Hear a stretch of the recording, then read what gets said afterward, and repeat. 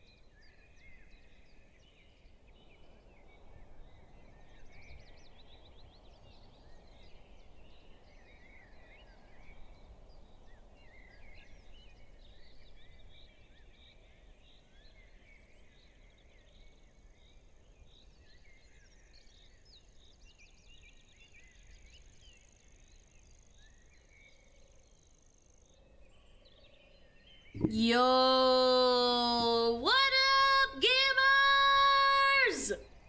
What up? Hello? Hello? Can I get some hellos in chat? Hello? Hello? Hello? Oh fuck, chat's not up. Oh my god. Hello, Azri, hello, what do we do? Hello, Erigo, hello, Burrito, hello, Rather Cat, hello, Random Guy, hello, 3D, hello, hello, Healer, hello, Man, 6 Spots, hello, Mr. Bags, hello, Duck, hello, Terrence Show, hello, 5 the Blues, hello, Black Fox, hello, Sarah, hello, Paulfus, hello, Rar, hello, Alejandra, hello, oh my god, there's so many people here today, holy shit. Hi! Men are I not hope you're doing objects of sex. fantastic disagree. I hope you're doing a fantastic. I hope you're having a fantastic day. Chat. I took a big fat stinker in the toilet. Thank you. That's all I had to tell you. I'm ending stream, by the way.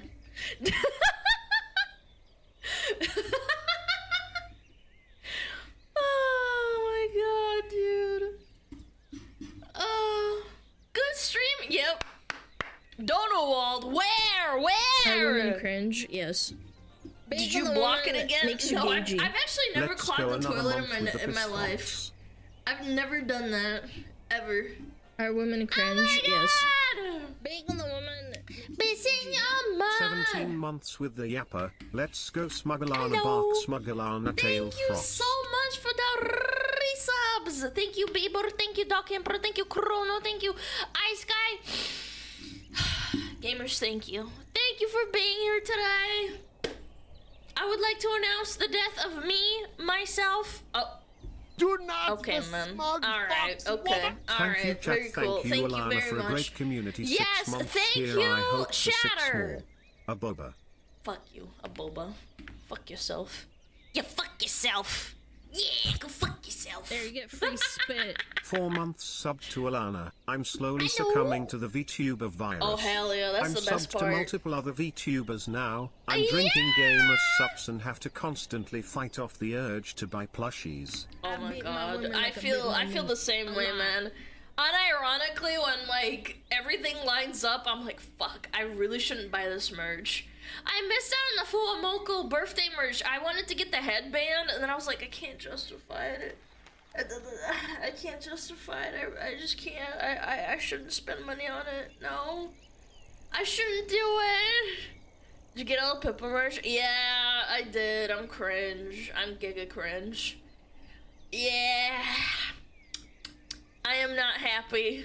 I'm not happy with my decision making. I spoiled myself. That means you're gonna die soon? Well, shut up. Ah! The song's so good. Ah! The fucking Goku power-up song. It's so good. There, you get free spit. Dave, may you have a most beautiful day, as beautiful as your cromulent bald head. Aw, thank We love you and your you. 400 Thank pounds of divorced you. father of 6. Thank you so Love much. Love Cat Rose Peepo Chat. People chat Are though, women people cringe? chatting. Yes. Thank you, Being Alex. the woman Appreciate makes it. you gagey. I Thank heard you. your fat ass glogged that oilatom. Maybe with you did! getting so big I can finally No, run away from the basement I had smile. I had a really nice breakfast. I took time to eat a really nice breakfast. Yeah. It's time Do not the smug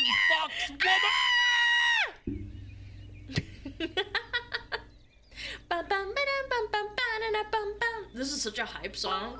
Because it goes over and over for a Hello, little bit. SmugAlana, I'm here for the stink Hello. inspection and your results are very Okay, stinky, man. you piss Alright, fox. Sniffinator. Mods, can we ban that guy? Are you gonna play the new Elden Ring? No, because I don't have friends, so like, what's the point of playing? It's a fucking co-op.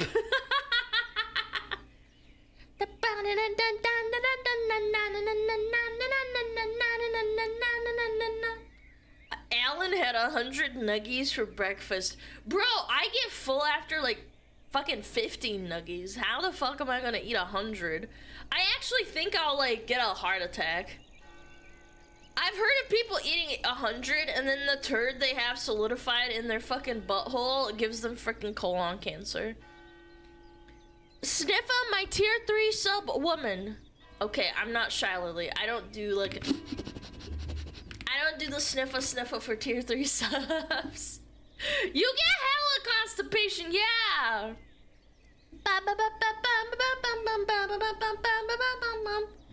Nuggies taste disgusting after the 5th one. Honestly, yeah, you're right. In order to enjoy nuggies, you have to order something else, and then you're just twice the fat ass. It's great. Bum bum bum bum bum bum. Bum bum bum bum bum bum bum bum. This song's such a bop. The kitchen disco. All these white women dancing and shit. I love white women! I ate a whole cheesecake in college and I thought I was gonna die. Jesus, dude. How do you take away a whole cheesecake, man? Like I said, like, I like rich food, but, like, I can only eat, like, you know, a small portion, and then I feel like I'm gonna explode. Massive piss. Yeah. Yo, penguin! The 13! Thank you. 20,000 calories. Hold on. Hold on. How many calories is 100 chicken nuggets? One chicken nugget is 59 calories. So 59 times 100. Yeah, 15 times yeah. That's 5,000 calories, bro. No, it's 6,000 calories almost. What am I talking about? It's 59, right? Yeah. Holy crap! And then plus the sauce. Like, if you raw dog, like, chicken nuggets, you're an animal. Yeah, like, not only did you eat 100, you raw dogged them. Bum, bum. That's a decent snack. Oh yeah, you're right. Yeah, it's just a bit portion of my food. Howdy smugglers. For the day. I hope you're all staying buff and handsome and drinking water SmugAlana Oh, Neil. so beautiful. Chad. I bet you have big muscles today. Big. Big! I exercise while I watch stream. Do you edge yourself or do you exercise? I can't tell. Yeah. What the fuck? Both? Oh my god, you're on the treadmill and you're gooning! That's powerful right there. Imagine you're jorking it and then you're done and then you're still going. Exercise edging. Why is it always like this, bro? It always comes to like gooning. I beat my Oh my god, I hate daylight savings. Literally fucking kill yourself. Oh, I'm it's so already tired. 8 months with the smelly fox. Hello. The time is either flying or the smell is making my loopy. Okay, man. Bro, I don't smell! I got this really nice passion fruit smelling body wash. It really smells so nice.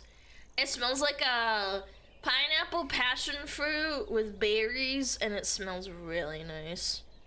Just sleep in. Yeah, let me just miss stream. Blame farmers for DST. No, that's actually propaganda. That's a myth. It was actually introduced in World War I so that they could farm more coal for the wars. Yeah, the Germans did it first, and then everyone else copied them because they needed to, like, you know, keep up with it.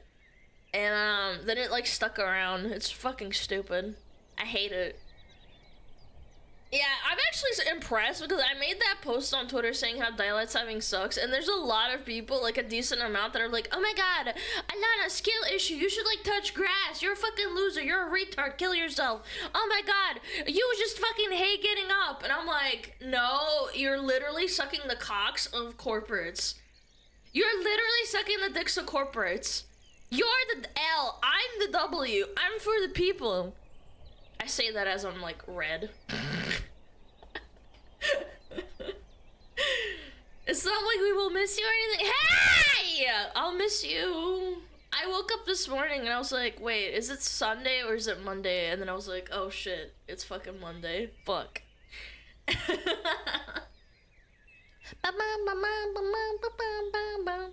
Winter talks one time and getting rid of daylight savings. Yeah.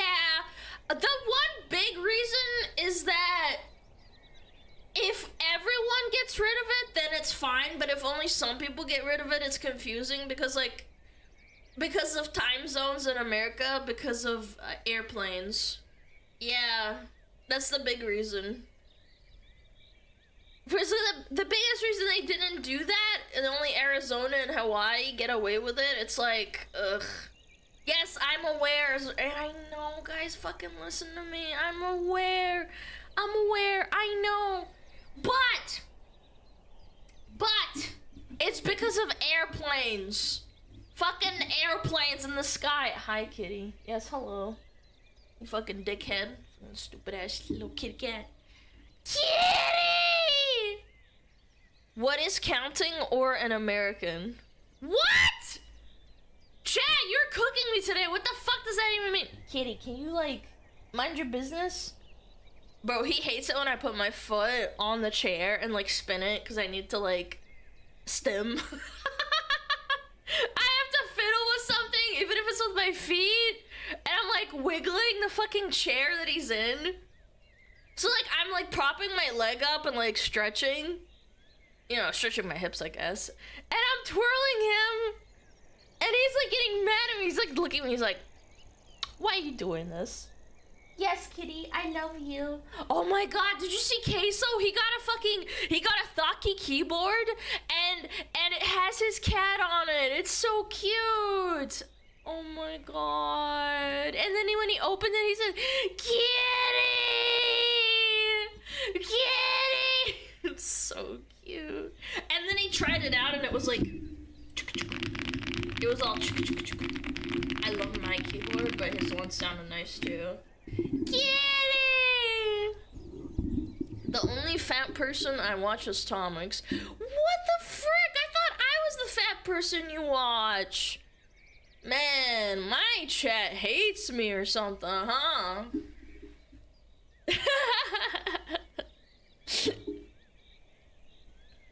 No? What? I hate watch you? Okay, never mind. Me.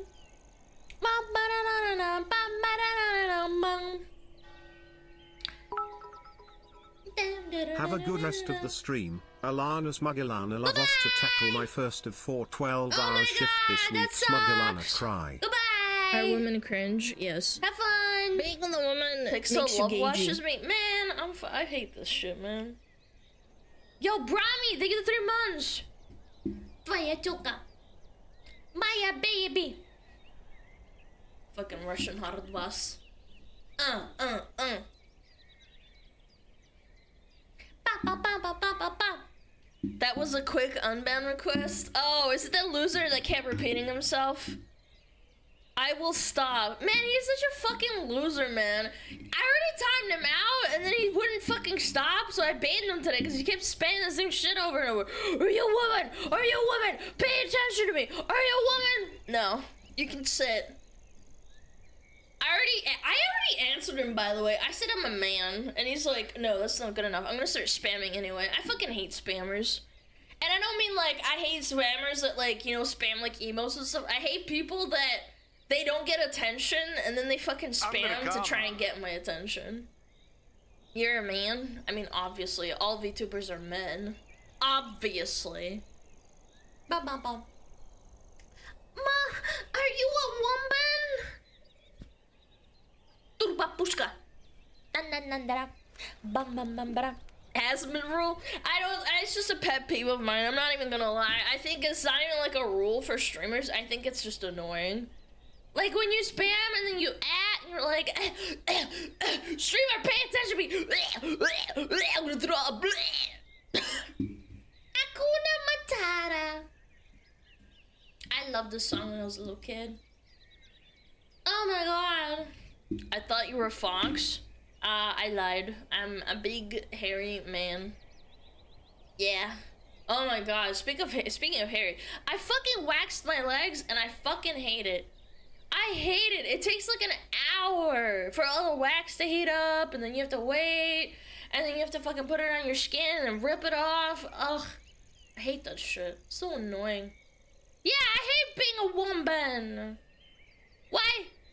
Why did you wax then? What the fuck do you mean? It's for your own, like, you know... It's for your own mental health. Like, why do you want to feel pretty? Why do you shave your mustache or your beard so you look good? It's not like you fucking have anyone to impress. You just want to feel nice. Yeah. It's like grooming. Like, grooming yourself is like, you know, self-love, and it makes you feel good. I shave because I'm itchy. Yeah, that can also be a reason. I don't shave. Well, you should at least trim yourself. Chat, you should trim. At least trim, like, your freaking beard, because it looks nasty when you don't trim it. It should be, like, at least relatively even on your face, you know? So that it doesn't, like, puff out, and, it, like, you can't tell what the hell's going on. Da-da-dum-dum. Yeah, beards are nice. Mustache. You know what's gross? I remember going to a restaurant one time and I was just like sitting by myself and I saw an old man and he had like the biggest beard ever. And that motherfucker, he had food on his fucking beard and I'm like, I was getting the ickies. I was like, it's gross! Flavor saver, you're actually such a nasty little frick, man. Yeah, I was like, ugh. Going to a restaurant, gross? What the fuck is wrong with that? What's wrong with going to a restaurant? Did he clean it off?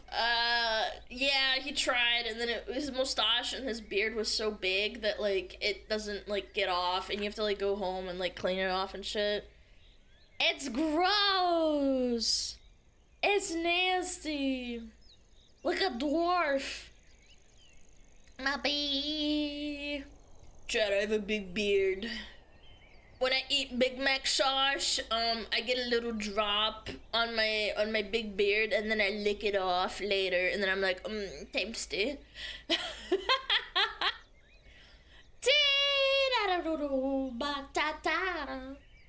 Saves the flavor, young lady. Save it for winter. Oh, it's so gross, man. It's like fossilized crap on your face. Actually vomit-inducing. Oh, I read somewhere, I don't know if this is a myth or not, but beards were, like, evolved, basically, because men get into fights, and apparently, if you have, like, a thick enough beard, you can, like, absorb some of the impact, because it relatively redistributes the force of a punch, and they proved that through science, but I don't know if that's, like, an evolutionary thing. Not really. I'm pretty sure, man. I'm pretty sure if you punch someone with clean shaven, it helps a little bit.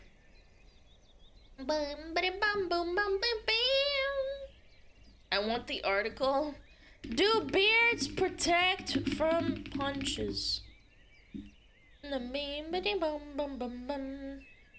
protect face from damage. Wild studies suggest that human beards evolved to absorb blunt force trauma. I could believe that. Yeah. They look great, or where does it say? Peak force was 60% greater and total energy absorbed was 36% greater in the furred compared to the plucked samples. Yeah, that makes sense. Again, it makes scientific sense, depending on how thick it is. A lot. Source Reddit? No, it's not a Reddit source. It's like an actual like, study. Wave. Yeah, it's like, again, it's like 10% better, but I mean, you know, 10% could save your life. That's why your skull is covered in hair. Is that really why? I always wonder, why the hell do we have hair? Why do animals have hair all over? Why are they furry? Why is my kitty cat furry? You're such a good boy. You're such an orange boy. That's why you have nipple hair, Alan. Oh, I thought that was from my wife. My wife loves my nipple hair. Bum bum bum bum. Bum bum bum bum bum.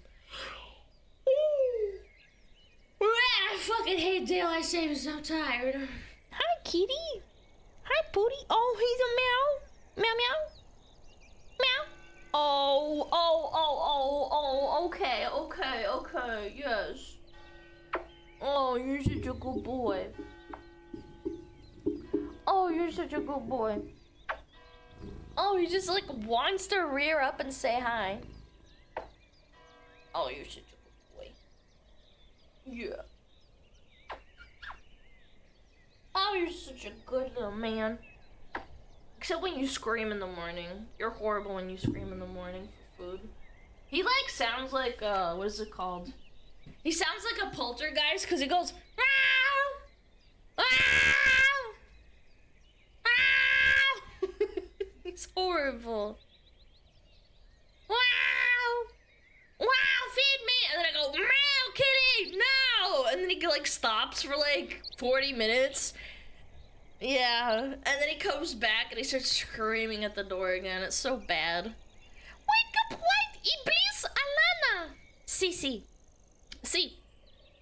Bum bum. Bum bum bum bum bum bum bum bum bum bum bum.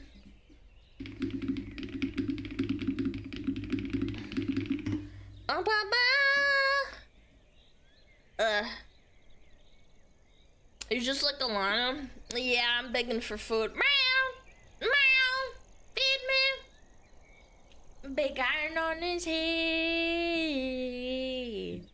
Yo, what up, Evan? How's it going? Meow, derogatory. I wish we could understand animals. I really do. I wish we could. That'd be amazing. I want to hear what my dog has to say. Make Twitch stop stuttering you. They're trying to silence me, chat. That's why I'm stuttering. Yeah, but it's not on my end, to be fair. I think it's the servers, maybe. I don't know. Bam bam bam bam bam bam bam bam bam bam bam bam bam bam bam bam. Alana, I am considered an old viewer? No. Are you? I don't fucking know. Old viewer? Old? Are you old? Do you feel old? Bam bam bam. Bam ba ba ba ba ba ba. 2023 November? It's kind of old. I mean, again, I don't think it really matters, does it? I feel old here. It's that old hag energy. I've been here for 15 months. I'm gonna die. This is my first stream. Hello, first stream. What even is old? I don't feel old. Yeah, I don't feel old. Bum, Are bum, women bum, cringe? bum, Yes. bum, bum. Being on the woman makes you 2020 gagey. was Good yesterday, evening, smugglers chat. and Ms. Alana. Hello. Hello. Hello. 65, is that okay? Yeah. I would hope so. Kitty! Oh, he's rearing up on the table. Aww. Bum, bum, bing.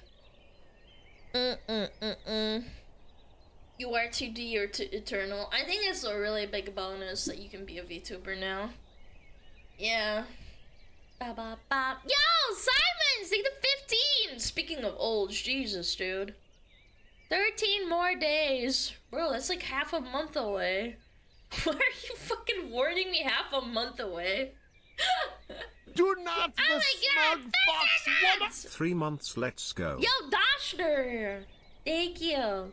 What kind of kitty you got? He's a stray from the pound. He's a orange cat. Bam, bam, bam. Yep. He's an orange boy. Orange tabby? Oh my God. You are so big. Oh my God, you're big. Oh. Oh, one brain cell? That's generous. I think he has no brain cells sometimes. How big is the cat? He's actually quite skinny. He's not fat. Yeah. I took him to the vet and they're like, yeah, he's like perfect weight. He's not too fat, not too skinny. I feed him twice a day and that's a... He has no brain cells, man. He gets the poopy zoomies. In the morning, he'll start yelling, and then he goes poops in his litter box, and then he's fine for like, I don't know, like an hour. Oh my God, I got cat fur all over my fucking... Oh my God, I need to brush you. You're so hairy. I need to brush you. You're molting. He's molting. Oh my God, there's so much cat fur everywhere. Hold on, chat, I gotta blow on the mic. Oh my God, there's so much fucking... Yeah, like, oh my God, this is crazy. I hugged him and my entire shirt is ruined now. Is he fine with a brush? Oh, he loves being brushed, actually. Yeah, he loves being brushed. He's such a good boy. He doesn't get mad or anything. Yeah, I probably need to brush him. He probably needs a good brushing. It's shedding time. Bum bum. Misting brushes? No, I use like one of those like I don't know, like normal brushes that have like metal on them. Yes, I know, buddy. You're super duper lovey. I know. Sometimes he leaves me gifts. Oh, kitty, you can't bite me. He wants to bite me. He's so good. Yeah, I know you wanna. Oh, you wanna bite? I'm bite. Yeah. Bum bum. He leaves you a little poop. No, but it's what I was trying to say, before I ADHD'd out, is that in the morning he gets zoomies, and then he poops and he stops having zoomies. And it's really funny because it's like, I have it linked to my phone when he poops and like how much he weighs and stuff. It's good for tracking health, especially in older cats. And he like fucking takes a shit at 7 o'clock in the morning every day. Ba ba bum. What a good boy. What a good boy. Oh, he hates it when I kiss his little face. Ah. Alana the Alana edge? What? What do you mean? Presents like mice? Oh no, he's an indoor cat. This one time I let him out on the balcony and he brought me a bird onto my bed and I was like, man, you nasty motherfucker. Oh my gosh, it was a bird and he shredded it on my bed. Alana is such a stalker. She even tracks the poopy weight. I track your poopy weight, chat, don't worry. What? It's a good indicator if you're sick or not.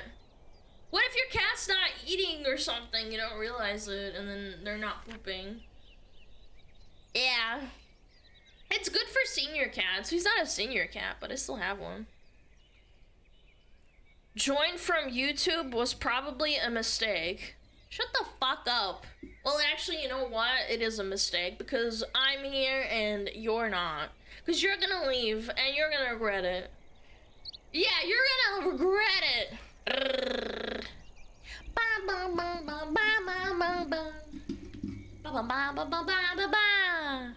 Yippee! Upside down. Yeah? My heart is breaking.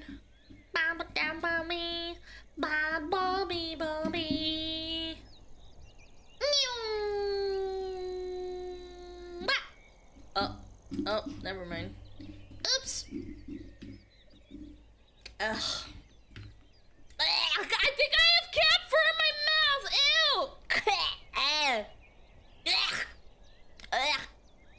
God, it flew in my mouth, man. Ew. Fucking ew. Disgusting. It flew in my mouth. He's so hairy. I need to brush him. Did you ever play Need for Speed? Yes, I've talked about it. It was one of my favorite games growing up when I was a kid because we didn't have a really good computer, so we had really old games that my brother played. Yeah.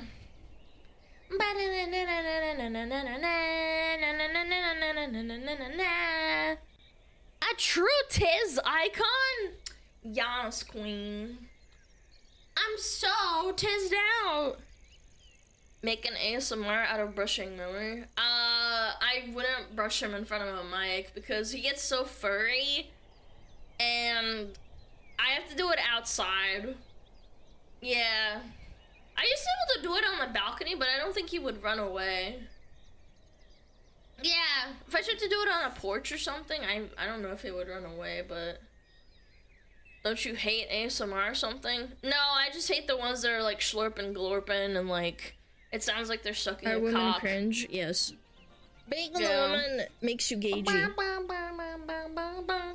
Anyone ever played Total War before? Yeah, my brother had Total War, so I played it. Again, my brother's older than me, so like basically anything I played was because of him.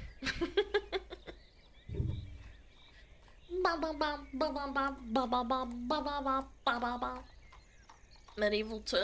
It was Total War Medieval 2. Da da da da da da da da. Но он актрису любил. Yeah! Toblerone! It's not Toblerone! The ASMR I would do is like clang, clang, clang, like banging my pan together. Yo, Chiron, what's up?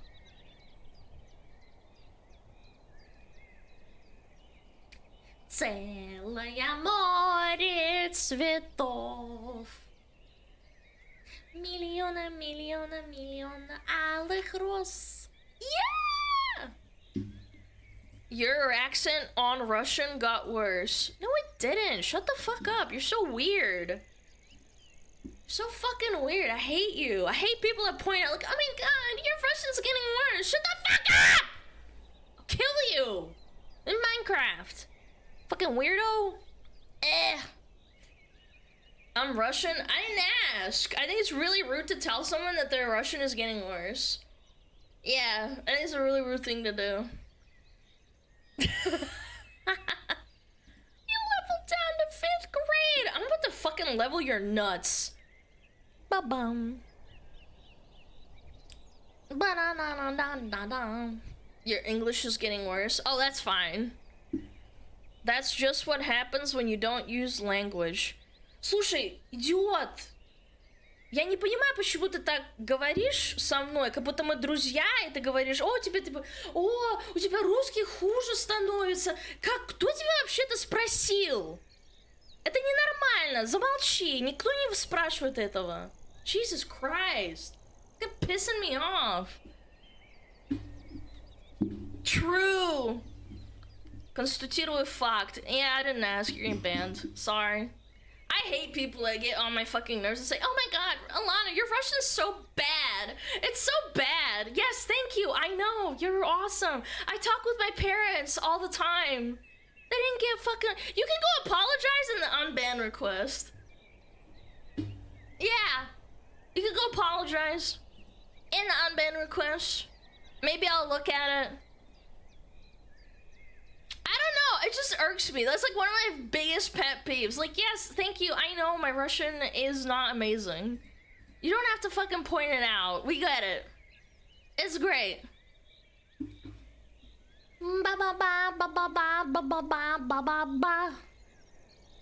Your Russian is shit. You're lucky I don't fucking ban you. Нормально у тебя русский. Ну я понимаю, что у меня акцент есть, но, блядь, ну не так ужасно. Я не понимаю, почему так говорить надо. Девушки, что говорит, о, у нее русский акцент ужасный. Хуже стал. Who the fuck asked? Du können gut Deutsch sprechen, Alana. Nice Google Translate. It's du kannst gut Deutsch.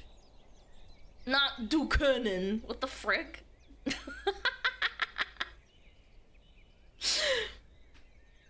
Ругаешься ты себе так себе. Да ладно!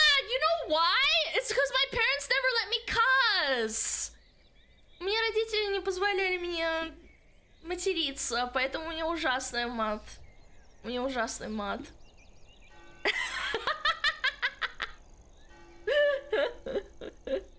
Yeah, my swearing is unironically really bad because my parents never taught me how to swear.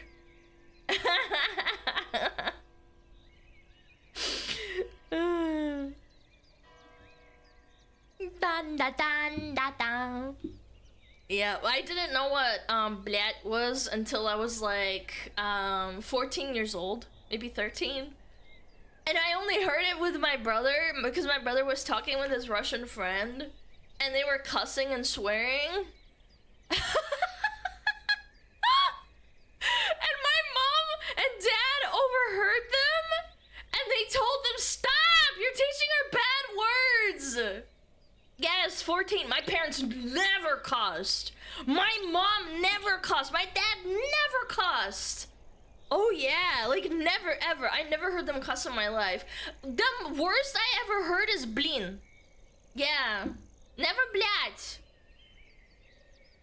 Oh, I think like mudak, maybe mudak, but that was like kind of joking. My mom called my dad a mudak, and that was it. And then it was like one time, and that's I remember that. Yeah. Are you sure they're Russian? No cussing? Yes. Yes, they're Russian. It's more like they're very proper. My parents are very proper. Do not the smug fox woman. SmugAlana wiggle. Mudak is idiot. It's like dickhead.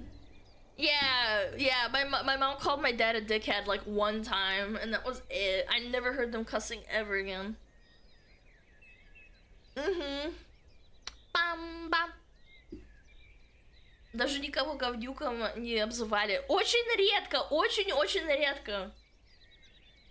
Yeah. How'd someone like you come from such polite parents? Yeah, I don't know. Good question. Bly at okay. Dally the 10K! Maybe I shouldn't just not swear in Russian. Yeah, maybe I just don't swear in Russian. Yeah, that'll make it sound like more convincing. Thank you, Dally! Блядь! I don't know how. Keep it going. The under 18s are revealing themselves. Yeah, some freaking guy said I'm 14. I'm gonna keep it here. Thanks at Zymorsi. 12 moons. Fucking Dally, bro. Fucking just throw a 10K. Bam! Right in my fucking forehead. I'm like, ow! Ow! Spasiba! Thank you. I really appreciate it from the bottom of my heart. Down, down. Bum, bum, bum. Bum, bum.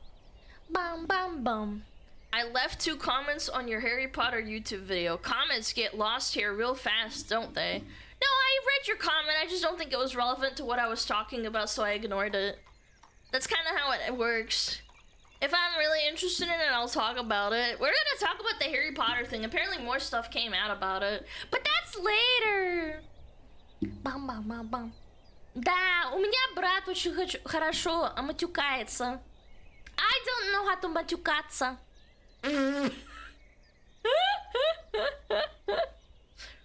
I'm kind of surprised if you're finding you on YouTube you weren't an 18+ streamer. Oh, I am! That's why we banned someone that was 14 years old just now.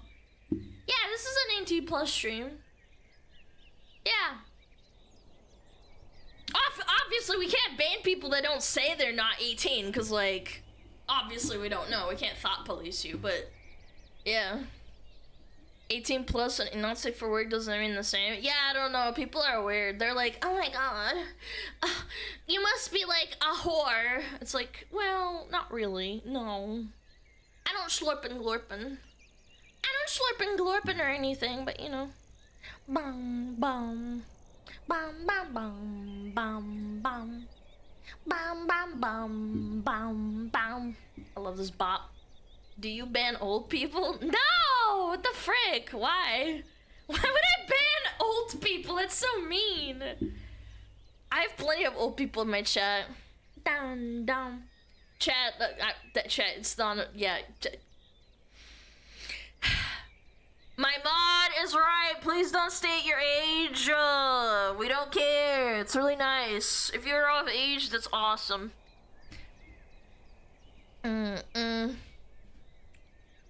Yeah, wait. Bum, bum, bum, bum, bum. If any elderly people watch you, I'll laugh so hard. What do you mean? There's plenty of people who are probably just cool and they want to hang out and feel young again. Bum, bum. Yo, what up, Shell? How's it going? Bum, bum. Bum, bum, bum, bum, bum. What if I were under 18 when I first started watching, but I'm now 18? Is that still a bannable offense? No. No, you were just lying to my face the whole time. Again, it's like, you know how you go to Pornhub and you say, oh, I'm 18? I can't check if you're 18 or not. If you say you're 18, like, it's fine, right? Because I can't do anything about it legally. It's just more like, it's weird that you're watching an 18+ stream when you're like underage. Oh my god, these people are so stupid. Why are you so stupid? Oh my fucking god. These fucking kids, man. They're like, this is an invitation to say I'm 14. I won't get banned. Bum bum bum dum dum. Bum bum bum. Chat reflects streamer. I'm not that stupid. If I went to an 18+ site when I was fucking 16 years old, I didn't tell Pornhub like, hey, man, these nicotine patches are giving me I'm crazy 14. dreams. Can you ban me? Last night I swear I was on a rocket ship. Wait, what? A rocket ship? What's wrong with you? Start dreaming about being on the Empire State Building. Don't jump off though.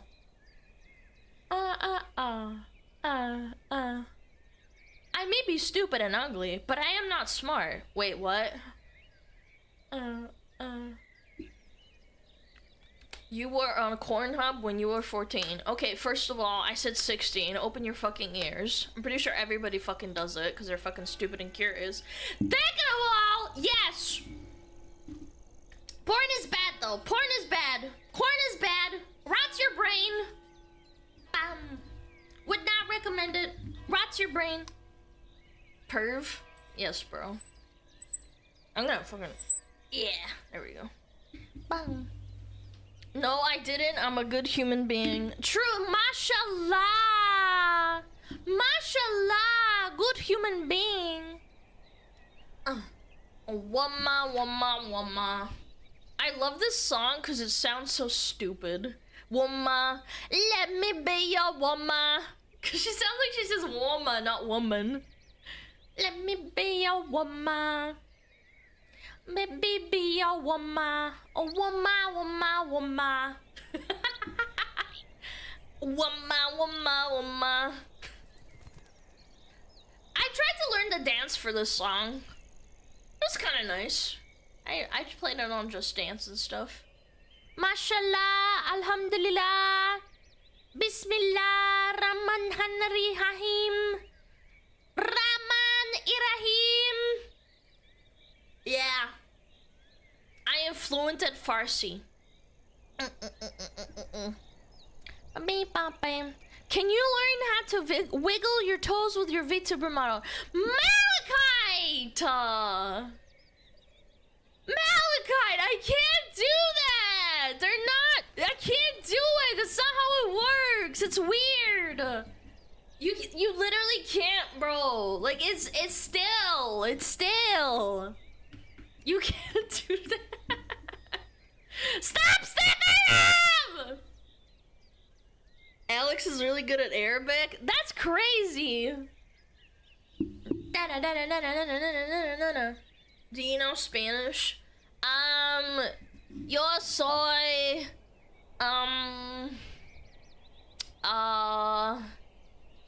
Yo soy biblioteca. Can you ask them to add a toggle for toe wiggling? No, that's fucking weird, man. I'm not paying money! I don't know what to say, Miss Pcopen. Hello, Ultra Dog. Thank you for 4 months. Add bones into your feet. That doesn't fucking do anything. How am I gonna control the feet toes? You fucking dum-dum.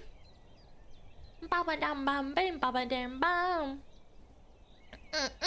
She's a library? Yes, of knowledge. Let me be a woman.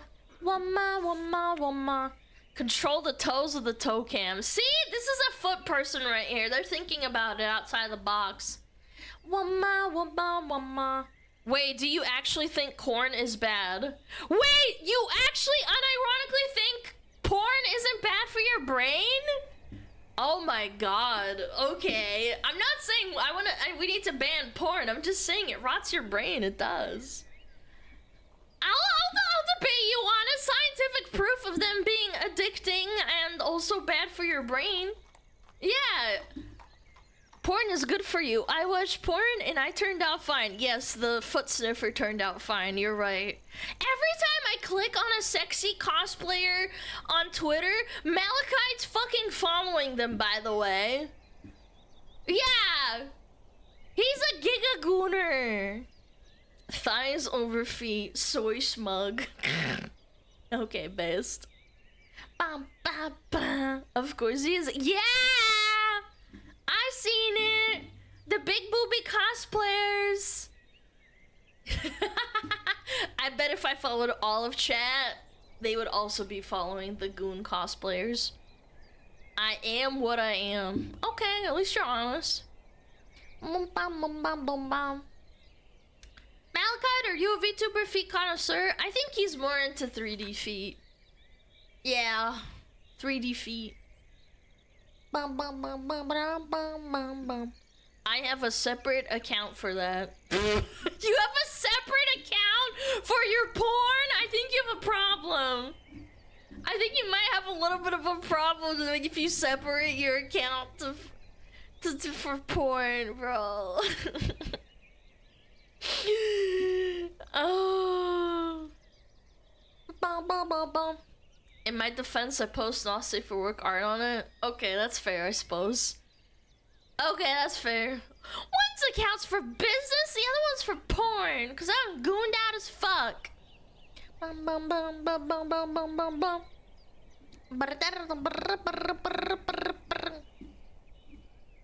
This song's kind of a banger. Men are not objects of sex. I disagree. You underestimate the power of the armpit people, Obi-Wan. Yo, I actually found out like people that I knew were into armpits. I was like, God damn, you're weird. God damn, you're weird. You're so weird. Oh, you just wanna fuck an armpit of all things. I'm good, man.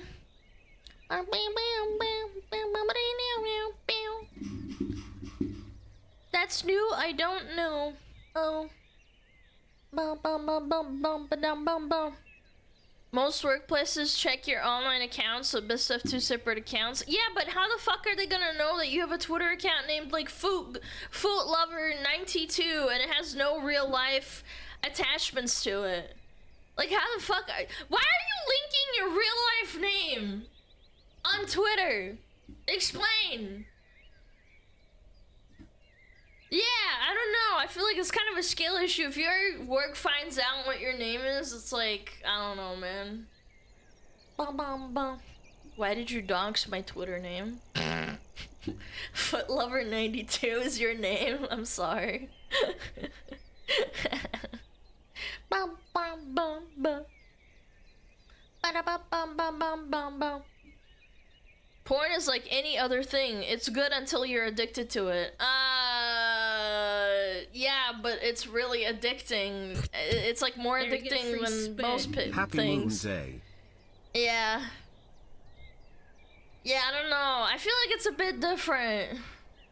And by the way, cigarettes aren't good either. So, no, I think that analogy is quite terrible.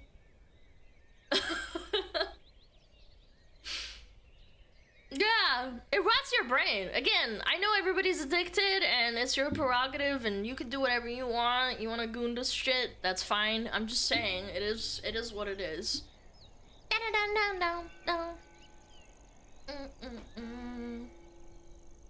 It makes trillions. How much does the porn industry make? How much does the porn industry make a year? How much? Blah, blah, blah, blah, blah. According to various sites, blah, blah, blah. $97 billion? What? That's fucked up. That's so much money. Holy shit. Yeah, lest we forget all the fucking underage girls that they had on there too.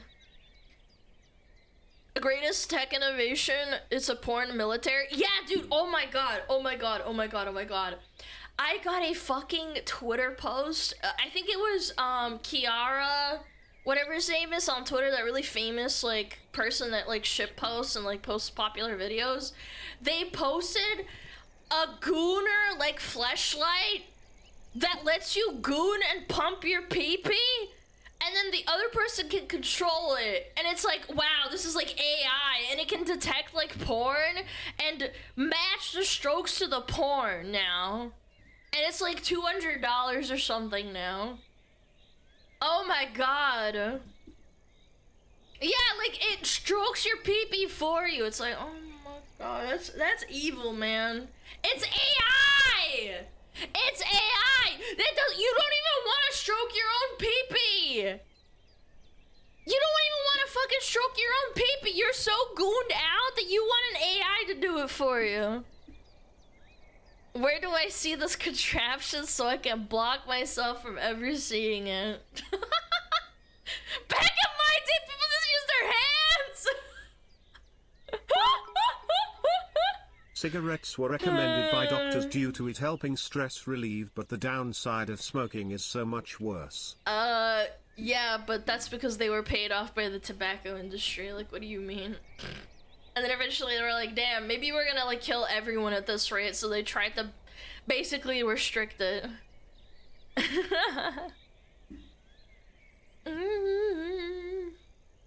Only brokies use their hands. That's so gooned out. That's gooned out as hell. Yeah, like basically what it does is scans people's like ass and their caca and their booty, and then it like matches the strokes on there. It's like, oh my god, man, it's so over. It is so over, man. Competitive gooning. Seeing the news of North Korean soldiers when they got first access to the internet, they soon got addicted to porn while fighting in Russia. Dude, yes! I read about that too. That was a while ago. It was like 3 years ago. Oh my god, man. Good lord.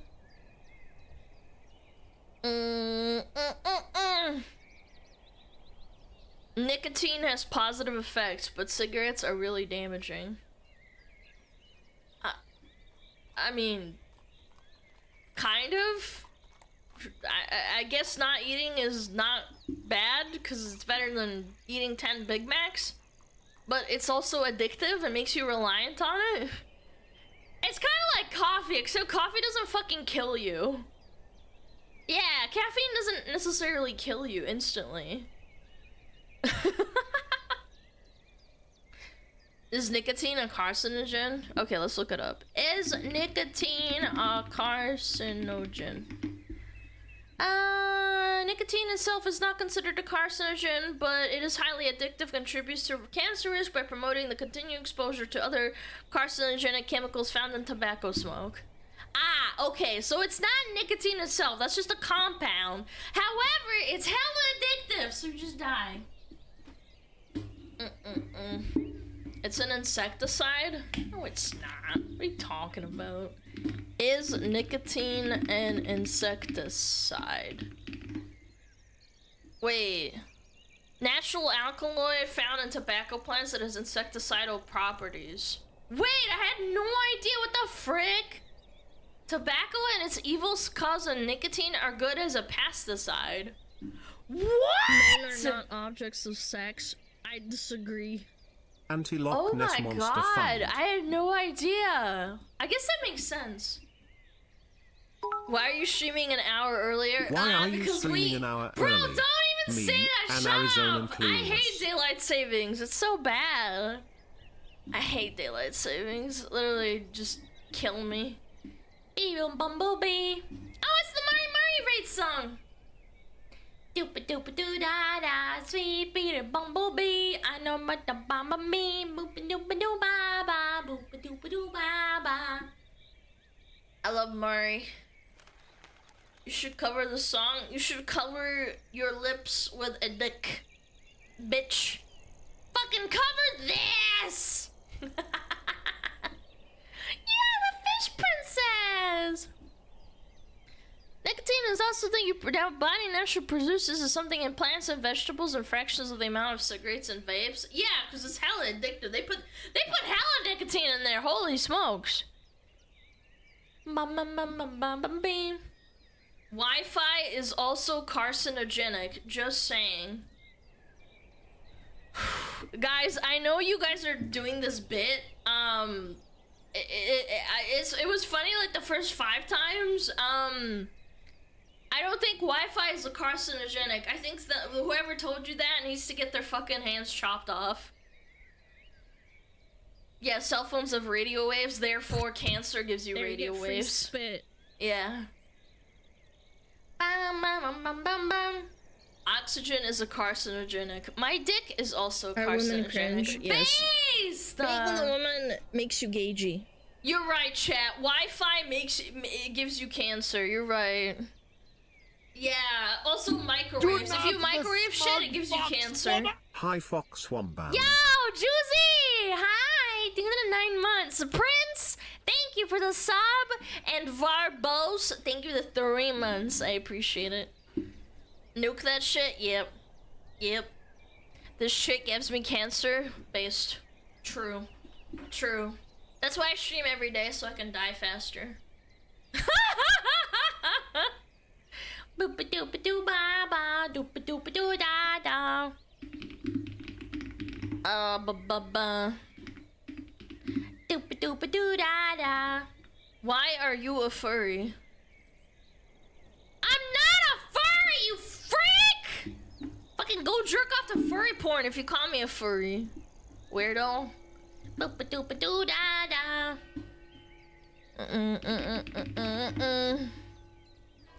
Doopa doopa doo da da. Ma da da. Da doopa doopa doo da da. Doo da da da. Why are you a soft furry? What do you want me to be, a hard furry? What the fuck? What the frick? I'm a Neko Mimi. I'm not a furry.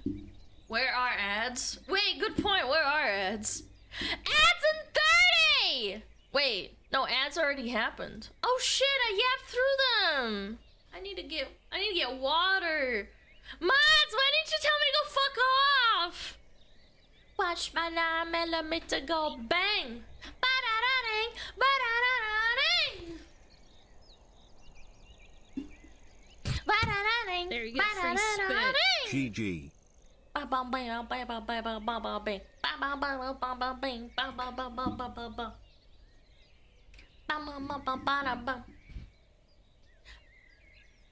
You play haters on my dick, trying to put me in a click. I'll buck you twice, I'll buck you one more. Go away. Shut up! Shut up. I'll kill you.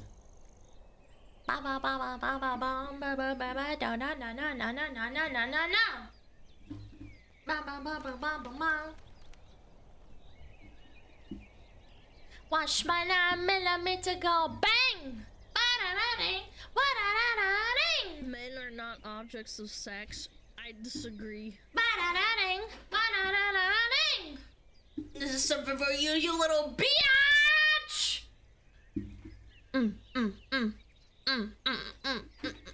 Yo, Easy Fire, thank you for the gifted sub. Okay. Is it on? Yeah, it is on. Okay. Beast swirling through my mind. What's the lore with the character changes? I don't know, whatever you want it to be, buddy. Whatever you want it to be, imagine it. Okay, I'll be right back. I need water. I'm sorry that we yapped through ads, but yeah. Alright, I'll be back. 3, 2, 1, boom. Oh, Metapod. Oh, Metapod, use Harden. Metapod, Harden. Oh, yeah, Metapod, you're so hard. Metapod, Harden. Oh, he's so hard. Look at those 2 hard throbbing Metapods. They're so strong and hard. Wow.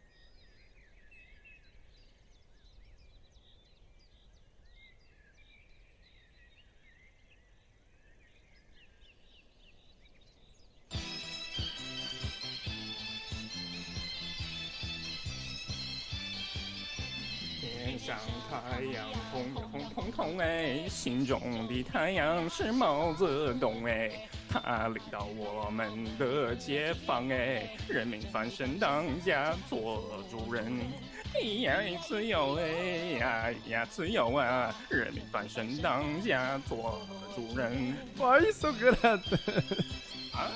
My language, man. What's up with me?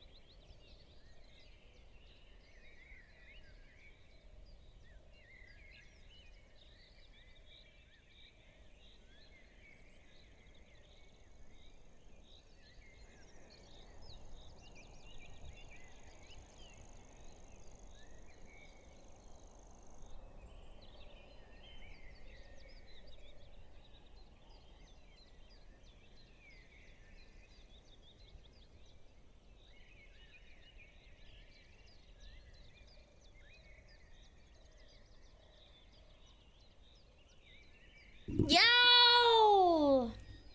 She's pooping? No, I pooped before stream. It was great. It was a really nice poop. Solid. Yo! Simmer down! Settle down! Settle down! Simmer down, boys! And girls. If there's some girls out there, hello. Something to be proud of.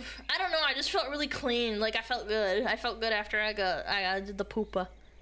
Oh, I was getting a moist towel from my face because I had to wipe that grease off the Big Mac that I ate in between running to get my Wawa. I went, I gotta eat that. I'm gonna eat that Big Mac before stream. And then I ate it and I was like, I need a moist towel from my face. Yes. And I wiped off the Big Mac sauce off my face. Get those beard snacks.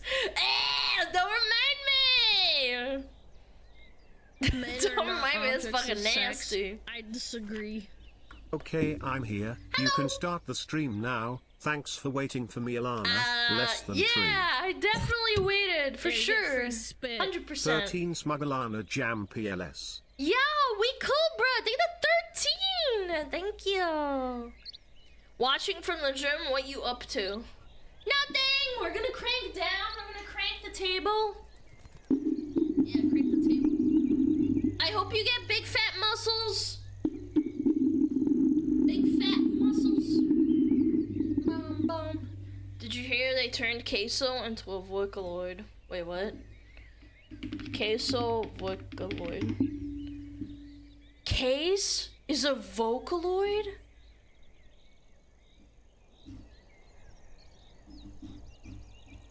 Why? What? No! Are you... It's on the official Voca DB, bro. Oh my god, dude. I'll show it in a little bit. I'll show it. That's insane.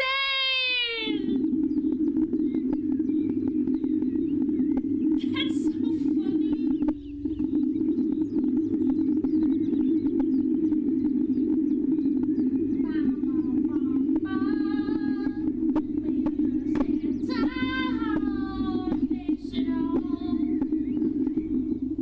About to drop bangers all year. Good for Case, man. I love that guy. He's so funny.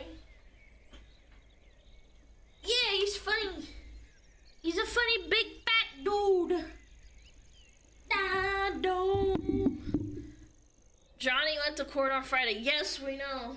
Yes, we know. I already watched it.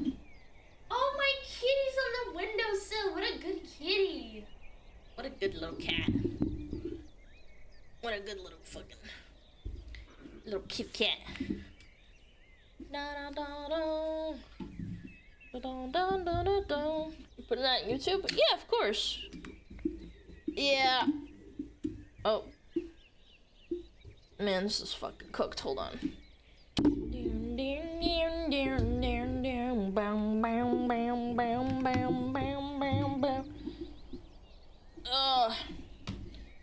Oh, my big fat phones. They're in the way of everything. Yeah.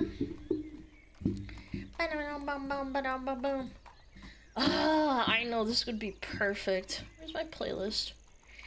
Where's my playlist? Where's my playlist? Oh, yeah. Fucking Adobe, bro.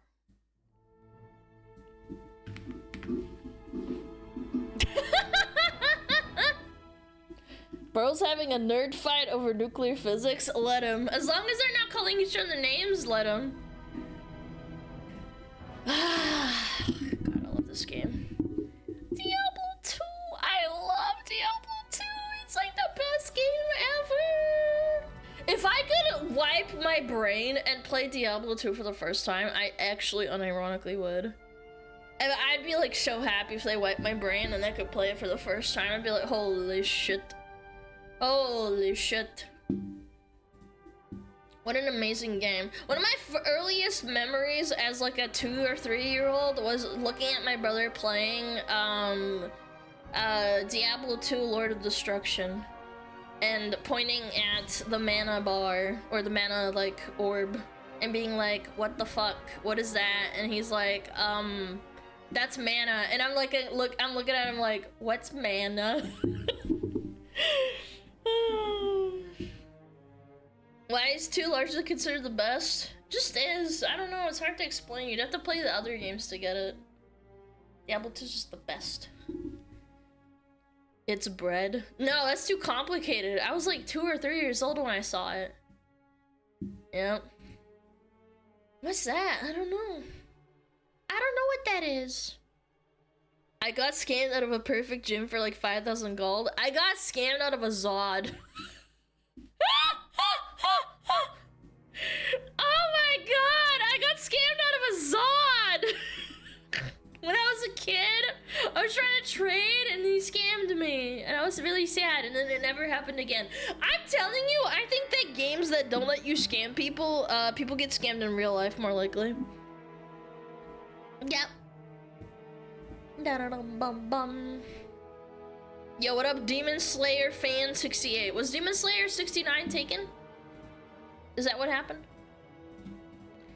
Okay, let me take a look at this. Oh, we're gonna glance at this for a second, just so I can look at it. Bring. Oh yeah, by the way, my other monitor had that stupid setting on, even though I didn't put it on, because Windows 11 is a piece of shit and it's fucking spyware. Yeah, I turned it off manually and now my colors are back to normal. So yeah, thanks, thanks fucking Windows 11. Adware? Yeah, it's adware. It's everything. That was what the problem was. It wasn't the monitor itself. It's fucking Windows. Fuck you, Bill Gates. You sack of shit. Yo, Easy, thank you so much. Let me turn on large. Blah, blah, blah, blah, blah, blah. Bing, bing, bing. Bing, bing, bing, bing, bing. The guy who wrote the Diablo 2 soundtrack is unironically a schizo too. He wrote the OST for Burning Crusade as well, and he was actually like a massive shit poster and schizo poster on Twitter. It just proves that like really crazy people can produce really beautiful pieces of art. It's just like you have to remind yourself that they're probably crazy. And if they are crazy, you know, it is what it is. Yeah. It was a massive schizo poster. Like probably needed to be in a mental asylum at that point. Big schizo posted. I don't know. He would just post like conspiracy theories and like really weird shit and say like fucking the government's after him and stuff. Yeah, Blizzard had to drop him, and that was like early Blizzard too. They were like, I think you're schizo posting a little bit too much. Was he wrong though? I mean, I mean a little bit. Okay, sorry, got distracted. I love Diablo. My schizo artist is SmugAlana. Thanks, I guess. Alright. Yeah, Kate still got a fucking Vocaloid? Are you shitting me?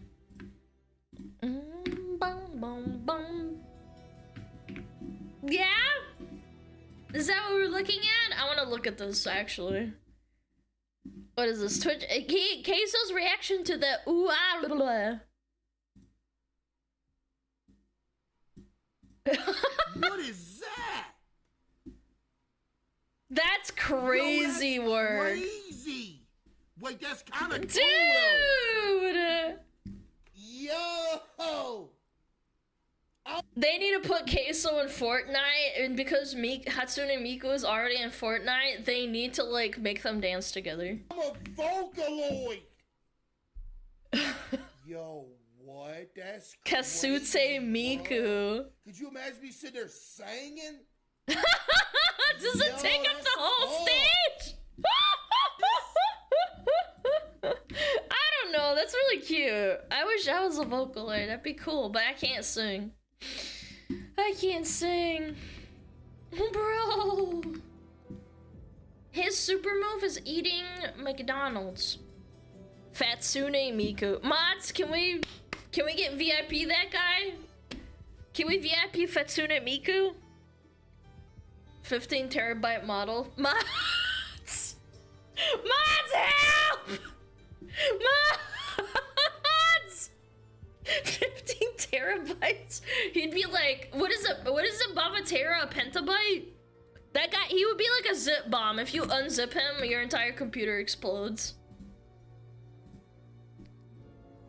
Give the man the stream key. True. It's time to retire. Yeah, I'll give the stream key. I'll give over all my assets. A petabyte? Yeah, I thought so. It's pentabyte. Oh yeah. I remember when terabyte was considered like big. Like that. I remember my brother getting his first 2 terabyte hard drive, and he went, "Oh my god, I'm so excited! I can put so many movies and music and porn on it." And I'm like, "Huh?" Nah, he didn't say porn to me. That's weird. No, but like realistically, I think he probably did store porn on that thing. He let me watch movies on it. He implied porn? No, he's not a weirdo. He never said anything like that to me, but still. Like that, I'm thinking about it. He's probably thinking it. Let's go! I remember a 4 terabyte hard drive was like $1,000. Bro, I remember my brother got a 1 terabyte, or is it 2? It was a 1 terabyte hard drive, and it was like $300. I was like, what the fuck? What the fuck? What the fuck? That's so much money! Now it's like nothing. Yeah. This queso is way too skinny. Oh my god, that is way too skinny. Oh shit! Uh-oh. Oh yeah, someone wanted me to take a look at this. I've talked to Kirsha about the whole DEI thing with like BlackRock. It is crazy. BlackRock drops DEI under Trump's new guidelines. This is monumental. BlackRock was the biggest pusher of DEI in 2020 and 2021, putting immense pressure on game companies to adopt DEI to qualify for favorable funding. By the way, this funding was not thousands of dollars, it was tens of thousands of dollars. So it actually really mattered if you wanted to get into the industry. There's still language, there's at least room for it, but this is a PR speak, still stay vigilant. BlackRock drops DEI goals, citing U.S. policy shift. BlackRock, the world's largest asset manager, announced in a Friday memo that it dropped its diversity, equity, and inclusion goals, citing a shift under policy under President Donald Trump. A company-wide email from senior executive Larry Fink. We don't like Larry Fink, he's a gigacorpo. President Robert Capito and Global Head of Human Resources Caroline Heller noted significant changes to the U.S. legal policy related to DEI that apply to many companies, including BlackRock. And you want to know what that reminded me of? It reminded me of what Larry Fink said like months ago. He said this months ago. I found a video. I did some research. Well, not research, but I found this really old video that I remember we looked at.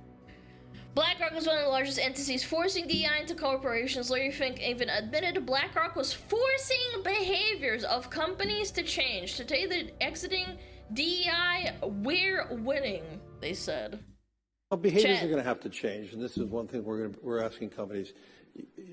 You have to force behaviors, and at BlackRock, we are forcing behaviors. Well, behaviors are forcing behaviors, not encouraging behaviors, not, oh, look at the public, they had a shift in the thinking of how we should approach with our company. It's lip service. It means absolutely nothing.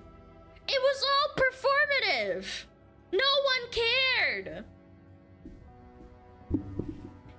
Yeah, do this or else you're not gonna get money. I hate BlackRock. They own like literally everything. Small percentages in everything. It's bridge instead. You know what? I think you're probably right. I'm not as well versed as Kirsche on this topic, in terms of details. Kirsche has been following the whole bridge thing for a while. And it's true, they are probably going to just reshift everything into the whole bridge incentive since it's like a different name and that's what, it doesn't cover the whole DEI thing. Yeah. If you force it onto people, people will be stubborn and go against it. Or they'll think it's disingenuous because as soon as public opinion changes and this happens, people realize they're like, huh, maybe companies don't give a fuck about LGBTQ. Maybe they're just doing it because they think that that's what people want, and that's what the companies want. New words, it's not happening anymore. You can forget about it. Again, it's a W, but it's like kind of like not a W because it doesn't actually like work. They're just gonna relabel it under bridge. Yeah. What is this? Oh yeah, I saw this. Yes, this was the video I saw a couple of months ago. This was in January. It's like a fucking cartoon character putting on a mustache. It's unidentified. Yeah, exactly. They'll say, oh, well, it's not DEI. This is Bridge. It's the name of the rebrand, even deeper into companies when there are no more DEI departments, but instead every employee is doing the work. Yeah, pretty much. What's Bridge? It's an umbrella term. What's the fucking acronym? Bridge. Locked Bridge. No. What's the acronym? God, I wish I could call Kirsche. She could freaking rant about the shit. Oh, here we go. Hold on. TLDR of Bridge, operationalization inclusion as a business practice. No need for DEI or goals or consultants when DEI stuff is a core of what the company does. Yeah, exactly. So instead of it being part of a company section, it's going to be the core of the company instead. Yeah, that's the big difference. But I wanted to look at a video. Bridge is an acronym for belonging, representation, inclusion, and diversity. The G is the growth that we believe comes from all of that, and E is equity, which is ultimately our goal, but we're far from that goal. Yeah, that was it. We're really far from that goal. Gosh darn it. We're back to 1954.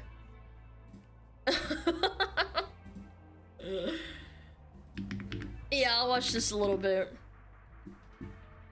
Yeah, I saw this, and this was really, really telling, because I don't like Larry Fink. He seems like a corporate, soulless, like, entity. Well, not seems, he actually is, because he owns everything, but you get what I'm saying. Mr. Fink, are you going to follow Donald Trump's plan and get rid of DEI and ESG in your companies? BlackRock really is the opposite of Donald Trump in so many ways. You're authoritarian, you're anti-populist, you're top-down. Are you going to change it all in light of the U.S. presidency? How is Donald Trump, have you talked to Donald Trump since he was elected? Is the World Economic Forum a counterpoint to Donald Trump? Why are you running away from simple questions? Just answer a question. Have you talked to President Trump yet? Come on, Mr. Fink. Why are your bodyguards pushing away journalists, Mr. Fink? They're simple questions. Is it that hard to answer a question that you need bodyguards and to swerve through traffic? Is the next 4 years going to be bad for... Bro, like literally not even listening. He does not give a frick what these guys have to say. Rebel News is from New Zealand, by the way. Did you know that, chat? They're from New Zealand. Who is that? That is Mr. Larry Fink. He owns BlackRock. Very insightful answers. Oh, of course. Why would he answer your questions? You're just a fucking peasant. Yeah. Where's Old Zealand? I'm sure it's out there. He hates his plebs. Yeah, we're disgusting. Bum, bum, bum, bum, bum. Is it a Gavin McGinnis company? I don't know. Actually, don't know. I know that they started in New Zealand, I'm pretty sure. but I could be wrong. He has unlimited money, Alana. He doesn't have to answer to anyone, and his money is visible like Elon's. It's all tied up in essence. Yeah, that's why he's so underground. People don't realize what he's doing. He's one of the richest men on the planet. It's gross how much money he has and how much power he has. Don't you think he should at least answer like questions with like a yes or no? If reporters are asking something, you shouldn't have to answer, but at the same time, isn't it more telling that he's not saying anything at all and his bodyguards are just like, stop it, sir, you can't answer, you can't talk to him. Yeah. He's a miserable dude, but these news reporters just rush people with questions like vultures are also really shitty. No, it's not. You're a scumbag. It's not like he's hurting him, he's just asking him questions. When you're that open about how you function, this guy literally said... Well, behaviors are going to have to change, and this is one thing we're asking companies. You have to force behaviors. But you won't answer, like, one question out of a dozen? He doesn't even say, I don't want to talk. He just says nothing. Oh my god. Yeah, the peasants don't deserve a response. You're beneath me. BlackRock buys land a lot. They buy land. They have acquisitions in every single major company, in food, in media, in medical, in military. They own little bits of everything, and that's why they have such massive power.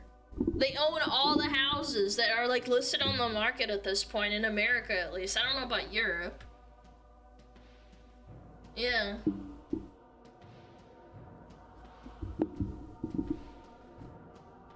Miss Alana, may we know the future prospects of your country? Will the smugglers finally earn the freedom from the CPT basement brawls? I would still say no. I would dignify you with a response, chat.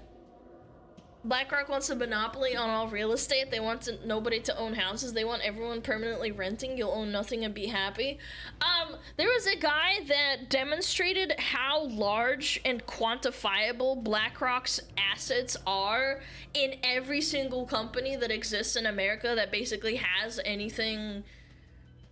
Like, if anything is listed on the stock market at this point, BlackRock probably has invested into it. Like, even if it's 1% or 2% or like 0.5%.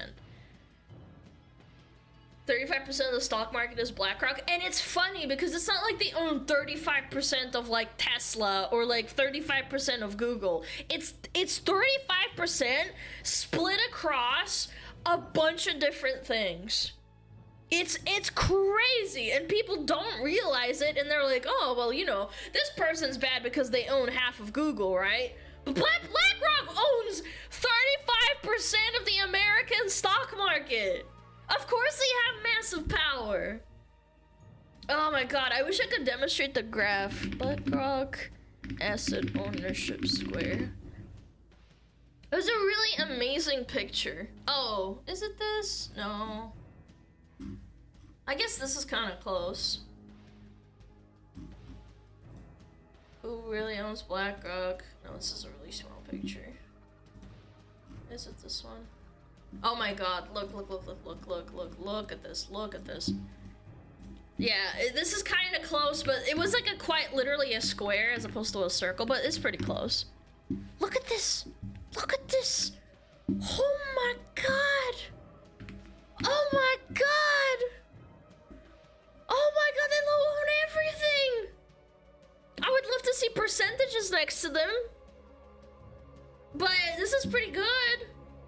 P&G, ExxonMobil, this is oil, iShares, Apple, Microsoft, Nvidia, Home Depot! Oh no, they own my tail. They own my rope! They own my rope, chat! Oh my god. Oh.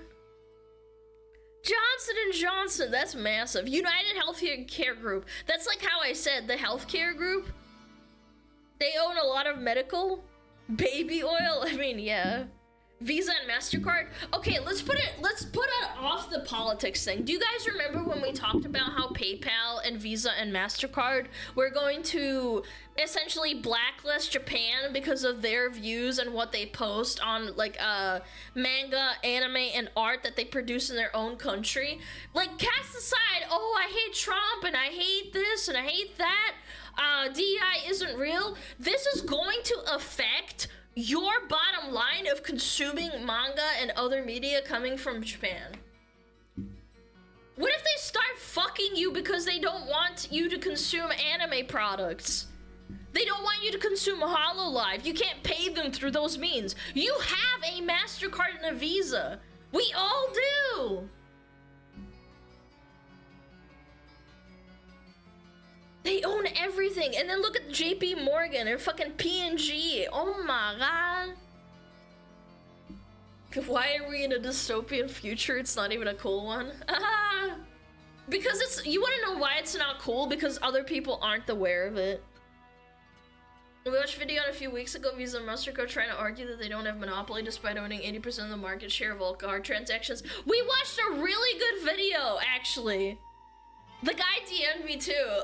The guy that made the video, he said, "Oh, nice video, nice react." And I was like, "Oh, thanks." He was basically talking about the fact that they were trying to gaslight the people that were in Congress, saying, "Hey, maybe it's not such a good idea that you own all of the card companies and that you're bullying the competition out and fucking everyone over." Yo, Leo, thank you for the 10 gifted. Thank you so much. Was he being sarcastic? No, he was not being sarcastic. He was being really nice. But, apparently the person that, sorry, again, I'm getting off topic, but he had a Lumi meme in there. Apparently his editor put that in there, not him. But, I digress. Why is Google on their time? Twice? Cause it's Google and Goog. That sounds like a slur. That sounds like a slur! What's the difference between Goog and Google? Goog versus Google. Stock ticker for Alphabet. The main differences between... Goog shares have no voting rights while Google shares do. I don't know what that means. I don't own $1 million in stock. Google did a stock split? Yeah, I don't know anything about that. I'll assume that it's just some freaking... Stop. Stop. I'm Googling it. Language smug. I didn't say it. It's fun. It's my freaking mods, man. Yo, Dash the 300 biddies. Chat. It's not good for a massive company to own massive amounts of stocks in everything.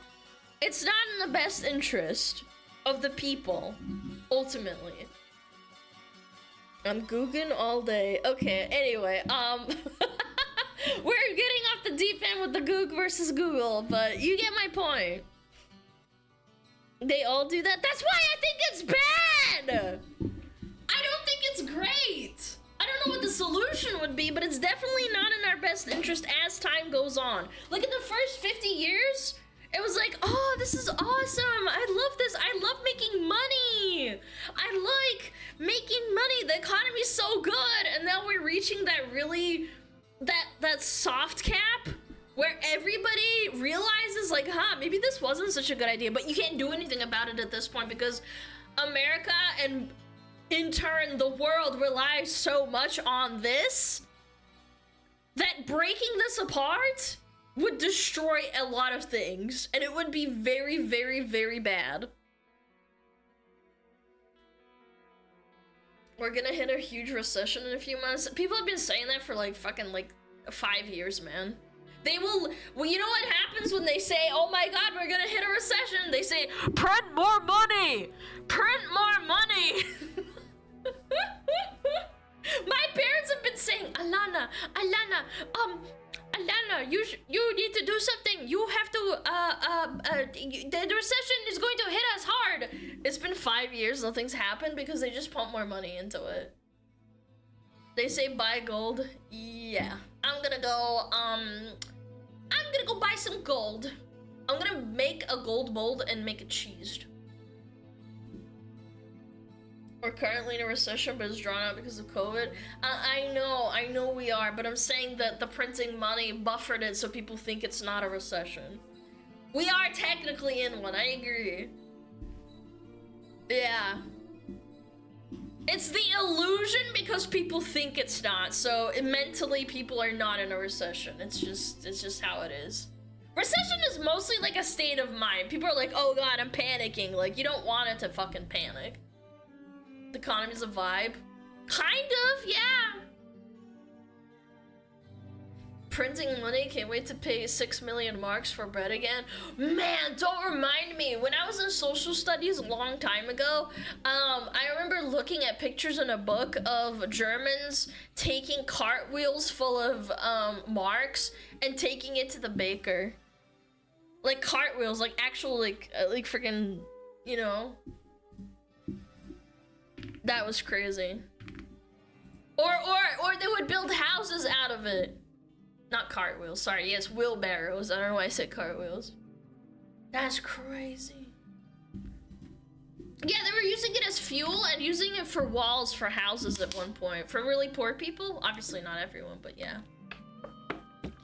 Anyway. Yeah. It sucks. We can't do anything about it. It's Jover. We as small people just have to be aware of what's happening.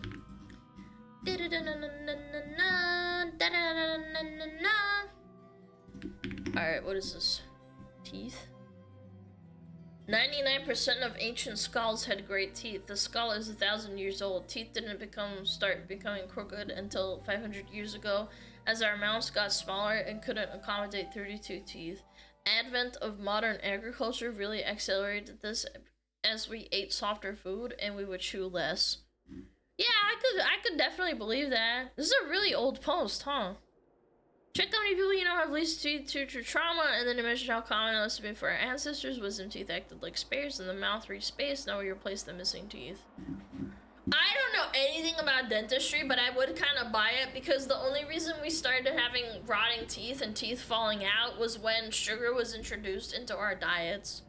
And that was the British acquiring sugar through colonization, and they developed a sweet tooth because, you know, everything tastes good with sugar on it, and they put so much sugar on everything, people's teeth started falling out. And we have proof of that because if you go to like ancient museums in Britain, people's teeth, if you go and look at a skull just like this one of someone that was living in medieval Britain, most of their teeth fell out if they were like aristocratic, whereas people who were poor, they couldn't afford sugar because it was expensive, obviously because it was a commodity and it was rare. Yeah, their teeth were okay. Like, they're not amazing or anything, don't get me wrong, but still, yeah. 1800 is not medieval. I don't think I said 1800, but yeah. Medieval is like, what, 1200? Better than no teeth? Yeah, no, absolutely. And again, it's fine for your teeth to fall out. It's more so when you get an infection. Yeah. Eat your own teeth like Fillion? Dude, shit, chat, don't even joke about that. That actually makes me want to vomit. That shit makes me want to fucking vomit. I can't believe that's real too. She blended up her own fucking wisdom teeth or something. Yeah. Nasty ass rat.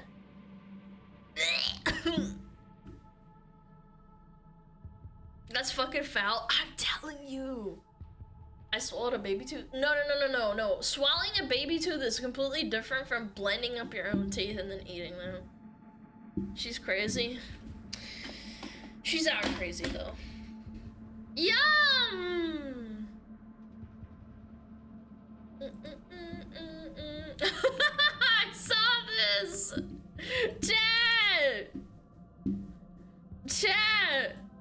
Where's Pippa merch which ones fucking dies. For those that don't understand the context, I think it was on Sunday, someone was watching Netflix, and it was just a random Netflix show about trauma ward, which is in the hospital where they like have to take care of people that need emergent help. Oh, was it HBO Max? Whatever, it doesn't matter. It's some streaming platform. Anyway, I'll let him play. You'll figure it out. Ketamine gone in. Okay, I will be right back. Jane Doe. Looks like she's in her 20s. Obvious aphasia, right-sided hemiparesis, and facial droop. Hi, what's your name?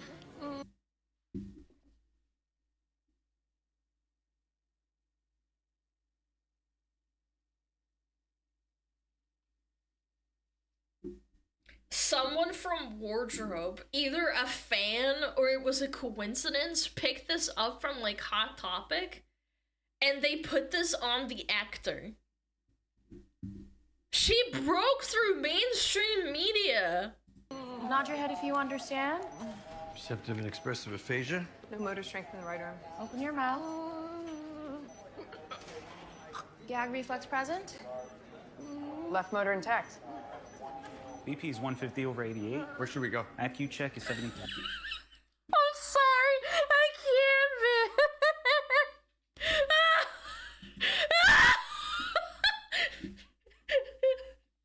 Where's Pippa March? Gets brain damage? Chat, I'm gonna get brain damage soon. I'm gonna get brain damage soon.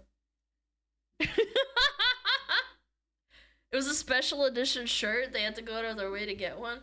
Yeah, but chat, you have to think about this logically. Don't think like, oh my god, there's a who watches it. You have to understand that maybe some kapipi like threw it out and then it like went through what is it called? Like when you get secondhand clothes, like Goodwill, a thrift store, that's where they get clothes to from as well.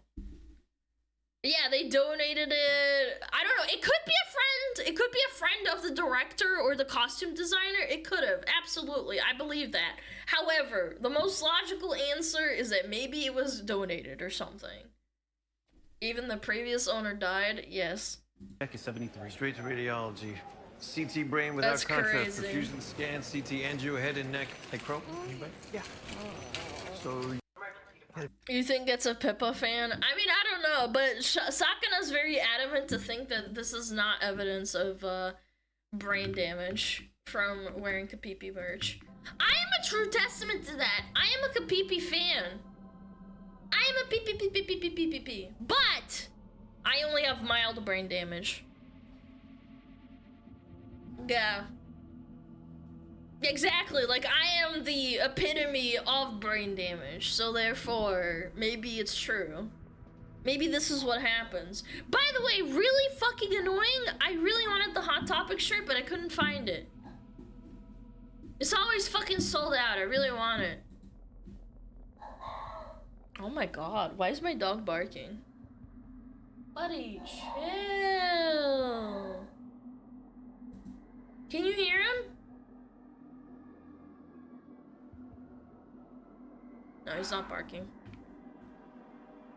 Yes. Oh my god, is he playing with the cat or something?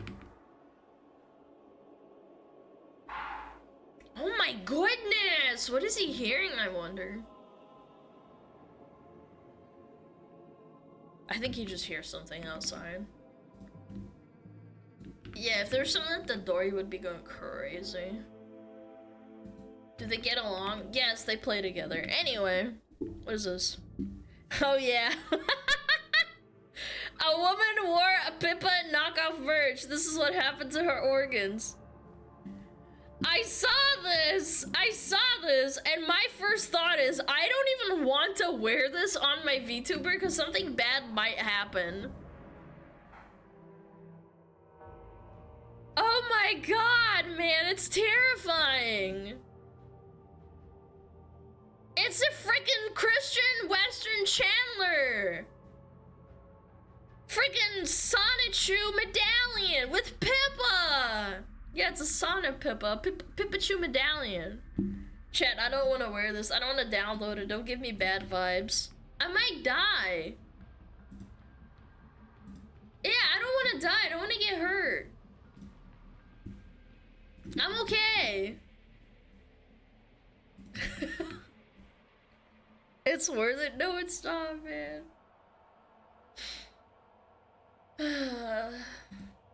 Oh yeah, I missed some freaking resubs too. Hold on. I need to fucking catch up. Edging on Microsoft Edge, thank you for the 3 months. We Cool Bro, thank you for the 13 months. Mr. Insomniac, thank you for the 16 months at tier 3. Hey Alana smugglers, sorry I don't mean to interrupt, but EU is behind in the race to world first and lost to NA at the League International, so what the fuck is a kilometer? Back to the depths of Mythic Plus I go. Okay, thank you for that, appreciate it. Roland Ran, thank you for the 2 months. OG Dev, thank you for the 6 months, and Bloodbat, thank you for the 100 biddies. Hey Alana, I got power after 4 days without it. Giant Cyclone. I just really need to tell you that you're gay. I mean, I like men, so I guess I am gay. Yeah, I suppose I am. Alright, what is this? The importance of hotel safety? What? Oh my gosh, what's that? Totally real, by the way. Someone's on the way from home. Oh my gosh. This is real. Chad, this is real. Oh my gosh. Hello? Soy Pog! Oh my god! Hello? Soy Pog! Oi! Ha! And it's a magnet as well. Oh, so that's what they were doing. Oh my god. Yeah, this is real. Oh my gosh. That easy? I mean, again, yes, they've got a point, but like, yeah, just totally staged. That's what smart people do. They just try to steal people's hotel rooms. Yeah. Yo, Sarah, thank you for the 10 gifted! Thank you so much! Yeah. I've heard of people breaking into people's hotel rooms. It's very common, actually, but not like this, maybe. I think if you heard someone inside of the hotel room, you probably wouldn't try to break in,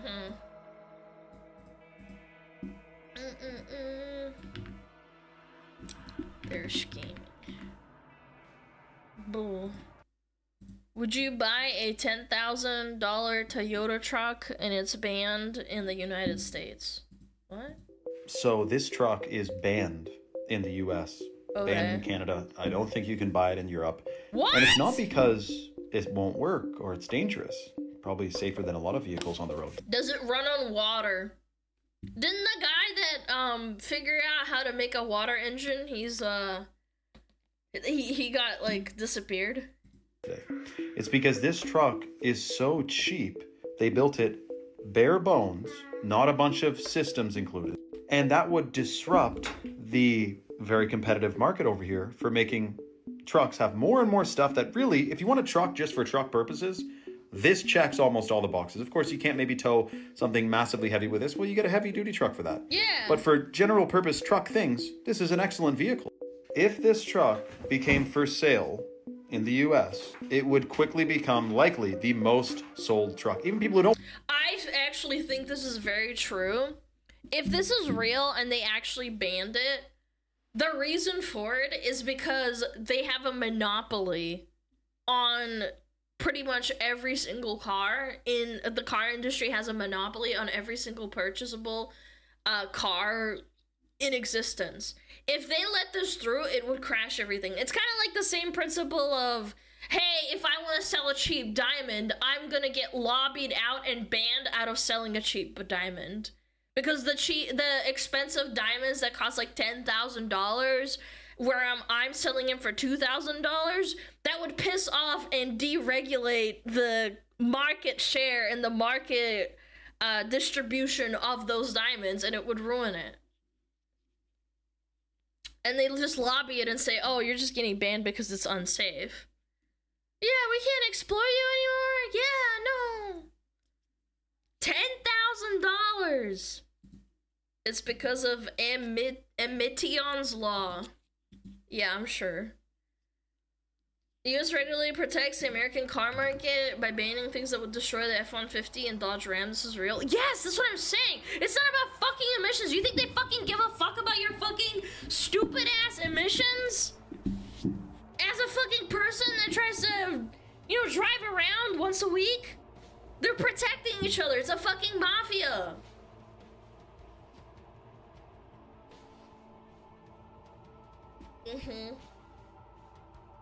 There's no reason GM and Ford can't make one? Yeah, because they want to make more money. Why would you realistically try to sell something for cheaper than what people are wanting to buy it for? The only reason iPhones got cheaper, they're releasing a cheaper version of iPhones, is because people aren't buying iPhones like they used to in 2012. They started noticing that people aren't buying their product, and they said, okay, people are complaining that Apple iPhones are really expensive, which they are, but people are still buying them. Maybe we should... Oh, yeah, we should make it slightly lower so that people still buy our product, but not too low, because otherwise we don't make a lot of money off of them. Yeah. It's a US tariff on light trucks in response to European tariffs on US chicken. Chat, you need to stop typing. You're unironically cooked. Toyota's not an American car. Like, what? You stupid fuck. Toyota's not American. The fuck? That's not why this is happening. It's just a mafia. There's a fat electrician video. Of course there is. That's because of a chicken tax from Germany after World War II. Guys. It's not because of that, man. It might have, like, been a chicken tax and a thing, but it's not because of that. It's because it's a mafia. It's the same reason why the diamond industry doesn't actually cost $10 million. It's just a fucking marketing scheme. It's all connected? No, it's fucking not. Oh my god.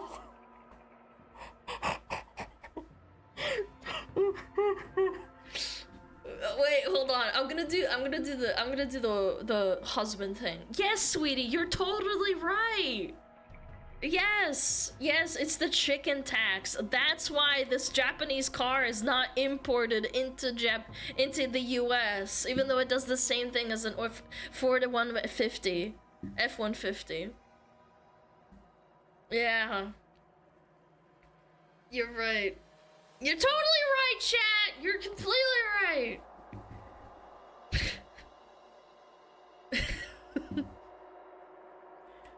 Yes, chat. Anyway.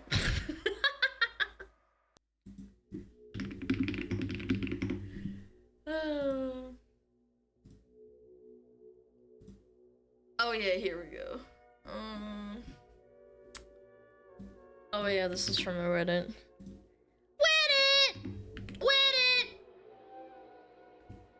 Have you ever noticed the popularity of white robots? The reason these shades of technological white may be racism, according to new research. Now imagine spray painting the robots black. CNN headline becomes owning black robots may be a sign of being pro-slavery. Chat, why are the robots white? Hold on.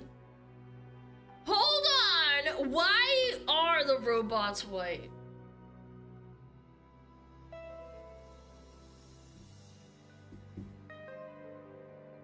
Most primers are white? No, that's not why.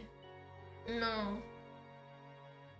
Because they don't need to use any pigment. No, you're wrong. It's because robots are superior to humans, therefore white equals superior. That's why. It's not because of the primer stuff, it's not because it's cheaper, it's because it's a superiority complex. All robot makers are ultimately trying to make white people look like they are, you know, the superior race. And it's racist. You're so right, yes.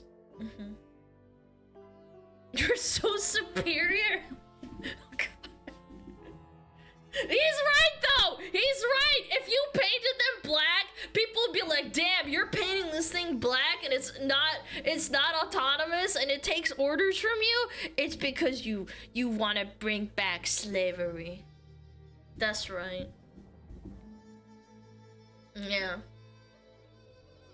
Robots are super autistic, so they're super white. Wait. Are you saying that white people are bots? I'll take that as an insult. Thank you very much. I am not a bot. A bot. It's white to reflect sunlight so it doesn't melt in space. Are you saying that I reflect back energy into outer space because of my whiteness? Yes? Damn. We should harness my whiteness.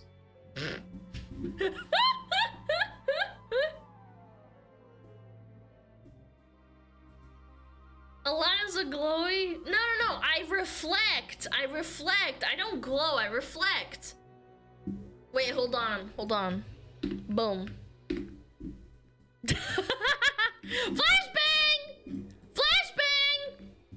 Chat, does that mean that because I'm white colored and gray colored and blue colored and dark blue colored, does that mean I did this on purpose? And it makes me racist. When I start thinking about how these people like try to reason with this in their heads, I think I lose all my brain cells to that.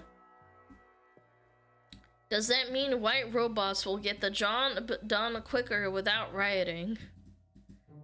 This whole racism thing is becoming satire at this point. I can't even take it seriously anymore. If it gets clicks, that's all there is to it. Yeah, good point, actually. What if it's just really elaborate rage bait? Yeah. I wouldn't mind this. Black ones will probably be cheaper. No! Why would tend to go on deep cut discount sale more often to move volume? Wait, so it's actually not. What? Is it gonna steal your belongings? God damn, this is racist. Yo, where are the yellow ones? The yellow robots? Where are they? This guy looks like he's wearing a diaper. Why does he need a cooler for his junk? Why it's cheaper to make? That tracks. That makes sense. Eating like a true Monster Hunter? Monster Hunter reference! No way! He looks like his character! Oh my god. No way!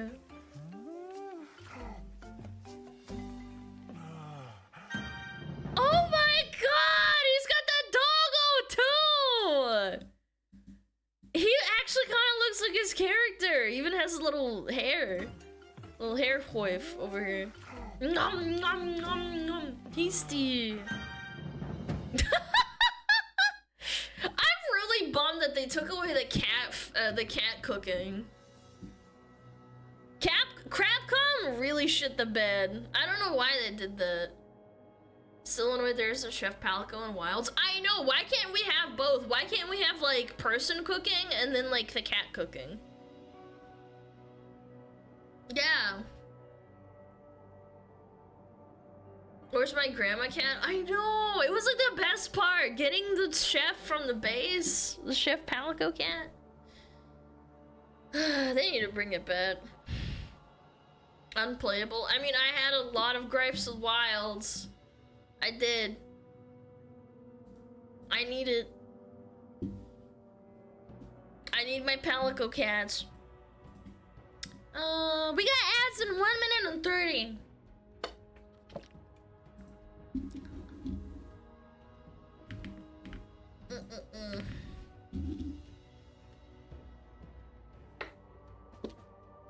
Did you hit the real end game yet? Yeah, I'm level hunter rank 52 or 54. Yeah, I'm not gonna lie, it's not that hard. I'm hoping the DLC makes it a bit harder or something.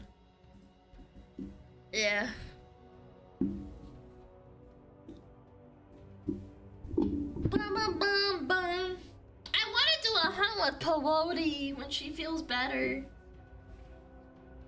The title update supposedly will hit harder rosters. Okay. That's good. Because I kind of hit the hard wall. Yeah.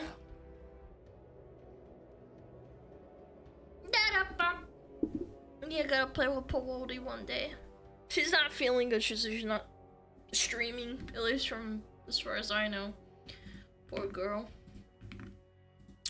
Okay, I'm gonna go tinkle and we're gonna run ass, so I'll be right back, okay?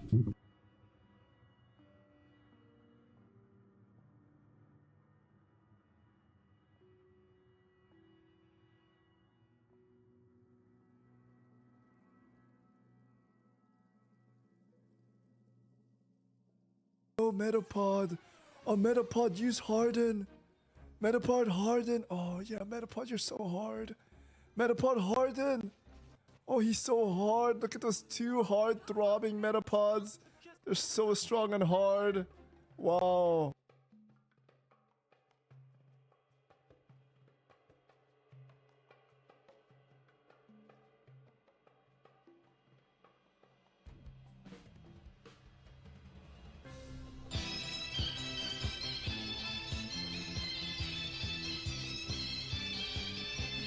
天上太阳红红彤彤哎，心中的太阳是毛泽东哎，他领导我们的解放哎，人民翻身当家做主人，呀自由哎呀自由啊，人民翻身当家做主人。Why are you so good at this? It's my language, man. What's wrong with me?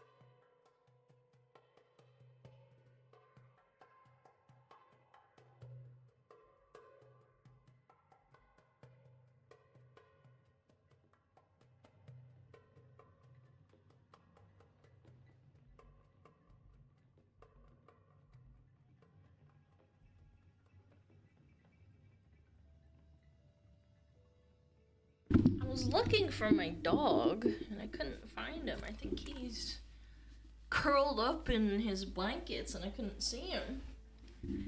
Sometimes I have like this orange blanket that he curls up into, and I can't see it. Or I can't see him.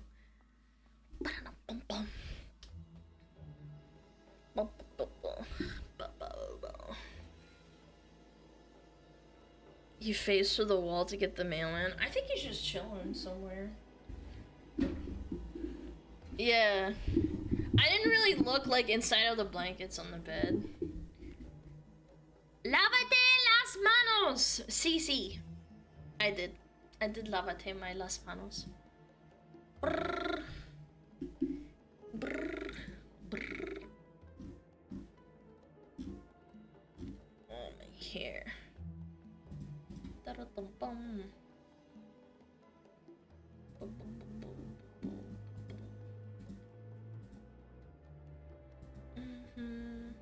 Doggo's gone? Nah. He's not gone. He's just busy.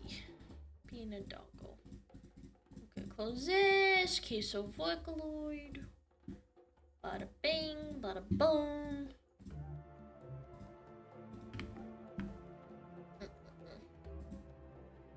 I could never master trilling. Just try. Just try your best.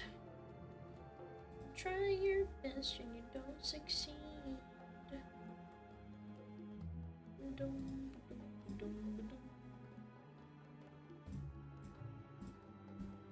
Ugh.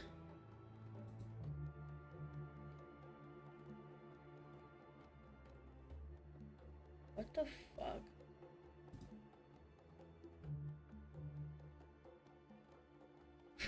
ID required for compensation processing. Please send me your passport. God, I hate spam emails, man. Please send me your passport and your social security ID and the last 3 digits on your credit card. Yeah, I'll definitely do that. Don't worry. I'll send you also my dog. Scammers need to get the rope.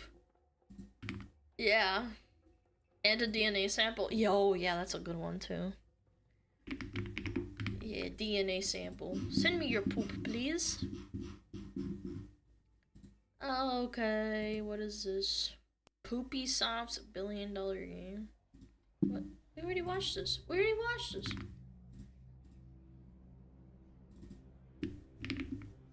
Oh my fucking god, I just closed it! I hate it when my freaking stupid ass fingers close it.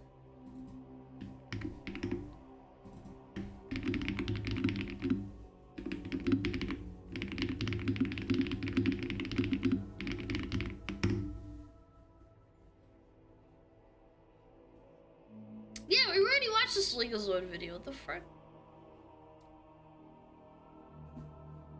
Send me your poopy pics and money smells so good. Ma'am, scammers are getting nasty. I've seen scammers like ask for toe pics. More updates on Johnny Somali.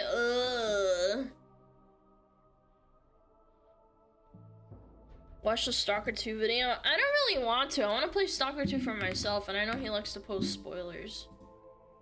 I'd rather not. Ew, Johnny Salami. Alright, I'm ready. Johnny Salami, tough, but runs from tiny Korean girl? Yeah, because he's scared of the consequences. He knows she could beat his ass. What a pussy. Hey, what's up guys, Riff here. Hello. So today we have some insane updates regarding the ongoing Johnny Somali trial.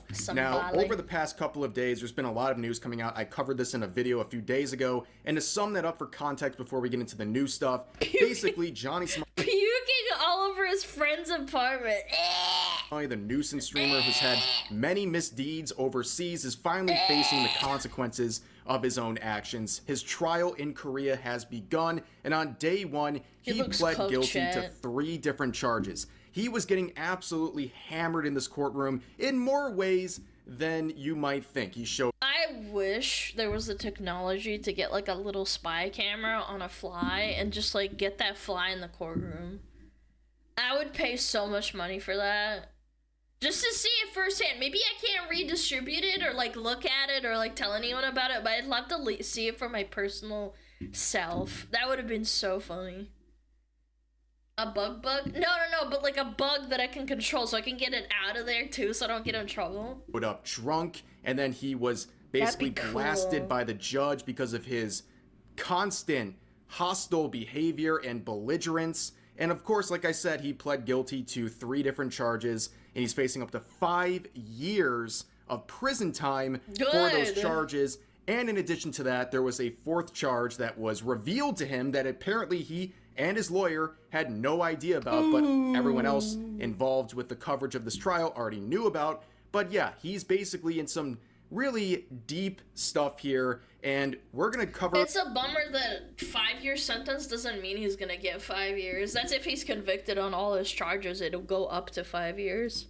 Not only Johnny Somali's reaction to what happened in the courthouse, but also some continued coverage from some YouTubers like Legal Mindset and Atozi, who are covering this in Korea. And we're going to see a potential 5th charge, and a very serious one, that Johnny Somali might be facing. So let's begin here with the reaction of Johnny Somali to Legal Mindset and Atozi here, who are covering what happened in the courthouse. He doesn't know Hank's address and apartment number where he's— That is Stupid. Yeah, he kept answering that he didn't know. Yeah, no, it's bad. It looks really bad for him. Then he said, I don't know because I don't speak Korean. And then the judge said, you can speak English. Because the judge, The nigga told me, what's the address, nigga? I'm like, nigga, I don't know how to tell you, nigga. How do I say ching chong ching ching ching? How can I say— Bro, if you did this in America, the judge would— if the judge was black as well, he would wipe that smile off his face. You can't just call your judge a nice individual, man. The judge would fucking shoot you. Bro. Oh my god, you don't even know, man. Say that to you. Oh my lord. What a piece of shit. So obviously it's not a very good strategy here to make racist remarks about a judge in a foreign courthouse that you are being subjugated to because of your misdeeds. I don't even think even if it was not an organic, like a home base US trial, man. I think that judge would lose their fucking mind. It doesn't matter, man, if it's foreign or not. Domestic, thank you. I was brain farting, yes. Oh my god.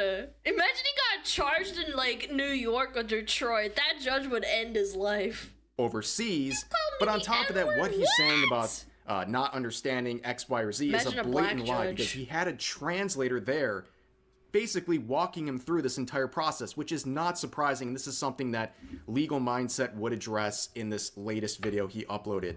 So starting off strong with a clearly racist diatribe about the judge, of course, and also with a completely inaccurate description of what happened. Really? He has a court-appointed, a government interpreter translating everything in perfect English to him. Really? So any comment that he would not be able to understand is absolutely ridiculous, because everything is being said to him line by line in English, every single— On behalf of Americans, Koreans, I am really sorry that your taxpayer dollars have to pay for this. I hate that your taxpayer dollars go into a translator for Johnny Salami. Step of the way. And yep.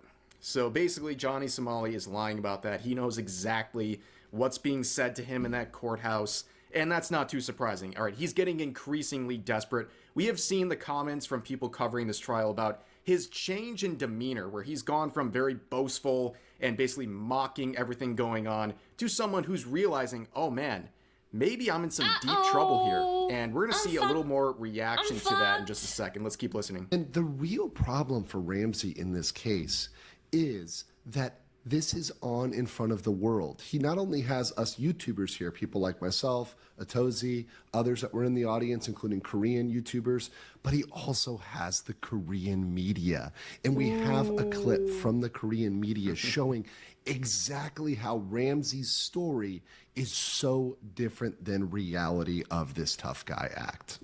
Yeah, so the tough guy act is definitely very present, okay? So before the actual proceedings began, he was out front with his buddy here, and they're posing. It is and they're making oversized suit. basically a big joke. They're making a joke out of this entire proceeding when in reality... I can't wait, man. If he goes to the cabbage fields and he has to go pick cabbages in jail or in prison, wherever they send him, that would be so good. reality, Johnny Somali is facing the end. He's facing actual prison time, and it's becoming more and more of a reality, but he's trying to put on this tough guy facade, and it's crumbling very quickly. In fact, it appears that Johnny Somali was actually running away from reporters. Let's hear this. Watch this. They're claiming that like I came in and I was fucking blindsided by the fact that I had a new charge and motherfuckers was like sitting in the wrong place and niggas was nervous. This shit was a breeze. Here's the reality. Tough guy Johnny Somali.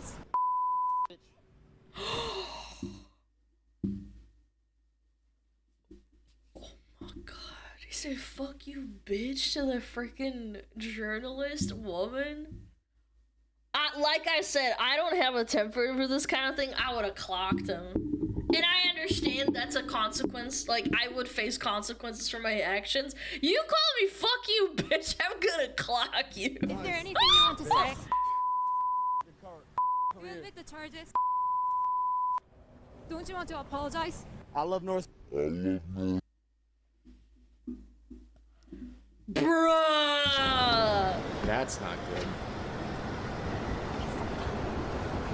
On camera, too! Basically, there's the reality of Johnny Somali. Literally running away from a tiny Korean reporter because he can't face the reality. He can't face real confrontation. He loves sparking potential confrontation, but he can't handle it once it actually happens. And here he is just running into the courthouse because he can't handle the heat. And also, did you notice he said something about North Korea? Probably not the best idea, right? Especially since he alleges he's being investigated by South Korean authorities for a potential national security issue because of his comments about North Korea. But yeah, last time I checked, if you say something like "I love North Korea" in South Korea, that's like an actual like offense. They can charge you for that. Depending on how truthful it is and like you saying that unironically. Yeah, you can get charged for that. You can get in trouble, like actual trouble. let's also refer to the confidence of Johnny Somali regarding this trial and how it's going so far.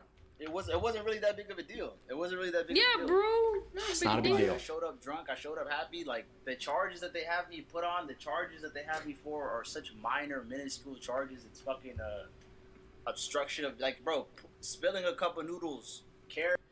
Yeah, Why does he frame it so disingenuously? I spilled some cup of noodles. I didn't cuss out a worker inside of it and then throw the noodles like a toddler. I just spilled them. I want to talk to his parents. I don't want to, like, get mad at them. I just want to know if he has parents that, like, I don't know, disciplined him at any point of his life. Goes on in this little coke session about how this is not a big deal. It's no big deal. He's facing 5 years in a foreign prison. A foreign prison system. That's a big deal. I would be very nervous. And also, just basically say the obvious here. How is Johnny Somali gonna fare in a South Korean prison? Especially since his crimes and everything he does in that country revolves around being a nuisance and disrespecting and racist, South Korea. Bro. It's not going to go well, that's for sure. But we also have some other interesting things going on here. Speaking of that whole national security thing. Yeah! So I played this clip in my previous video. God, I've never seen just this. watch a few seconds to get some context. You think this shit is a fucking game, nigga? Bro, I got Korean investigation documents. These niggas been interrogating me for months. Good. So he eventually goes on in the video. He talks very briefly about some deep fake related issues. And then he spends basically the entirety of the remaining part of the video talking about how he's being investigated by National Intelligence Services. because apparently his comments about North Korea has launched an investigation, which is, again, if he's truthful about what he's alleging here, he's facing some very serious stuff. National security investigations. That doesn't sound good, right? You can't fuck around in East Asia. You can't. I know in Thailand they take certain things seriously too. In Japan, in Korea. But also, I think the national security stuff was a bit of a red herring because in reality, it turns out the documents he's referring to, it appears that those are related to another potential charge that Johnny Somali is facing, and one that is very serious in South Korea. As it should be, as we'll see, involving deepfakes. So again, let's hear from Legal Mindset.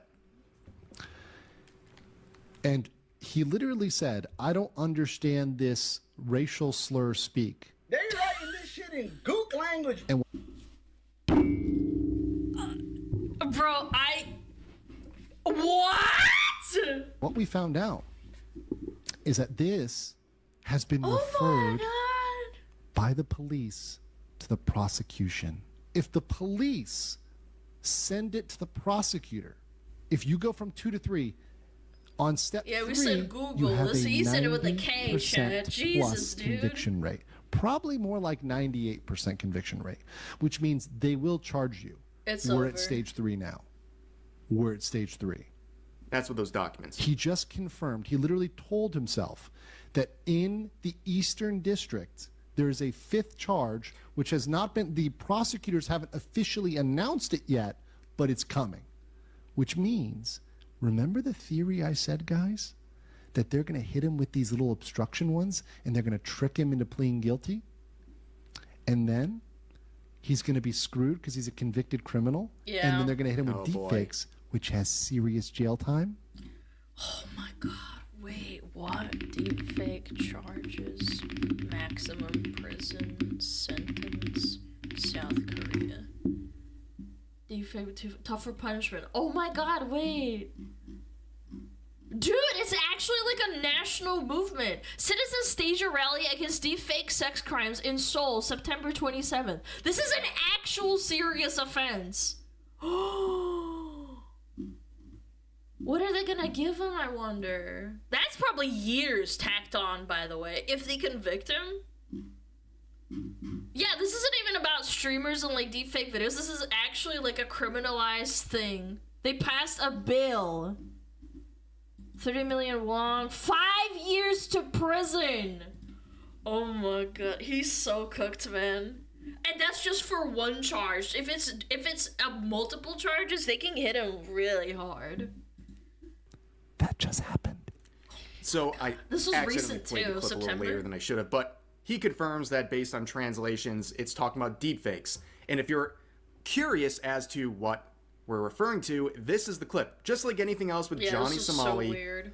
he literally documents his entire life, including his own crimes. Look, me and my Korean girlfriend. Look. Look, you see? Y'all niggas jealous. Y'all niggas getting pussy like this. Look at me. Y'all niggas really wish y'all had it like this. Caught in 4K, man. My Yeah, AI... you can read here. No. It's not an AI GF. She's not real. The thing is that that's a streamer. I think the details of this case is that not only is it in AI, it's like an actual person. The girl in the video is currently suing Johnny Somali for defamation because of his deep fake video. This is a big issue in South Korea and involves a lot of entertainers. And yeah, they take this stuff very seriously, as I think the entire world should take these things very seriously. And this one could land him in very serious trouble. And like Legal Mindset said, they're basically setting him up. He's pleading to all these smaller charges, which still carry some pretty significant penalties. But he's pleading to this, essentially accosting himself as a convicted person in Korea. And now these additional charges are going to hit even harder. And that is really bad news for Johnny Somali. It's good news for us, Chan. It doesn't end there. So there's this clip going around. Of course, once again, Johnny Somali drunk, saying things that he shouldn't be saying and putting himself in even more hot water. He looks so sad. I'm gonna message you right now. Sorry, I'm fucking high right now. You excited? I'm gonna take pills and drink before. Oh, he's mixing pills and alcohol. Uh-oh, SpaghettiOs. You can't do that in prison, by the way. Where are you gonna get that?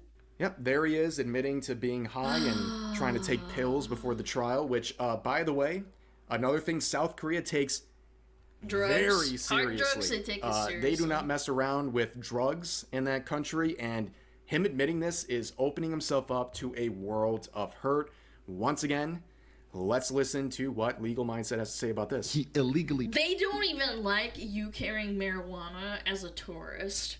They hammer you that for like prison, or at least really big fines in Korea, from what I understand. Took prescription drugs, it appears. I don't think he has a script for him. There's so no chance. This is a picture where he admits he's high, and he's clearly, if you watch him in this video, he's clearly on something. Yeah. Right? Obviously, he looks I'll even pause more it for a second stupid too. than Like normal. I joke about him being like a lightweight when he's drinking. You know, has like 2 beers and he's in a later clip puking all over his friend's apartment.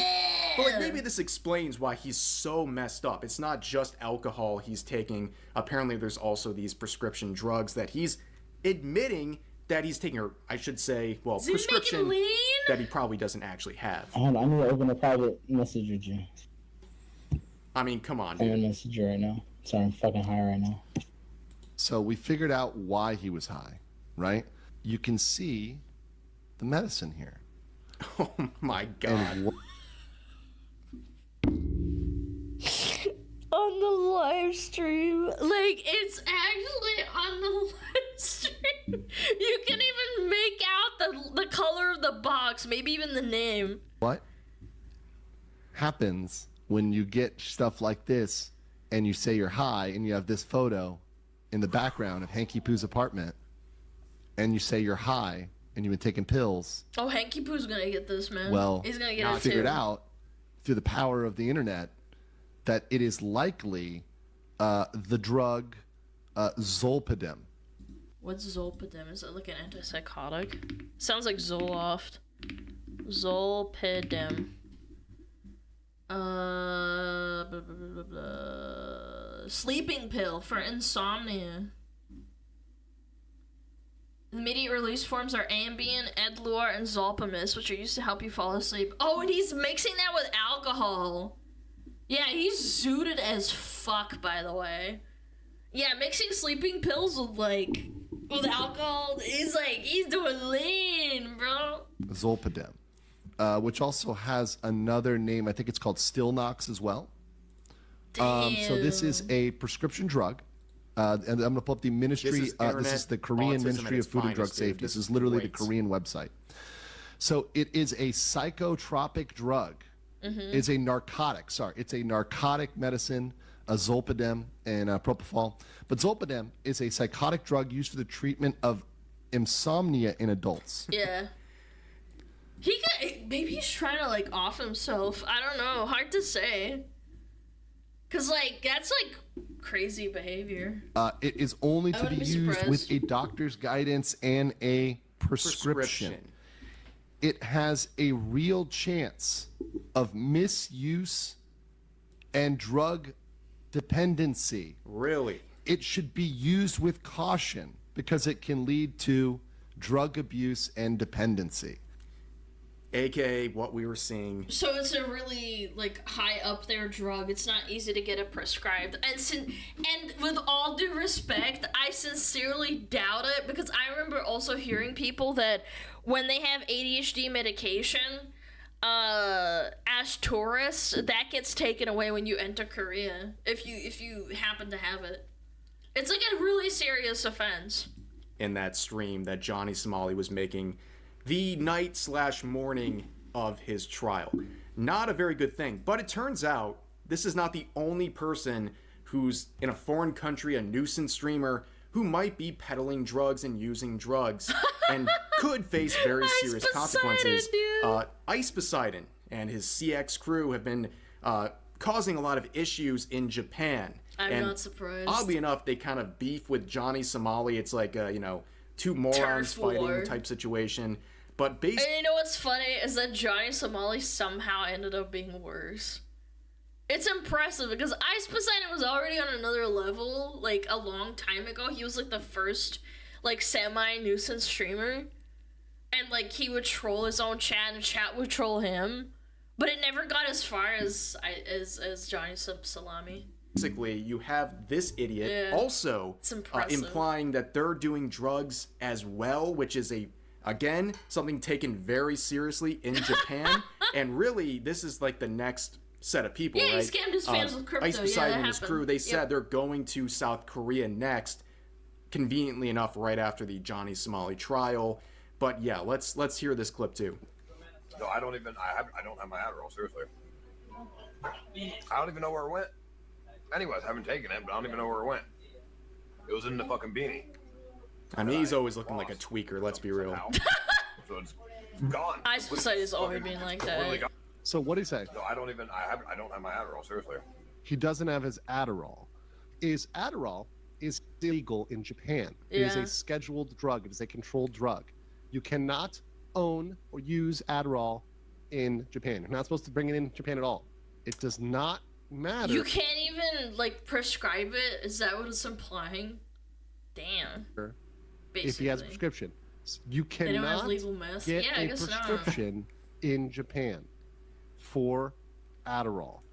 Yeah, so basically, Adderall. what he's saying in Adderall. the clip is true. He could be cooked in Japan. And again, this is another crew of people Not who want to do the surprised, same dude. thing, the same nuisance streaming in South Korea very soon. And that'll be another big issue. And we hope that what's happening to Johnny Somali will become a trend Johnny with all these Somali, nuisance streamers who are causing issues. You can't even have Sudafed in Japan. They're super strict on stimulants. Yeah, because you can make meth out of Sudafed and stuff. Like, I totally get it. Different countries have different laws. It's just funny. And these people are, like, outing themselves, too. They're like, oh, I need my Adderall. I had it, and then, like, they just didn't catch me. Overseas in the pursuit of making content. But same with the last couple of videos. Make sure you check out Legal Mindset. I'll put a link to his channel we in the love description. I Legal believe he just Mindset. crossed 200,000 subscribers. Very well earned. I'm glad to see it. So I'll put a link to that, like I said, in the description. Check him out, and he'll provide the latest updates on this. And if anything else serious evolves from this this ongoing trial, I will let you guys know. But for now, that's going to do it for this video. As always, feel free to share your thoughts about today's topics in the comment section down below. Hope you guys enjoyed the video, and I'll see you next time. I'm flabbergasted. The pill picture is so funny. I hadn't seen that before. That was so good. Fucking dude. I think the funniest part about this whole thing is that I genuinely think that in Johnny Somali's brain, he knows that this is wrong, but if he admits to being wrong, his head will explode. Like, he can't admit to the fact that he's wrong, even though he knows he's wrong, because his entire existence is based on this whole drama. Well, not drama, but, like, actual illegal activity. His head will explode if he admits to it. So when he finally goes to jail, which he will, I absolutely believe that he will go to jail, he will still double down and say that he has done nothing wrong. His what? Yeah, you're right. He doesn't really have a brain. But, like, his head will explode. His skull will implode. Alana, would you buy kimchi made by Johnny Somali? No. No, I will not. He should pick cabbages and, like, you know, make it into animal feed. He's so cooked, man. He's cooked. I wonder what's gonna happen to him in, like, jail or prison. Is he just gonna get isolated because he's like such a dickhead? Do you think he will ever learn his lessons? No, I don't think he will because he's coping. He'll have friends? No, man. You do not have friends in South Korean prison. In South Korean prison, people are like, oh yeah, you know, I sold drugs and I'm a criminal and I'm part of the mafia. And then he'll be like, oh, what did you do? Oh, I disrespected a statue from World War II that was about, you know, women that are comfort women from Korea. And then they'll look at him and be like, oh, we're gonna get this bamboo stick from the yard and shove it up your ass. And you'll be like, no, no. He'll be lucky if his butthole even, like, you know. If his butthole even recovers after that. Stuffed like a turkey, yeah, with bamboo. And kimchi and cabbages. He's the comfort woman now! Yo, DJ the tier 2, I really appreciate it. Welcome on in. Thank you so much. Yeah, friends in quotation marks. You should put quotation marks, friends. He's gonna make a lot of friends, if you know what I'm saying. Very funny. Very hilarious. Oh my god, this fucking sun is blinding my fucking face. Hold on. I can't see! I'm blind! I'm looking at chat and being blinded by the sun. I can't sit in the windowsill. There we go. I can see chat. Bum, bum, bum, bum, bum, bum. I wasn't noticed. What? Hi, can I have a handshake? Are you okay? Do you need a mod to talk to? I can't shake your hand. I'm not real.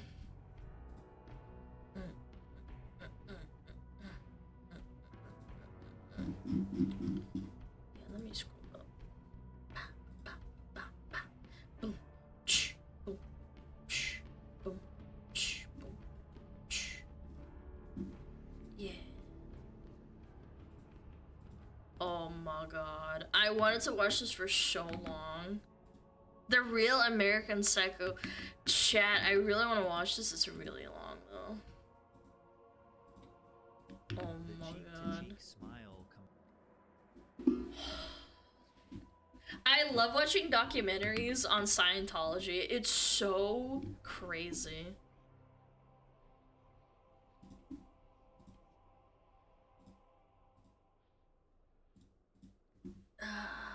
He wants you to dab him up. I mean, I physically can't dab you up. I don't have hands. American Psycho, watch Hollywood. This is about Tom Cruise and Scientology. I've seen this one. Well, not this direct one, but like something related to it. It is crazy. Do you let chat submit videos to watch? Yes, go to the Discord, please, for the love of God. If you can't figure it out, that's a skill issue, but yes, you can submit videos. It doesn't mean that we're going to watch them, because some people submit videos that are unironically ass. I will never forget, a long time ago, some guy submitted a documentary about fucking bananas, and each part of the documentary was like 30 minutes, and then it was like in 6 parts. Yeah. Yeah, 5-hour banana lore. Yippee, bananas! I don't even know how you can talk about bananas for like 5 hours, man. That's kind of fire. I don't know about that one. Yeah. I can't wait. This is so cool, man. I love shitting on Scientology. That's gonna be fun. Chat, strap in. I've read so much about this. I watched the South Park episode like at least 5 times about Scientology. This is what they unironically believe. The cheek-to-cheek smile combined with the empty, soulless eyes, the attention to detail, the perfect hair, the perfect jawline, the perfect appearance. This is just a facade to convince the world he is this successful, happy-go-lucky guy who is actually extremely disturbed and thinks about harming others 24/7. This is what a psychopath looks like. But this is a fictional character played by actor Christian Bale in the Apparently American Psycho is a over-dramatization of how psychos think, but it's a really good over-dramatization. movie American Psycho, and Bale said that the inspiration for this character was the real-life Tom Cruise. Okay, that I did not know. I've seen American Psycho. I had no idea. Real life inspiration for Patrick Bateman. What? Tom Cruise. No. While Patrick Bateman is a fictional character, Christian Bale, who played him in American Psycho, drew inspiration for his portrayal from Tom Cruise's intense friendliness with nothing behind his eyes. I had no idea! Whose empty laugh, intensity, and robotic physical movements are on full display in this 1996 interview with Rosie O'Donnell. Because you saw her in Dead Calm, right? Oh my god, this is so And you thought, old. I like her. Yeah, I thought she was very talented. Yeah, she is talented. I knew all was supposed to be great. His laugh kills me! Oh my god! Yeah, she's There's one really famous interview I gotta show you. I know, she's Just a looking couple forward to days, yeah. No, I like her, I do, it's okay. It's Renee I was upset with. It's Renee in the movie with all that... His laugh, dude, I don't know. And, He's crazy! he said, so, like, have you met an SP? Why is he whispering? I looked at him, you know, and I thought, oh, what a beautiful thing, because maybe one day it'll be like that. You know what I'm saying? Maybe one day... He's laughing at his own jokes, bro. Wow, SPs, like, they'll just read about those in the history books, you know? He's a joker, chat. He's a Thinking I'll just joker. go through that tech and its area. This one right here.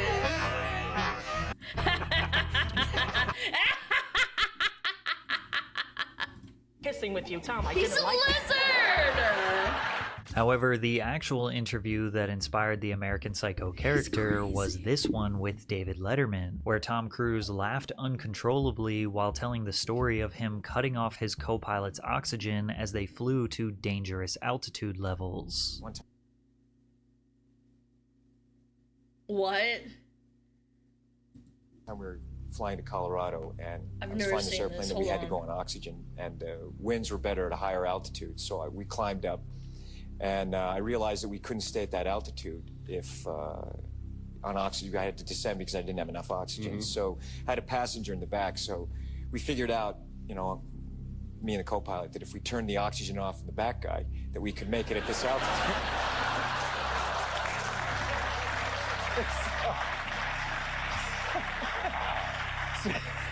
So we, you know, it wasn't dangerous or anything, you know.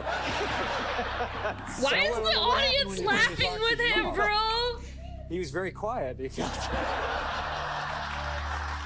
Letterman didn't seem to think this story was as funny as Tom thought it was. Okay, but hold on. Why in God's name is the audience laughing? Is following the sign? I guess so, but it's like, what the fuck? I wouldn't laugh. He fell asleep. Yeah, so like, I took a smuggler and we were flying through the sky and we were running out of oxygen.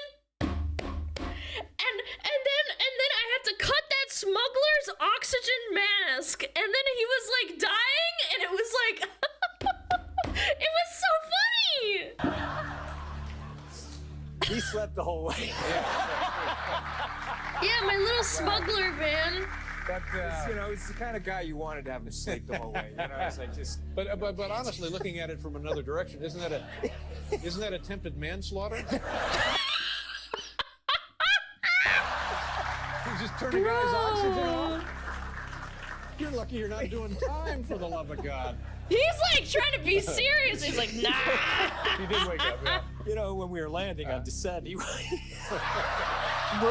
he's crazy. As the passenger blacked out after being oxygen deprived for several minutes, Tom finds it hysterical how you can get brain damage from that, by the way.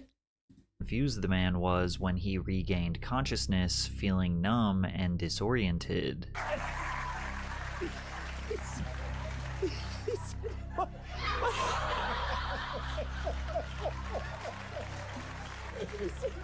My hands are. Dude, imagine if they cut the sound, like the laugh track off. What if the people didn't laugh and he's just laughing? And nobody else is, like the sign doesn't light up.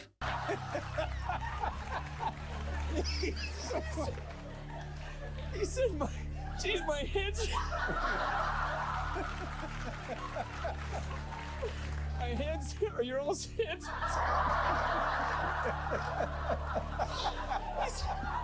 He said my hands are tingling. I said no. I said, must have been the way I was laying.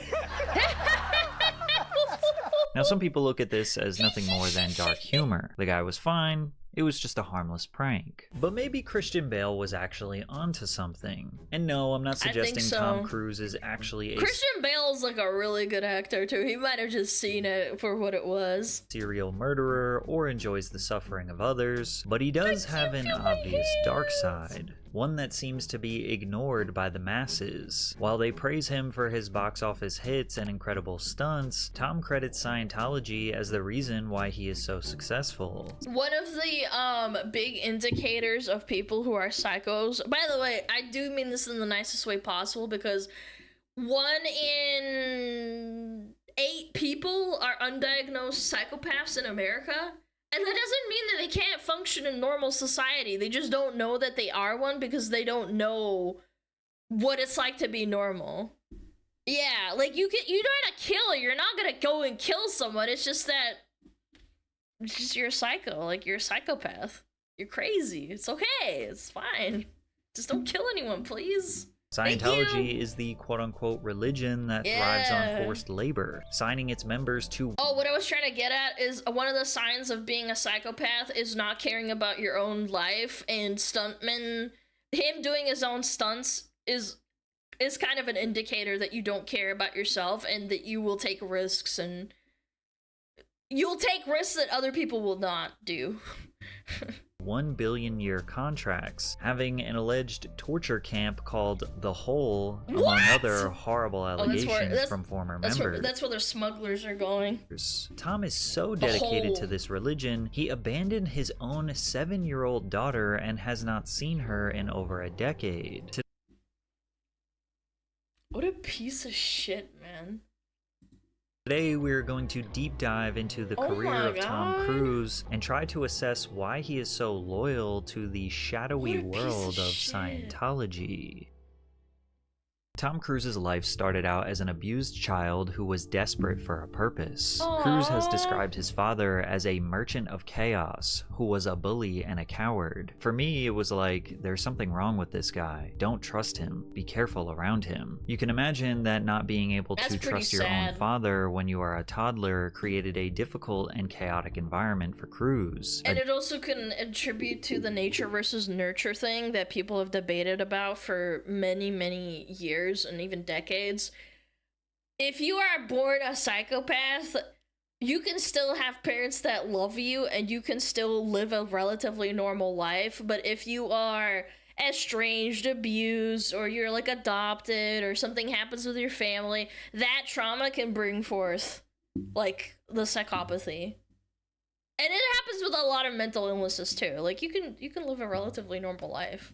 Additionally, when Cruise was 7 years old, he was diagnosed with dyslexia, which made him feel even more isolated and confused. His father could never hold a steady job, which led to the family moving often. They moved from Syracuse, New York to Ottawa, Canada in 1971 when Tom was in 3rd grade. By the 6th grade, his parents got divorced, and his mother moved Tom and his sisters down to Louisville, Kentucky. According to Shane Dempler, a friend that went to school with Tom in Louisville, Tom was interested in becoming a Catholic priest. He had a very strong Catholic faith, Dempler said. We went to Mass, spent time in the chapel, and enjoyed hearing not the Catholic priest. Oh, jeez. Stories from the priests. Oh, cheese and we crackers. thought the priests had a great lifestyle, and we were really interested in priesthood. Unfortunately, the boys were kicked out of the school after they were caught stealing alcohol and drinking in the woods. Shane recalled, the school wrote a letter to our parents saying they liked us both, but would prefer if we didn't return. So we weren't kicked out, just preferred not to go. From there, Tom relocated to another seminary school in Cincinnati, Ohio, after being recommended by a local priest. Tom was instantly hooked, said Father Rich Schneider, who gave the speech that brought Cruise to seminary school. I think he wanted a good education. With his parents going through a divorce, it was tough on him. That's maybe one of the reasons why he came here. His time in Cincinnati did not last long, as his family would ultimately relocate again to Glen Ridge, New Jersey. A lot of relocating in your younger years, like, Divorce, dyslexia, going to Canada. Oh my god, this guy got handed it to him, huh? Finished high school. After graduation, Tom knew acting was his future. Within his first year of auditioning for various Hollywood roles, he landed a small part in a film called Endless Love. Tom's handsome look and physique made him stand out amongst his peers, which got him an ancillary role in the film Taps. As a novice in the industry, he wanted to learn everything there was to learn about cinema. The first film that I really got on, which was Taps, I went to every single department and I studied every part of the movie. I went to the camera department, I studied lenses, lighting. You know, I was working with a great cinematographer, Oren Roisman. I studied what producers do, what writers do, what wardrobe does, what the stunt department does, props, sound. I studied every Mission Impossible thing in the background. Tom was obsessed. His work ethic gave Hollywood producers even more of a reason to invest in him. He earned another ancillary role in The Outsiders before securing his first lead role in the 1983 hit Risky Business. This is a big Risky deal. Business is an 80s mood film that appealed to teenagers at the time. Every generation has a few cult classic coming-of-age films that are not cinematic masterpieces with intricate plots, but You know what? It's really sad. I haven't heard about this kind of comedy or like genre of movie since like the 2000s. I think they died, man. capture somewhat of a realistic look of the aesthetic, attitudes, and behaviors of the kids who grew up in that era. The film grossed $60 million at the box office, and he stole the hearts of young people in the USA. Even at the young age of 19, Tom was mature beyond his years, which can be felt during this 1983 interview with Bobby Wygant. What do directors, how do they direct? Do they work with you a lot, or do they pretty much give you rein? Yeah, they leave me alone. Yeah, they gotta leave him alone. He's crazy. I mean, a director, a good director will listen, you know, and trust his artists after casting them. I've been fortunate. I've really had a lot of room with the directors that I've worked with. Tom holds a very controlled, poised demeanor. Even if he glares at you man. for a second, you can feel his intensity. He quickly shifts from high-energy laughter to extremely soft-spoken. Tom continued his trajectory as a rising star in Hollywood, and in 1986 he would land a lead role in a classic film that would officially secure him a 40-year legacy. It also ushered him into the So freaky how their entire building is blue like the sky. Like the sky actually blends in. controversial Church of That's Scientology. wild, huh? But first, a quick word from today's sponsor, Underdog Fantasy. Week 2 of the NFL is here, and Underdog wants to make it a lot more exciting. Join the millions of fans that played on Underdog last year. With their pick'em game, you could win money by making picks on your favorite players. You could win up to 1,000x your money just by choosing higher or lower on player stats like touchdowns, receiving yards, interceptions, and much more. Create entries of only NFL picks or mix and match across your other favorite sports. Underdog is available in 30+ states, including California, Florida, and Texas. Here are my picks for tonight's game, and if they hit, I'll 6x my money. New customers can pair their picks with this Josh Allen free pick. All he needs is 1 yard for this pick to win. Underdog is dropping a promo every day in September, so keep an eye on your lobby. Underdog is the place to play, so sign up and deposit now using promo code PatrickCC to get up to $1,000 in bonus cash and a free pick. Thanks, Underdog. In the 1980s, the US was exhausting all of its resources to push military propaganda and program young men for war. G.I. Joe, Cap Guns, Little Green Army Men, Boy Scouts were resurging in popularity, and of course, the seemingly endless list of 1980s war movies. Yeah, Writer that's a Jerry classic. Bruckheimer capitalized on the pro-military trend by focusing on the high-octane, action-packed jobs of fighter pilots. Originally, Tom did not want to participate in the film. We were turned down by Tom Cruise over and over again, but we arranged with the Blue Angels back in, I guess, 85 to take him up in a jet. And he came down, he had a great ride, walked over to a payphone, called me up and said, "Jerry, I'm in." Tom Cruise played the role of the charismatic fighter pilot Pete Maverick Mitchell, an all-American patriot who oozes masculinity and charm. The film was a blockbuster hit, earning $357 million at the got babes and muscle men. That's what people want. Worldwide box office. Tom Cruise was a pop culture superstar. Aviator sunglasses became status quo late 80s fashion because of him, and the US military had its last year of positive growth after the movie was released. But behind the scenes, Tom was actually struggling. When I was 22, when I was making Top Gun, I got the chance to make my dream come true to become a pilot. I thought, this is the time to do it. So I had a couple of lessons, but then I blew it off. I'd try to concentrate on what I was reading, then I'd get to the end of the page and have very little memory of anything I'd read. I would go blank, feel anxious, nervous, bored, frustrated, dumb. I graduated high school in 1980, but I didn't even go to my graduation. I was a functioning illiterate. I loved learning, I wanted to learn, but I knew I had failed in the system. In 1986, the year Top Gun came out, I became a Scientologist. A friend gave me a picture book on Scientology, and through this I was introduced to the writings of L. Ron Hubbard, who had— Oh no. Oh no. A friend gave me a picture book on Scientology. If someone gave me a picture book on a religion, period, I'd be like, why did you just give me like a book? I don't know, I feel like a picture book is so condescending. Like, you're too stupid to like understand the words. You need a picture book. Is that weird? founded the religion. Mr. Hubbard was also an educator who had been researching the field for decades. He had found that literacy and comprehension levels were declining worldwide, so in the 1960s he had developed study technology. It pinpoints 3 barriers to learning: lack of mass, you can't learn to fly a plane by just reading about it, you have to sit in the cockpit or at least have a picture of a plane; skipped gradients, trying to master skills or information without mastering or understanding that which comes before them; and misunderstood words, the most important one and cause for stupidity. When people try to justify their stupidity, that's kind of... You're stupid because of X reason, not because you... Like, I understand, okay, maybe you have a traumatic brain injury, and that happens when you have injury to your brain, but like, jeez, dude. Because of ghosts?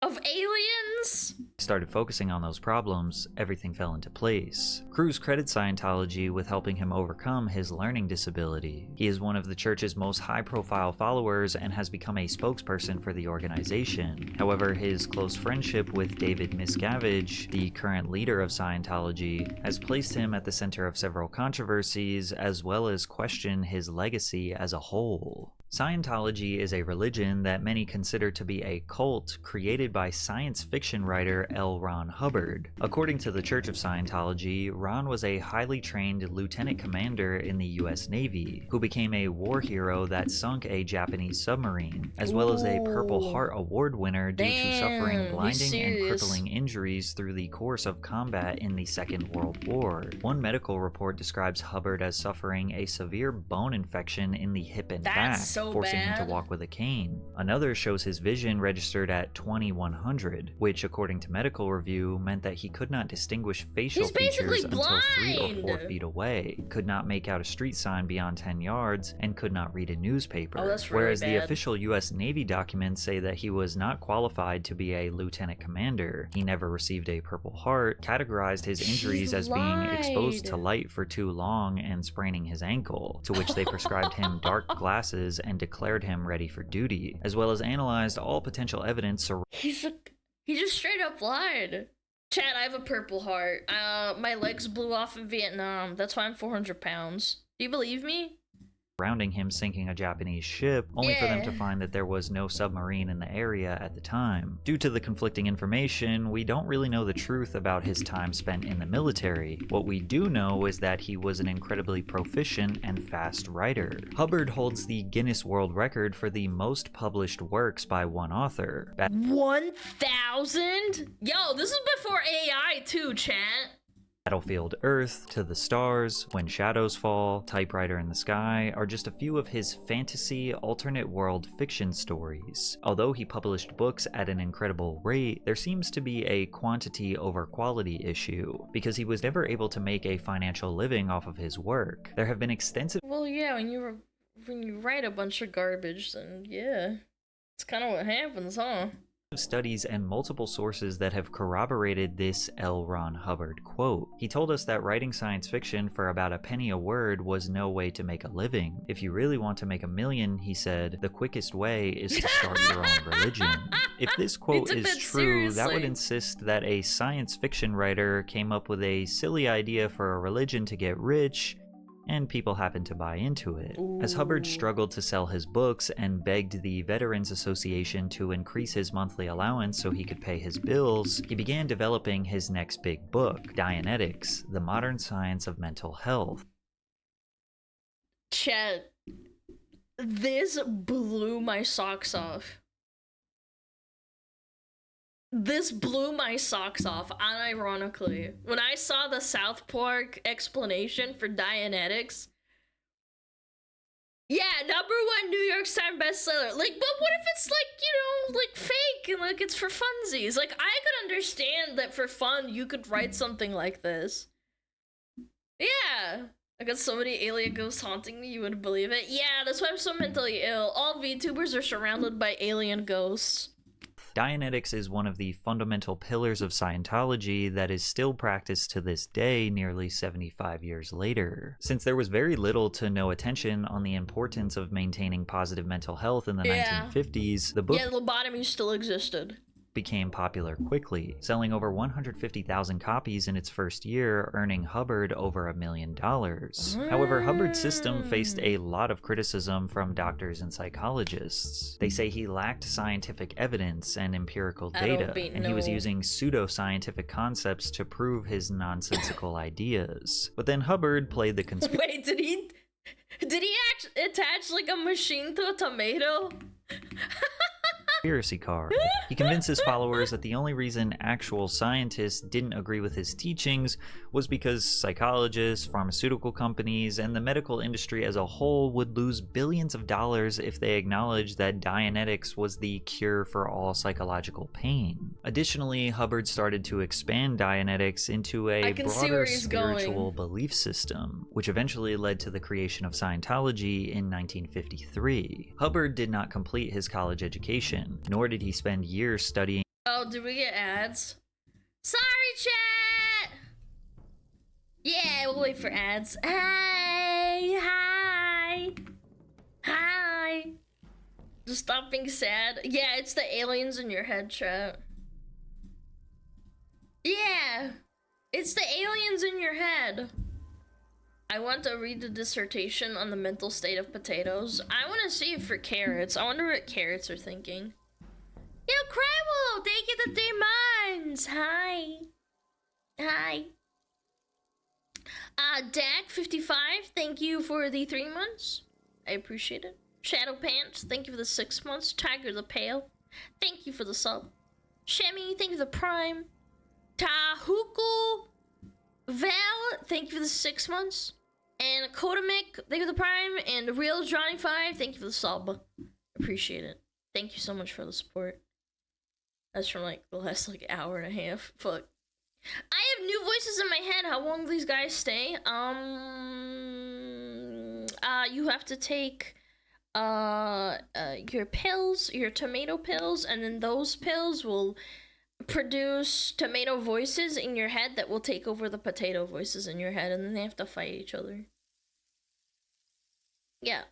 Get back Womband? No.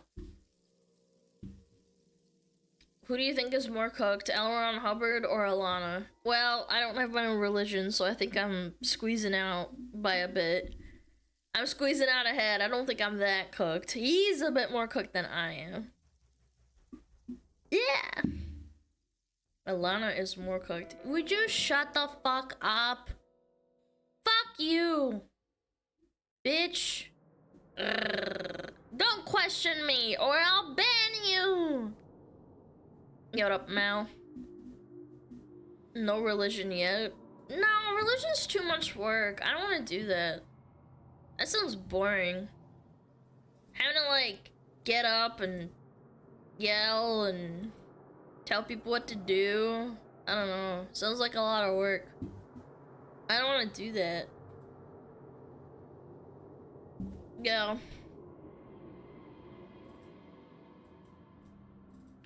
on, I gotta delete this. Ba-da-ba-ba-da-bum. What about self-help religion? Help yourself! You can figure it out! Bing! Bing! Bing! Oh... What the frick? Let other people decide you're a messiah? Yeah, but then it's not my fault. If people say I'm a messiah, then like I didn't say it, so it's not that bad. I'll say that I'm not a messiah. Are you kidding me? Stupid Shopify bullshit. Man, I'm not a fucking freaking bitch. Man, I want my merch. Our messiah. No, I'm not a messiah. We're talking about Scientology. Yes. Okay, ads are over. Sorry about that, chat. Yeah. My apologies. Let's do it. All right. 3, 2, 1, boom.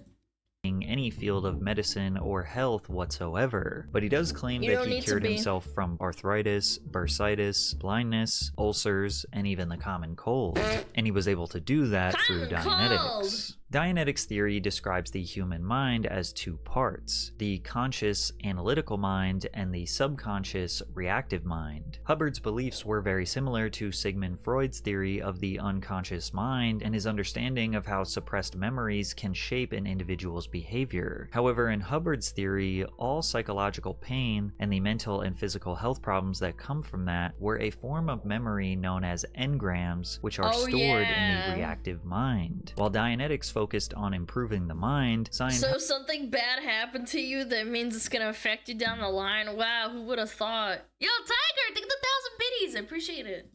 Scientology took things further by introducing the idea of the Thetan, an immortal spiritual being that lives inside every person. And by the way, this wasn't the first book. They started doing this in the first book. The whole alien bullshit.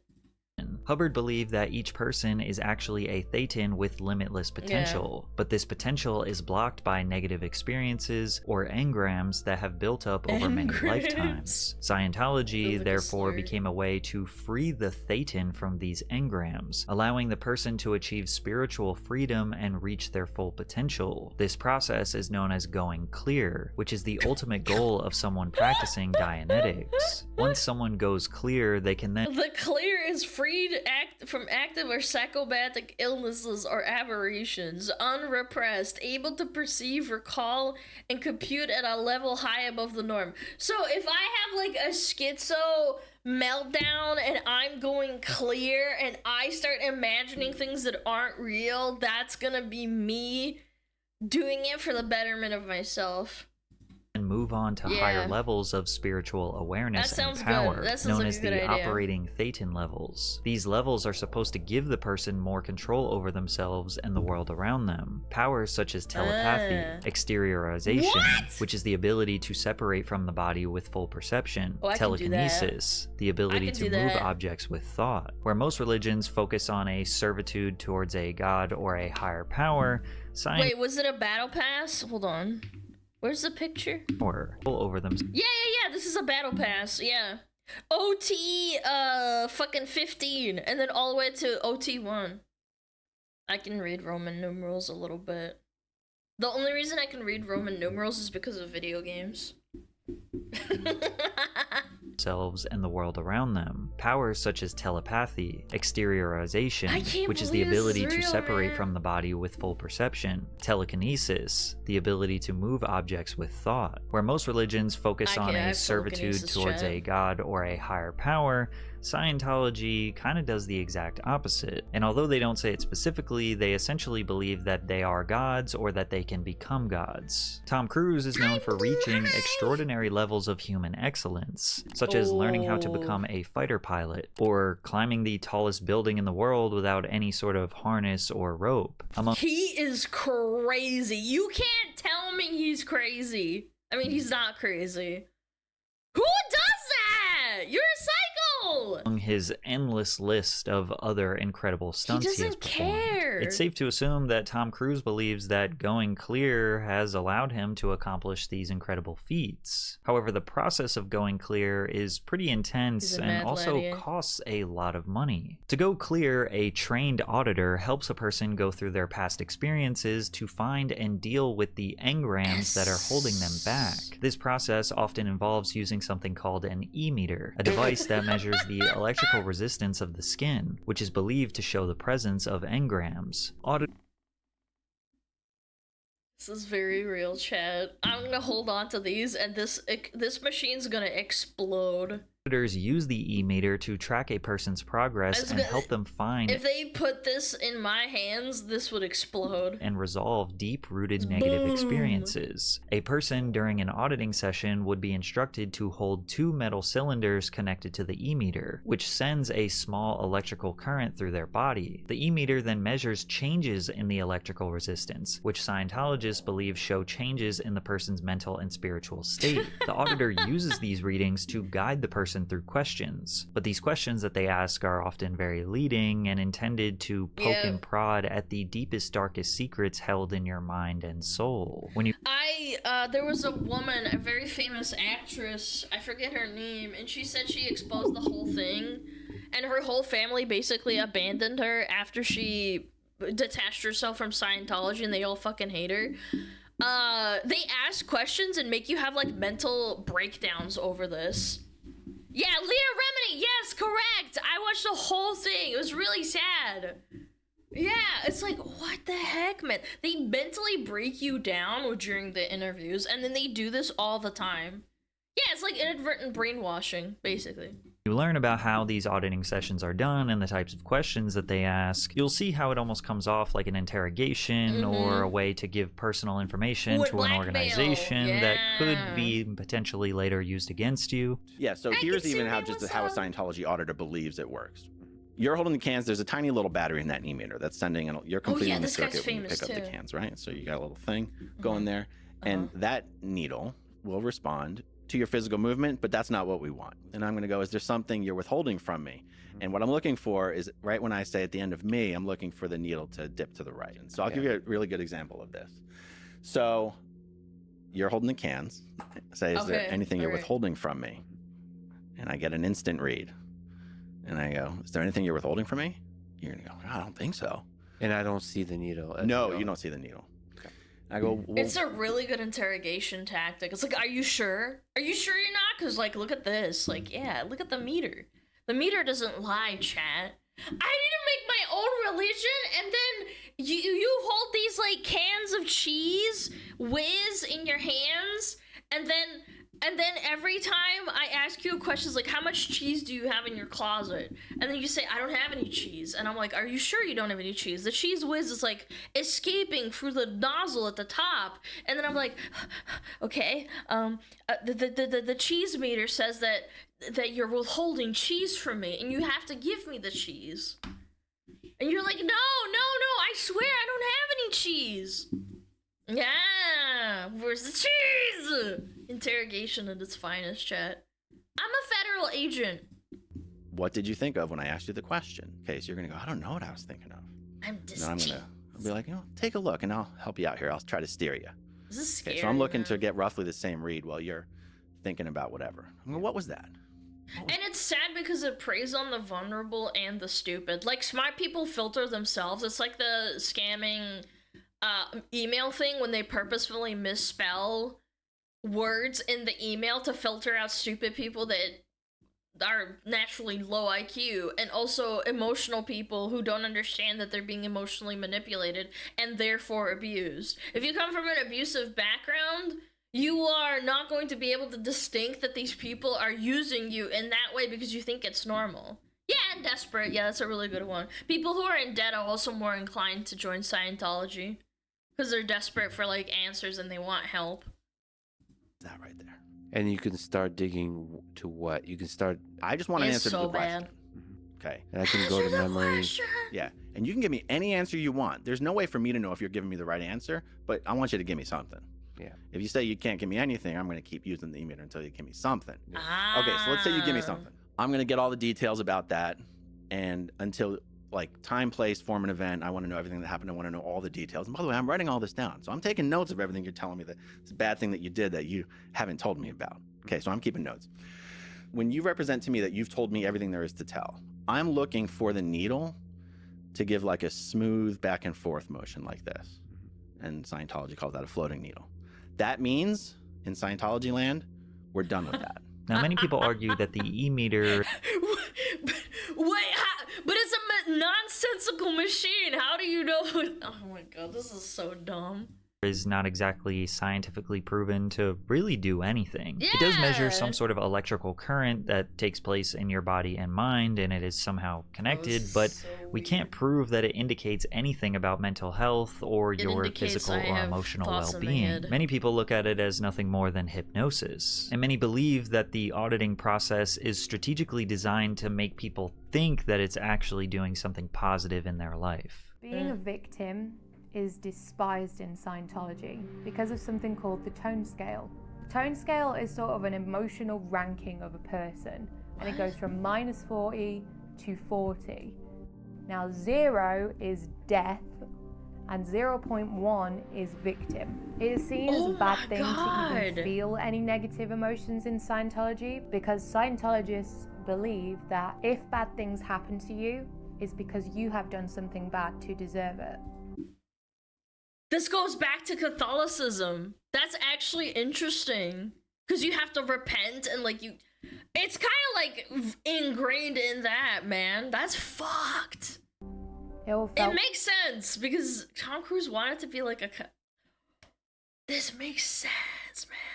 Oh my. Like emotional torture. So you can see how this is kind of a dangerous gray area. On one hand, the goal of the therapy sessions is for you to feel better, for you to cope with all of your past trauma and your negativity, and for that to then release and have positive ramifications on your life. But then the other hand is like, well, no, you're not actually solving these problems. You're just being tricked into thinking that you're solving these problems. And then you have to pay for more auditing sessions for you to keep solving these problems. And we'll go deep. Nothing to do with Catholicism. Chat, I have really good friends that were Catholic. They would relentlessly go for confession whenever something bad happened. If like they did something bad, they would instantly go to the church. Word? Okay. I'm not gonna talk about it. I know you guys are. It's a sensitive topic. I understand. I'm just saying.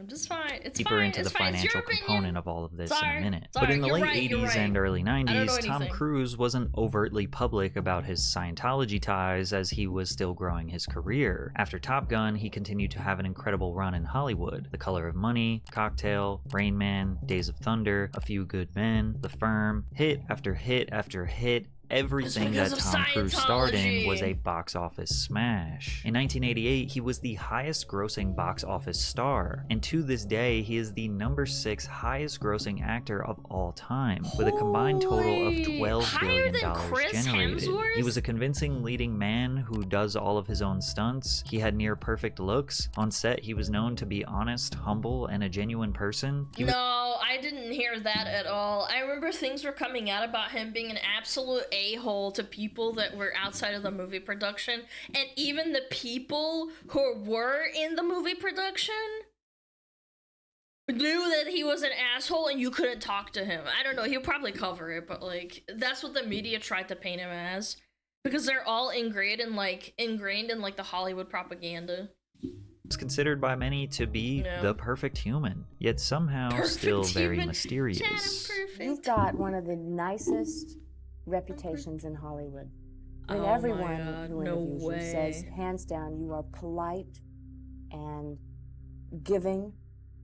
But I've interviewed you a lot of times, and you don't let people real close. How come? He didn't blink for so long. Did you guys notice that? He didn't blink until like he moved his head. I think I'm letting you pretty closely. Do you feel like you hold something back or you protect something? That's crazy. He's perfect, doesn't need to blink. True. He wanted to be a Catholic priest, man. It was crazy. Imagine you go to confession with this guy, man. I'd be terrified of him. Kind of glad he didn't become a Catholic priest. That would be so scary. Doing this, to help promote the films. I mean, I really don't hold back that much when you ask me anything. But I mean, there is a certain, certain things that I really don't want to talk about, and certain things that really aren't important, aren't important for people to hear, and I really don't even think they want to hear. In the early 90s, Tom began speaking about the Church of Scientology more publicly. Tom, let me try to understand. The Church of Scientology, is this something that feeds you spiritually, or is it a technique that just helps your mind? Is it a religion? Yeah, I mean, by definition, it is a religion. And is it for you? Yeah, Does it help you in a spiritual way? Yeah, but the thing is that it's not a matter of being fed something. And it is not someone telling you how to live your life. It is not someone... What do you mean? They just went on a whole spiel about how you're not allowed to feel bad. Oh my god, you have to be this perfect being the whole time? Feeding you what is real for them. It is what is real for you. It is a self-exploration. Does it bother you that it is considered so controversial, that it is considered a cult, that it has been investigated? I'm not telling you anything you don't know. No, it doesn't. For me, I don't care. It doesn't affect me at all. It doesn't matter to me. Whatever anybody thinks or what they don't know, I know what I know. He still seemed to be reserved, not willing to go into immense detail about how the church functions and his role in it. In 1986, L. Ron Hubbard died, and David Miscavige was named chairman of the board for the leader of Scientology in 1987. At 2,000 hours Friday, the 24th of January, AD 36, L. Ron Hubbard discarded the body he had used in this lifetime for 74 years, 10 months, and 11 days. Bro, they're LARPing. Did you guys hear that? AD 936, 2,000 hours? What is that? LARPing. The body he had used to facilitate his existence in this messed universe had ceased to be useful, the body. Yeah, isn't that and weird? in fact had become an impediment to the work he now must do outside of its confines. In 1993, Scientology became a recognized religion in the United States. Fucking IRS! It's the fucking feds! The feds did this! Which dramatically increased its legitimacy. For many years, the IRS refused to grant Scientology this status because of the concerns about its financial practices and whether it was really qualified as a religion. The Church of Scientology fought back by filing many lawsuits against the IRS and reportedly harassed IRS officials. I bet you they had people that became Scientologists in the IRS, and it just took years to get to that point. Finally, in 1993, after years of conflict, the IRS granted Scientology tax-exempt status, recognizing it as a religious organization. This decision was highly controversial and led to widespread criticism, with many people believing that the IRS had been pressured into making the decision. And as you'll learn in a bit, Scientologists go to extreme lengths to gather sensitive information about others. Many speculate that they pressured, blackmailed, and threatened to expose government officials until they were granted tax-exempt status. But that's all conspiracy. This status allowed Scientology to operate as a non-profit, which means it doesn't have to pay federal income taxes nor property taxes, and has allowed them to accumulate massive wealth. It is estimated that the church has generated between $1 and $3 billion. But how did they get that money? Well, first of all, donating money to from their own people, man. A church or a religion is very common. Scientology happens to strategically recruit members of mass wealth, celebrities, Hollywood superstars, so it's safe to assume that those people are donating potentially millions of dollars. However, the auditing sessions are also very costly. Remember, the main goal or the point of being a Scientologist is the last podcast of the left series with Scientology is awesome. I don't know, but I've always been intrigued by it. I've always been intrigued. Why is Scientology just giving a free pass on everything, man? It's a Hollywood cult. To go clear. However, there are levels or goals that you essentially rank up to along the way. These are called operating thetan levels or OT levels, which are the goals that you hit before reaching the bridge to total freedom. Each spiritual level has an estimated real cost that it would take to reach it. Costs can vary. Bro, it's pay to win! It's literally pay to win! It's like whaling on Lost Ark or BDO! Vary considerably depending on the needs of the individual, but it is speculated that somebody would be paying well over $100,000 into potentially $500,000 in auditing sessions to... Leah Remini said that her mom, because what happened is like they were actors, if I remember correctly, her parents were actors and then they made her be an actor since she was a child, and every single penny basically went back into Scientology from her family at all times. And by the end, when her mom passed away, I'm pretty sure by the end of the documentary, she spent like $1 million or more than that just on herself, not including like everyone else in the family. Oh my god. And then it's all to them, all to the Scientology, every single penny. Reach clear. Finish a course or an auditing action. You're not allowed to finish it until you write up a success story on how great it was and how it changed your life and how you would want other people to have that. Now, if you're like, I'm not really feeling it. Like, you know what that reminds me of? People who sit at the door next to a restaurant or like a business and they say, hey, write this really good review. I provided you really good service. Can you give me a 5-star? If you don't give me a 5-star, I'm gonna be really upset. I've actually been I have encountered someone like that before. I just told them like, no thanks. I don't want to like look at you. No thanks. Tipping? Bro, it is not fucking tipping. No, it is not the same, man. Waiters don't stare at you while you're giving them tips, man. Yeah, I don't know, man. That was a really bad analogy. No, I don't like tipping, by the way, for the record. I don't think it's anything like tipping.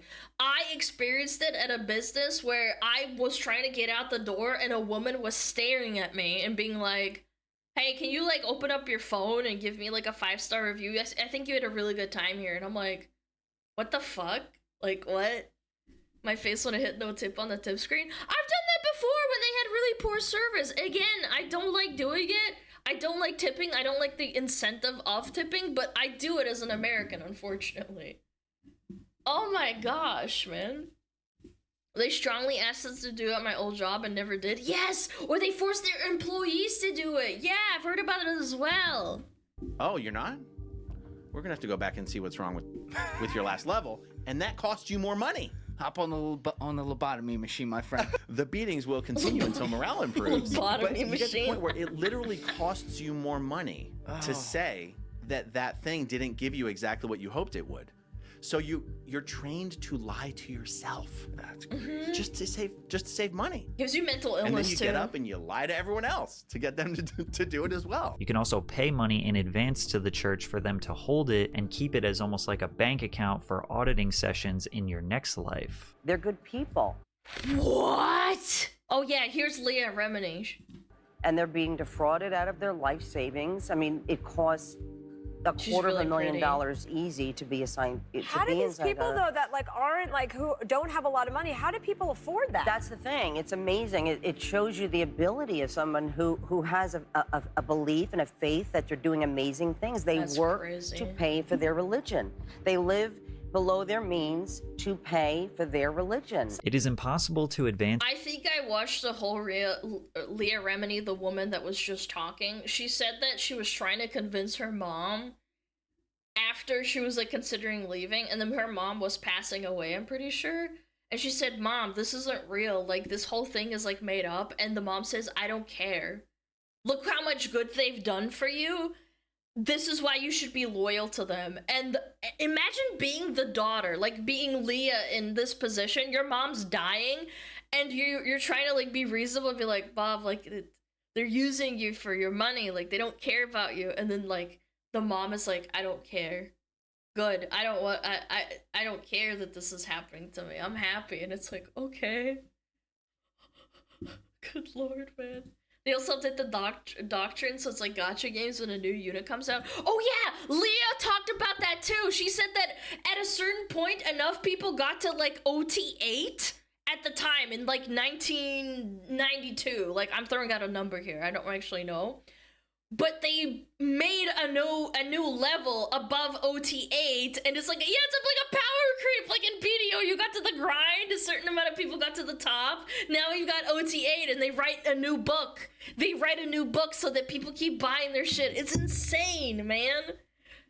Oh my god, imagine if the Bible and the Quran got like a fucking update every like 5 years. They're like, okay, so this is what actually happened. So like, oh my god, man. People lose their minds, man. In the religion without completing the required courses and auditing sessions. No other modern religion with a congregation size comparable to that of the Church of Scientology mandates recurring payments to merely participate. Yet, Scientology's entire foundation and religious ideology is built upon these required payments from parishioners. Additionally, the Church of Scientology saves an enormous amount of money in labor costs because they pay their employees or volunteers next to nothing. A mere $50 per week stipend. However, many of them are okay with this form of payment as they have become fully dependent on the Church of Scientology in every aspect of their lives. This organization is the most dedicated version, the most dedicated brand of Scientologists. So there's 3 like echelons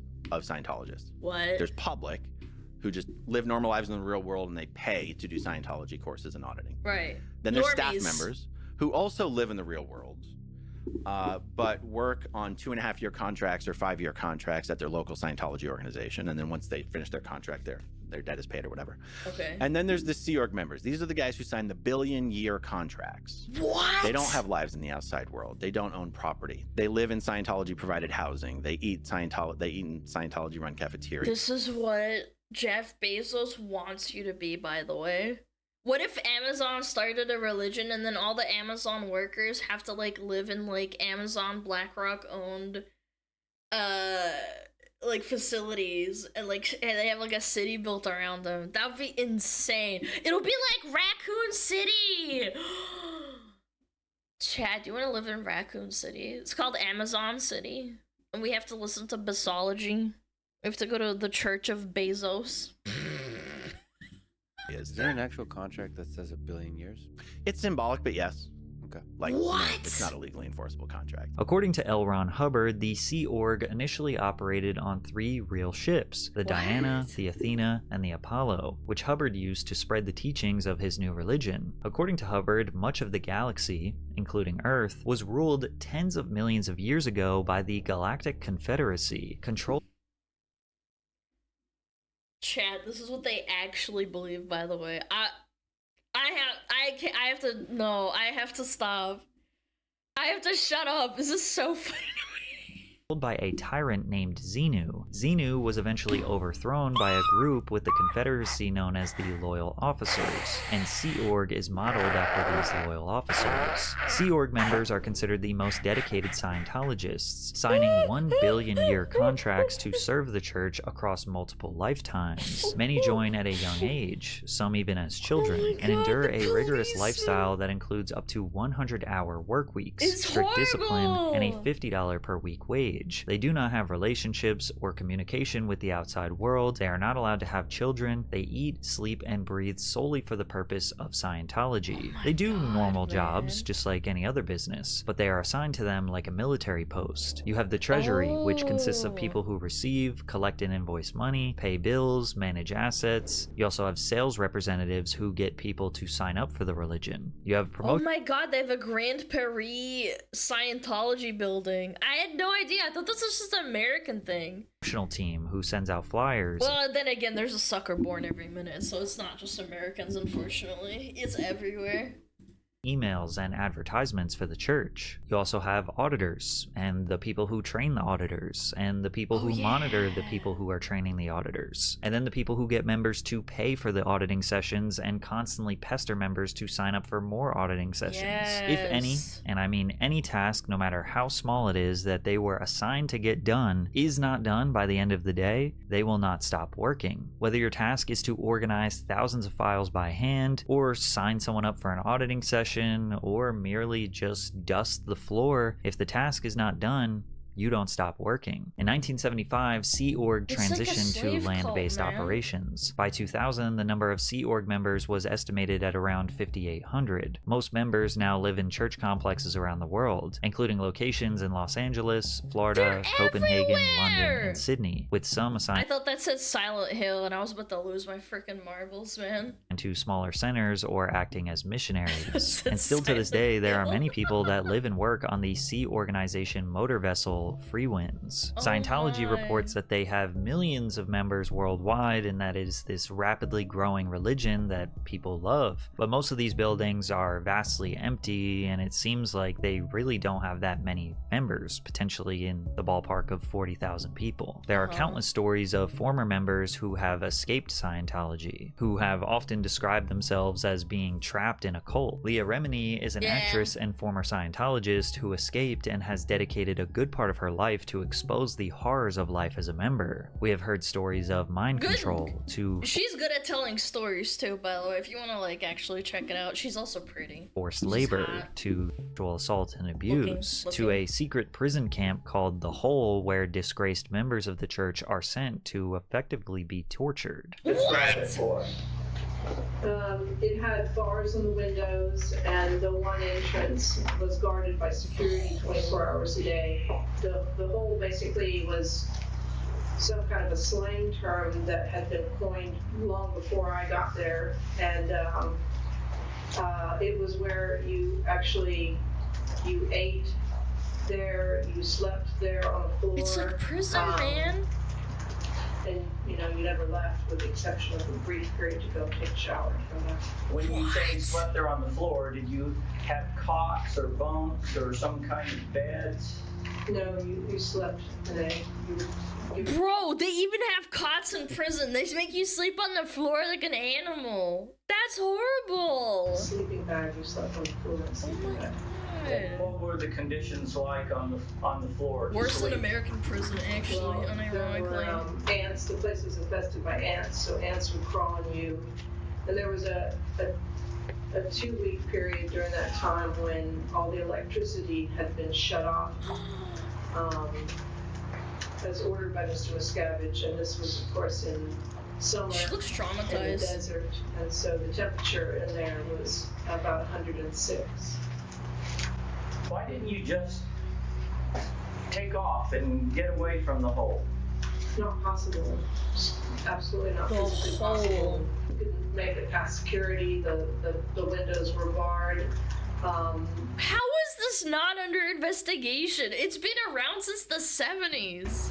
Right from the beginning when I went in, I obviously was trying to figure out, plotting how to get out. Were you used to, in your life, getting beaten up? Was that something you were used to? Beating up women?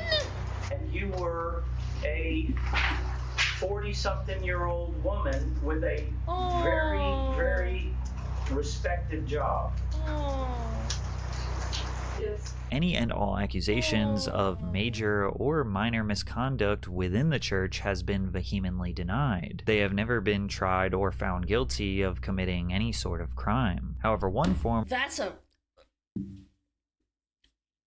What the hell is wrong with this world, man? They just get away with this shit? of justice they did admit to doing is called thighs, they get overboarding, banned. which in the days of L. Ron They Hubbard beat women and put them in the hole, and the government doesn't do a damn thing. sailing the Mediterranean in his fleet of ships consisted of throwing members off the ship into the ocean. According to author Janet Reitman, the modern version of this justice consisted of going outdoors in the middle of the night and assembling at the base's swimming pool or its muddy lake. Members members would then jump or be pushed into the water, often in freezing conditions, while fully clothed and with Miscavige watching. Church lawyer Monique Yingling said overboarding is a part of ecclesiastical justice. They're not backing away from it or ashamed of it, she said. It has been done hundreds of times with precautions taken to make it safe. Oh yeah, throwing someone overboard. Yeah, that's super safe. You're right. Chat, let's start throwing you out the window. I'll put like a pillow at the bottom. It's safe. Yeah, chat. You'll be fine. Scientology has a no-tolerance policy on anyone who criticizes or attacks their practices. It is often referred to as attack the attacker. The procedure is as follows. Spot who is attacking us, start investigating them promptly for felonies or worse using own professionals, not outside agencies. Double curve our reply by saying we welcome an investigation of them. Start feeding lurid, blood, sex, crime, actual evidence on attackers to the press. You can get reasonable about it and lose. Sure, we break no laws. Sure, we have nothing to hide. But attackers are simply an anti-Scientology propaganda agency so far as we are concerned. They have proven they want no facts and will only lie no matter what they discover. So banish all ideas that any fair hearing is intended and start our attack with their first breath. Never wait. Never talk about us. Only them. Use their blood, sex, crime to get headlines. Don't use us. So they literally lie. Yeah, they attack the... I watched a documentary about Leah Remini. They said horrible shit about her after she left. There's a process called noisy investigation. It's written up in Scientology and approved by Ron Hubbard.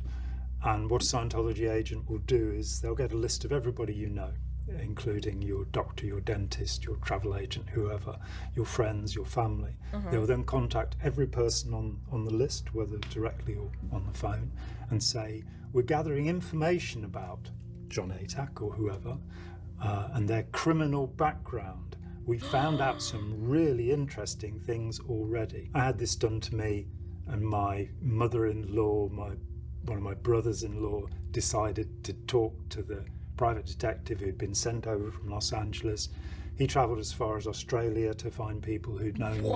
He put about that I was a recovered... They hire literal stalkers, man. Heroin addict. I've never taken heroin in my life. What? I was a rapist. I'd attempted murder. I'd molested children. What? These are standard stories that are told about critics of Scientology. They're made up. Yeah. Check out this entire YouTube channel that creates high production value interviews, all dedicated to saying negative things about ex-Scientology members who are now speaking out. Aaron Smith Levins, Mark and Claire Headley, and of course Leah Remini. They even get family members to speak about how violent, abusive, and horrible these ex-members are. Every night. I'm sure many of you know that the Scientology iceberg is extremely deep. This information just scratches They cut it out. I think it's because it was a Joe Rogan thing. The surface. But it's important to understand a simple breakdown of this, as it is effectively Tom Cruise's belief system. And since Tom is one of the biggest outspoken activists supporting Scientology, his support gives them an enormous amount of legitimacy since he is a beloved superstar worldwide. Every time they open a new church, they invite Tom to give a speech at the grand opening. God, he looks like Jesus, kids need man. help. Look at his hair. This world needs help. The kind of help. No offense, Jesus. Where people can help themselves. Now, I have and will continue to dedicate my life to accomplishing this. And I am supremely grateful to Mr. L. Ron Hubbard for the study technology he provided, because I would not be here today if I didn't get that. And I am honored to be part of the applied scholastics movement, because I know now that I can truly help. And so can you. But regardless of his ties to the smile, controversial man. church, Tom continued to have rampant success in Hollywood. The Firm, Jerry Maguire, Mission Impossible, which became a 7-part series that defined his career as a stuntman. He learned how to skydive, fly, and put in the homework to make a role look realistic. He also had Eyes Wide Shut, Magnolia, The Last Samurai, and Minority Report to prove that he wasn't just a one-trick pony who does heroic action films. However, with the extreme rise of tabloid culture, publications were interested in poking and prodding around the personal lives of celebrities. And since Tom was a wildly successful actor with a popular actress wife and 2 adopted children, they were a pretty good target. We're private people. We are human beings. You know, we are human beings. We have feelings, and more importantly than that, we have a family now. We have children. And I think that for years we were told, and you know, just don't worry, and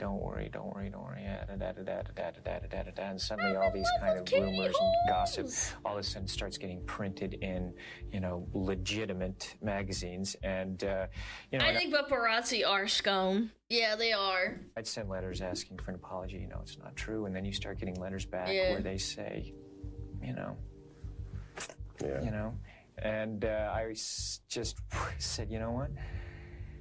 I'm mad as hell and I'm not going to take it anymore.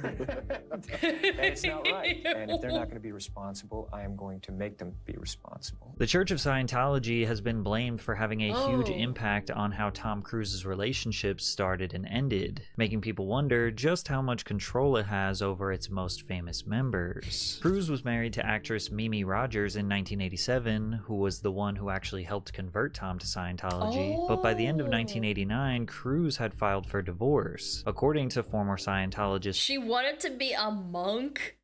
That's what Scientology does to you. She wants to go be a monk. Mike Rinder, who wrote about his experiences in his book A Billion Years, My Escape from a Life in the Highest Ranks of Scientology, he claims that Scientology leader David Miscavige was heavily involved in Cruise's life at the time, even helping to facilitate Cruise's relationship with Nicole Kidman while they were filming Days of Thunder in 1990. Rinder alleges that Greg Wilher, Cruise's personal auditor from the church, was assigned to get Mimi to agree to a divorce so Tom could marry Nicole, which was highly unusual and would never have happened with a normal Scientologist. And the other thing is the Katie Holmes marriage was also a sham as well. Like, on top of that. But what could Scientology's problem be with Mimi Rogers? It's all fake. Well, Rogers' father, Philip C. Spickler, had been closely involved with Scientology founder L. Ron Hubbard, but he left the church in the early 1980s. This reportedly made Mimi Rogers herself less favorable in the eyes of Scientology's leadership,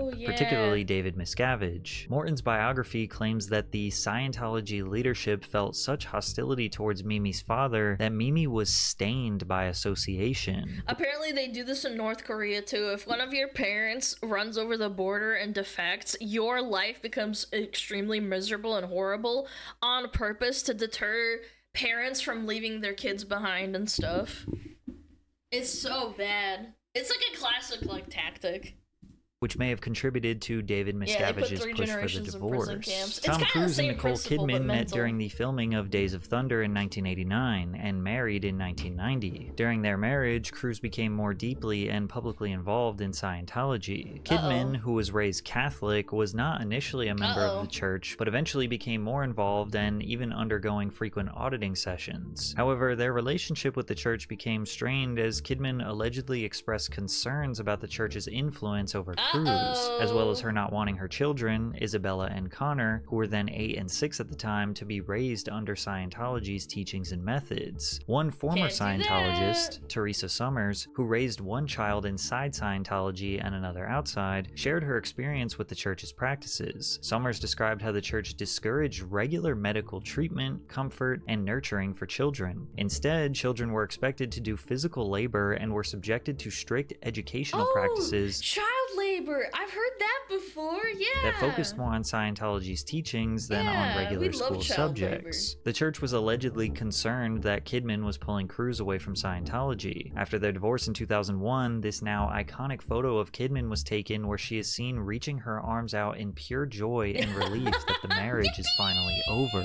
She also left Scientology around the same time. Unfortunately, she was not able to get her kids out, as Tom retained custody of the 2 children. In the early 2000s, more people than ever were trying to expose Scientology for what they believe it truly is. And since Tom Cruise is the most notable member, anything involving him would get more attention, more views, more clicks, etc. Like this video of him hanging out on the freeway ship celebrating his 42nd birthday. Thank you. Laugh, chat. Laugh! I am not... I don't know where I am right now. You have to kind of be there to understand this reality. You know how that is? What? This is incredible. This guy's crazy. I will not. How do I thank you? Thank you. Thank you. Thank you. Thank you. This guy is best nutto. Ever. I mean, ever. Or the speech he gave when accepting Scientology's made-up Freedom Medal of Valor. These are the times now, people. Okay? These are the times we will all remember. Were you there? What did you do? I think you know that I am there for you. And I do care so very, very, very They much. gave him a medal? For what? Being an actor? So what do you say? We need to clean this place up? Huh? Because we're counting on you. I'm getting chills, man. This is scary. All right? Dweller H. Oh But my there god, was one they're saluting his portrait! video that fundamentally changed Scientology's public reputation. In this 9-minute video of what seems to be a Scientology promotion reel, Tom is ranting about Scientology with the signature Mission Impossible theme song playing in the background. And just like every other time he talks about Scientology, he says a whole lot of nothing. You can just see the look in their eyes. You know the ones that are doing, you know, and you know the spectators who are the ones that are going, well, it's easy for you, or what am I doing? And it's just, that thing is, I've canceled that in my area. It's like, man, you're either in or you're out. That's spectatorism, and it's something that is, we have no time for it now. He should be a VTuber, man. I bet you he could pull in a lot of people through VTubing. It's our responsibility to educate, create the new reality. You know, we have that responsibility to say, hey, what is he saying? This I don't is the even way know. it should be done. Because we do it this way and people are actually getting better. And let's get it done. Let's really get it done and have enough love, compassion, and toughness that you're gonna do it. And do it right. Trust me when I say that this entire 9-minute video is just him stringing together a bunch of vague, non-descriptive sentences that absolutely lead to no point whatsoever. He's the greatest Scientology yapper. That's why they gave him a medal. I finally get it. I have no idea what he said. I have no idea either. I'm sad they cut out his laughs, but that was like the best part. This video was so confusing and so Medal of laughable yapping. that it started to turn Scientology into somewhat of a joke or a meme. It began to lose its sort of mysterious and almost cool South and interesting Park! luster, and yeah, people were just not taking it seriously anymore, like it was just a joke. To add fuel to the fire, South Park made an entire episode mocking Scientology. It all began 75 million years ago. Back then, there was a galactic federation of planets, which was ruled over by the evil Lord Xenu. Xenu thought his galaxy was overpopulated, and so he rounded up countless aliens from all different planets, and then had those aliens frozen. Frozen alien bodies were loaded onto Xenu's galactic cruisers, which looked like DC-8s, except with rocket engines, and dumped them into the volcanoes of Hawaii. What? The aliens were Why no longer Hawaii? frozen. They were dead. The souls of those aliens, however, lived on and all floated up towards the sky. Oh my Xenu god. didn't want their souls to return, and so he built giant soul catchers in the sky. There, the souls were forced to watch days of brainwashing material, which tricked them into believing a false reality. Oh shit. Xenu then released the alien souls, which roamed the Earth aimlessly in a fog of confusion. At the dawn of man, the souls finally found bodies which they could grab onto. But the ironic thing was, all they did Chat, all the feelings that you feel is from aliens. was just explain what Scientologists actually believe. Because of this episode, the Office of Special Affairs launched an investigation into Matt Stone and Trey Parker. The Scientology OSA contacted their close friends looking for any vulnerabilities to exploit. You think they wouldn't cover their tracks and know what they were doing?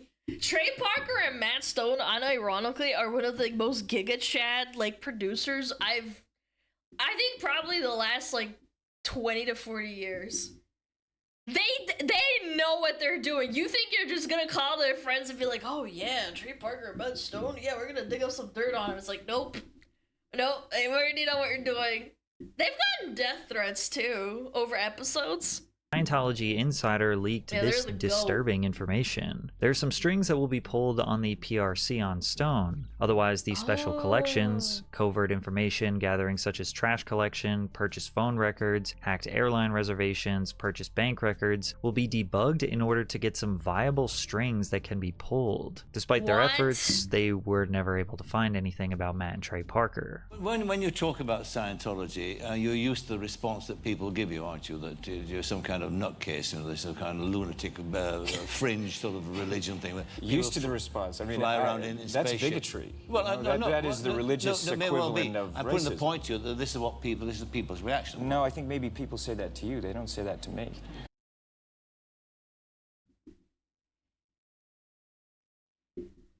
Oh my God. He's about to lose it. Yeah, he's got that crazy. They say that to you, not to me. Yeah, because everyone's scared of you, Tom. You fucking freak. Oh. With Scientology being scrutinized and laughed at more than ever, Tom's behavior wasn't really helpers, like Matt Lauer, wanted to learn about how Scientology affects Tom's relationships. Katie has mentioned that she is embracing, or at least exposing herself and opening herself up to Scientology. At this stage in your life, could you be with someone who doesn't have an interest? You know, Scientology is something that you don't understand. It's like you could be a Christian and be a Scientologist. Okay? What? Scientology is something. So it doesn't replace religion. And it is a religion because it's dealing with the spirit. You know, you as a spiritual being. Shit?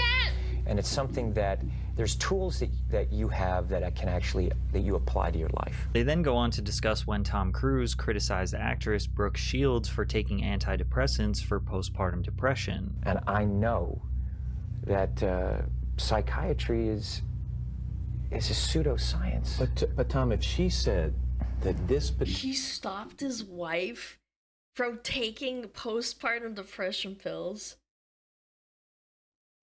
That's crazy particular thing helped her feel better, whether it was the antidepressant or going to a counselor. Just stop feeling bad, chat, when you get depressed. Isn't that enough? Matt, you have to understand this. Here we are today, where I talk out against right? drugs and psychiatric abuses of electric shocking people, okay, against their will, of drugging children with them not knowing. Sure, but that's totally valid. However, it also helps a lot. It does. It's not pseudoscience. Yes, we used to lobotomize people and throw them in asylums and poke them with hot rods. Yeah, but people acknowledge that and they still think that, and they know that psychiatry does help. Talking to someone about your feelings helps, Tom!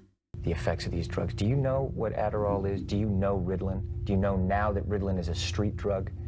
What? Do you understand that? Okay, pause. It's not a street drug. Okay, like, you schizo. That's not how it works. But okay. Tom Cruise was acquitted in Pipe Rock Theory? Man. The difference is... This wasn't against Brooke's will. Matt, I'm asking you a question. I understand there's abuse of all of these things. No, you see, here's the problem. You don't know the history of psychiatry. I do. Aren't there examples, and might not Brooke Shields be an example of someone who benefited from one of those drugs? All it does is mask the problem, Matt. And if you understand the history of it, it masks the problem. That's what it does. That's all it does. You're not getting to the reason why. There is no such thing as a chemical imbalance. So oh my God. The years of research people put into like figuring out how the brain works, that's not real. That's crazy. Chemical imbalances and hormones are technically chemicals, man. Everything is chemical. Your blood is chemical. Like, what do you mean? Postpartum No, he's depression right. to you is Oh, yeah, you're right. kind of a You're right, little Joe. psychological gobbledygook? No, I did not say Yeah, that. I'm just water's asking, a what chemical. would We you can't call drink it? that. It's Matt, bad. that is the post. Now you're talking about two different things. But that's what she went on the antidepressant for. But what happens, the antidepressant, all it does is mask the problem. There's ways of vitamins and through exercise and various things. I'm not saying that that isn't real. That's not what I'm saying. That's an alteration of what I'm saying. I'm saying that drugs aren't the answer, that these drugs are very dangerous. They're mind-altering, antipsychotic drugs.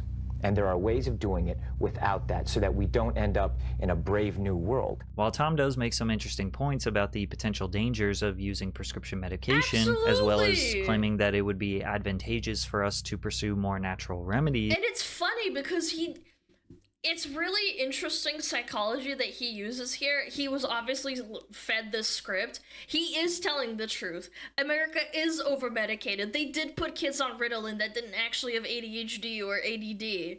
Or they needed, like, mild help. They didn't need to get dosed on Ritalin at, like, 600 milligrams. Absolutely. But the fucking...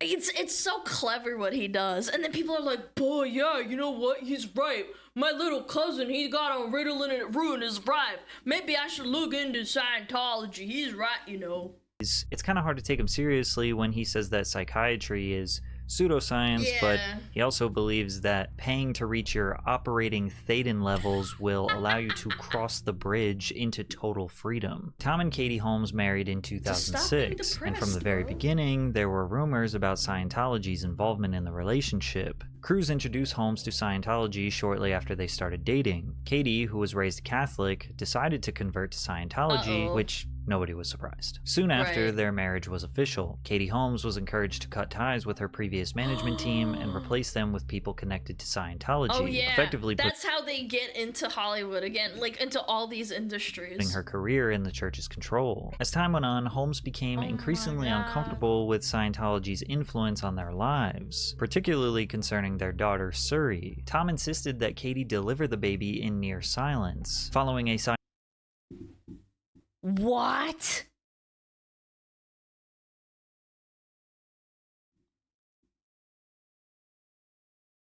Yo, chat, you what? In total silence? You're ripping yourself open to give birth to the child that you can't even so much as go, ah, I'm hurting, ah. Is that even possible? I don't know. Is that actually possible? I've never given birth. Like, what the fuck? Cesarean? Oh, but he doesn't believe in that, because if you do a cesarean, she would be screaming in pain because they wouldn't administer her with drugs. No breathing? Yeah, just die. Scientology ritual meant to prevent negative experiences from being imprinted on the child's mind. This silent birthing technique is part of the belief system that the noise during childbirth would cause engrams. There were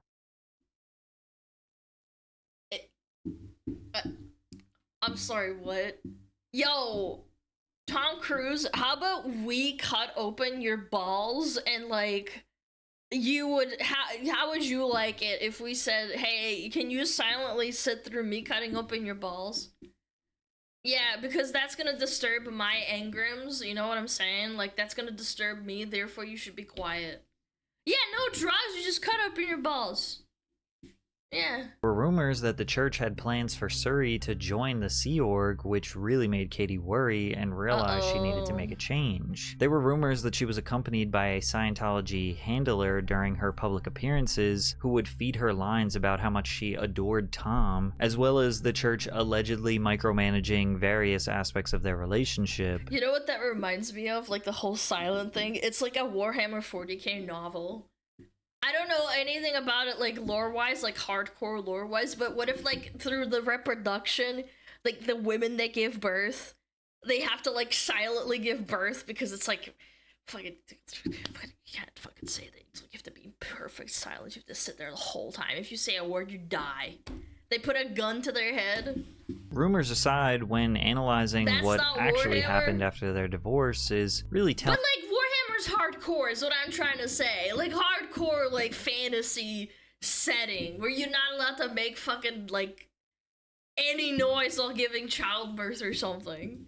About the reality of their relationship. You see, while Holmes was with Tom, he still had custody of his two children. Bella and Connor are devoted to their father and Scientology, and those children never really saw their mother, Nicole Kidman. So while Katie was with Tom, she was fearful this could happen to her child if she got a divorce. That her child would essentially be trapped in Scientology and under Tom's custody, and then she just wouldn't see her daughter. So Katie Holmes planned for months behind Tom's back and completely blindsided him with the news that she wanted a divorce. And therefore, Tom and Scientology were unable to control the way that the media reported on this. When the divorce proceedings finally came out, they revealed the lengths to which Holmes went to escape Scientology and Tom's control. She had to use disposable burner phones and secret laptops to communicate. She's smart, man. She saw what happened to the other chick. That's smart. With her lawyers and planned her escape in fear that the church would step in and do something to her and take her daughter. She almost immediately moved to New York, which was a strategic move to secure primary custody of Surrey. Scientology members were allegedly following her in New York, so out of fear she called the police because she believed church members were planning to abduct her daughter. Katie also fired her entire team that had worked for her during her marriage to Cruz, including her publicist and security detail. She had to wipe her entire life clean because of the grip Scientology had on her life. The divorce settlement was reached with Holmes securing primary custody of her daughter. Since then, she has kept her distance from Scientology and enrolled Surrey in a Catholic private school. Tom has agreed to pay Holmes $400,000 per year until Surrey is 18. However, he has not seen his daughter in over a decade since she and her mother are not Scientologists. Now, it is somewhat normal for a parent and child to disagree on values, especially I was just saying that's insane, like how much money that is. The religious ones. And there are definitely situations where conflicting religious beliefs will lead to a parent losing connection with their child. But many people just simply look at Scientology as not worth losing your child over. If you were to just look at Tom's opinions on Scientology, you would learn that it is a belief system that helped him become an incredible human being. He overcame his illness and used their teachings to accomplish his biggest life dreams, which is good for him. Since Scientology is deeply rooted in and centered around self-fulfilling prophecies, ones that coincidentally require people to pay enormous amounts of money to achieve, it's not really much of a noble cause that people respect. As reported by Vox, according to former Scientology officials, the church has continued to manage Cruz's life. Reportedly, it granted him the full benefits of its more unsavory enterprises, including the church's alleged use of slave labor.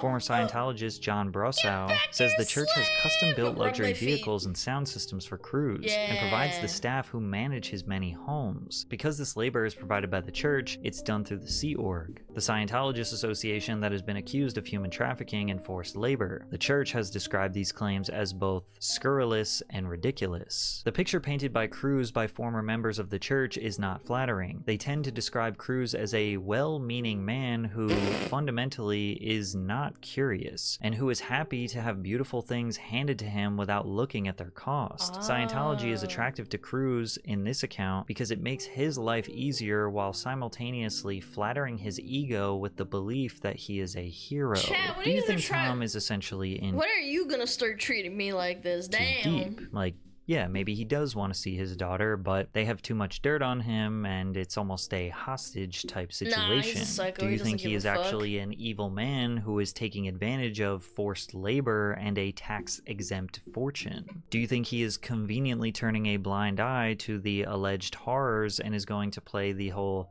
"I was brainwashed" card when it all comes crashing down? Or maybe you think he is actually brainwashed, and he is potentially a victim just like every other Scientologist. And does it make you look at his movies or legacy any differently?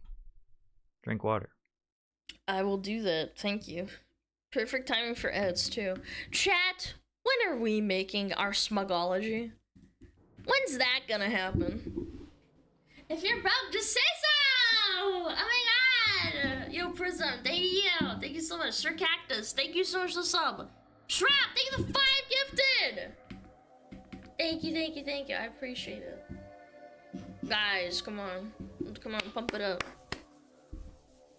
Why am I getting ads for ED mids? Maybe stop having ED. How about that? Or be like Tom Cruise. You don't need meds. You just have thetans in your body that make your pee-pee soft. Yeah. Do we have a goon meter that shows our smug levels? I'm gonna enlist one of my mods to build one. It'll be like made out of like hunks of metal, and like you have to hold like Gouda in your hands, like both hands. We pack more thetans to make it less soft. No, you have to have less thetans, obviously. Come on. I got an ad for a Slovenian TV show once. I live in America. Might have been a VPN. I got an ad for I think it was like a Finnish ad, I think, or it was like Norwegian. I can't remember. And I remember like, oh yeah, should I VPN somewhere? I forgot. Did you see my 500 biddy message earlier talking about the game? No, I did not. I usually don't read donations because I'm watching something, so no, I did not. I'll read it now though. Where is it?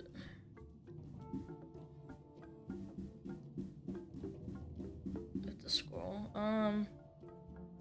You like Command & Conquer's generally? Have you seen their Tempest Rising on Steam? Yes, I have. People have brought it up like 3 times today. Thank you, though. Appreciate it. SmugAlana teach cock push-ups? Yeah!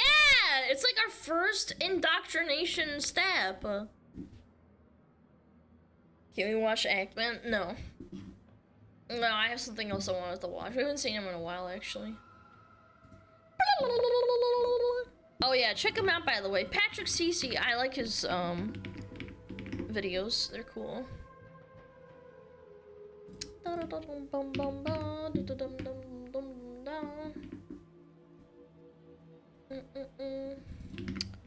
Boom. And then boom. Yeah, I wanted to watch Mike Shake. He's fun. Not even subscribed. Guys, I don't subscribe to people that I react to because I would subscribe to like 1 million people and then my fucking subscription page gets filtered.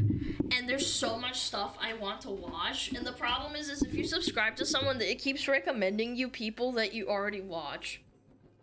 Like videos you've already seen, I mean. It's actually better for you not to sub if you want to keep your algorithm relatively clean. I know it doesn't make like intuitive sense, but it's annoying because I want to look at my page and see new things as opposed to things that I've already seen like 100 times.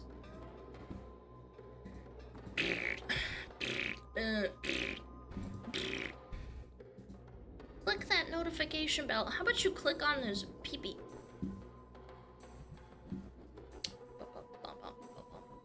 Unsubbing to SmugAlana. That's your prerogative, mister. Absolutely do that. Yeah! Let's watch a Mike Shake video! Yippee! I love this guy. He builds his own stuff, man.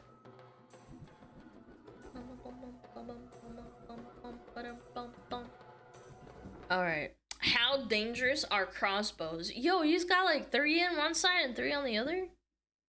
This is insane! How dangerous are crossbows? Ooh. Like, would they actually be effective in a post-apocalyptic scenario? To find out, I got the 5 most unique crossbows on the market. From a 1-to-1 replica of a medieval crossbow, to 2 semi-automatic assault crossbows, to that, ending with the most powerful crossbow on the planet. The plan is to review them all. That crossbow's name is DeCock. And measure how accurate, what? fast, and lethal they are. DeCock? So I want to test the 5 crossbows I got, going from the cheapest to the most expensive one. And so technically, I should start from this. This is a 1-to-1 replica of a medieval crossbow. In movies, medieval crossbows are portrayed like super deadly and capable of penetrating through anything, even armor. But are they actually? Well, it has a 242-pound draw weight, and for comparison, the average draw weight of a medium frame bow is about 50 pounds, or 22 kilograms. Damn, that's like That's nothing. probably why the seller suggested me to get a cocking device like a wine glass, a goat's foot, or a belt hook. But I ignored that, because I'm a proud man, and I can cock the crossbow by hand. Oh my to do god, that, you're gonna rip you hold the crossbow down with one foot, and just pull. That doesn't look easy. He's a big dude too. Like he's got big forearms. I had to try a few times, but after a while, I actually managed to do it. Bro, right now the imagine doing this in the middle of a battlefield, man. That shit sucks. string is held in place by a steel hook, and so I can load the wooden bolt, which weighs about 26 grams. To do that, I just gotta place the bolt in front of the string. And now, after removing the safety, by pressing this lever, the hook becomes free to spin. This is so It releases the string bro. and shoots the bolt. Bam! Oh, And also, I'm not sure if you noticed from the camera, but this thing is loud. Now, to compare this crossbow with all the next ones, I'm running a series of tests. And the first one of them is measuring the energy it generates. First, I gotta find the velocity.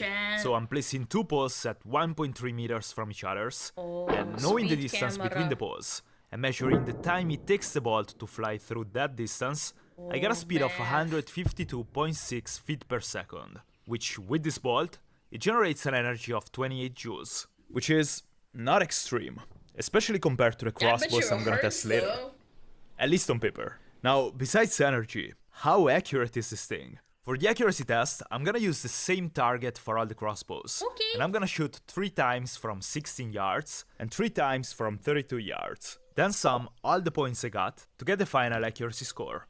Well, actually, this is not going to be accurate enough because you need at least 1,000 times. Also, the weather can affect your trajectory and the wind as well, so you can't have any control over that unless you do it inside of an insulated factory setting where there's no wind or weather environmental factors.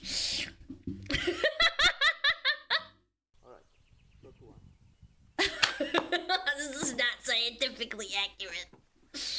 That was actually... That was a good shot, though! To be fair, it's pretty hard to aim with this thing. It's the only crossbow on the list without a scope. And so, the first shot I got... I forget if he's Italian or Spanish, but that's probably why he's so good with a crossbow. That got me pretty excited. Damn! And then, I missed all the next shots. Oh, never mind, he literally sucks. all of them. Skill issue. And so, the medieval crossbow gets a total accuracy score of 7 points. Now the third test is about penetration. So to measure the penetration, I could just use a gelatin block, but I already know the bolts are gonna just stick into it, and I didn't think it would be that interesting of a test. So instead, I made a shield. I basically placed a 0.7 inch pine board in front of the gelatin. So it's gonna be interesting to see if the bolts can even go through that.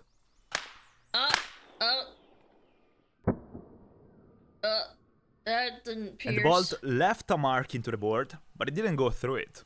Now, the last test for the medieval crossbow, before moving to the next ones, is about damage. I'm gonna shoot a ballistic dummy head with bones from 50 meters. I wish that was me. And see what happens. Oh, my shoulder! Oh, his shoulder, chat! That's slow. It went in, but it's slow. And to be fair, it didn't even penetrate much. In any case, I tried again. Pull that thing out in the middle of battle in the medieval times and you'd get probably get an infection. It's a lot of damage. Oh! So it broke the tip of the bolt.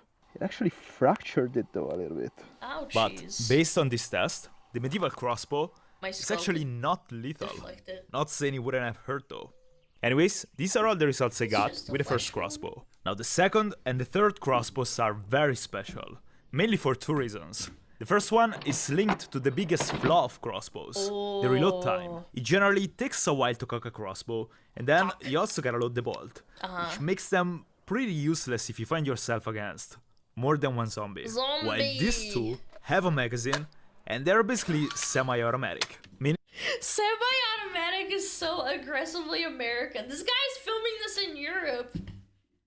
Chat, we need to ban semi-automatic crossbows. We can't have zombies getting hurt, okay? You can shoot multiple bolts very fast. The second reason why these are so special is because they've been invented, designed, and tested by a fellow creator and a great inspiration of mine when it comes to prototyping and engineering, Jörg Sprave. More than a decade ago, Jörg had the idea of developing a special magazine for crossbows. Something that would allow you to load a new bolt automatically every time you cock the crossbow back. The experiments started with plywood and elastic bands in his workshop, then fast forward a few years, and here they are. Dude, that's so Starting cool. from the most compact of the 2, the Interceptor. This is as close as a crossbow can get to an assault rifle on the current market. And the main feature of this crossbow is the 18-round magazine that you can load from below. Even the way you load the bolts is pretty similar to a modern Choco Nu. Chat, the only reason why I know what a Choco Nu is from Age of Empires. Video games are fun! what you would do in a firearm. You just kinda click them in place.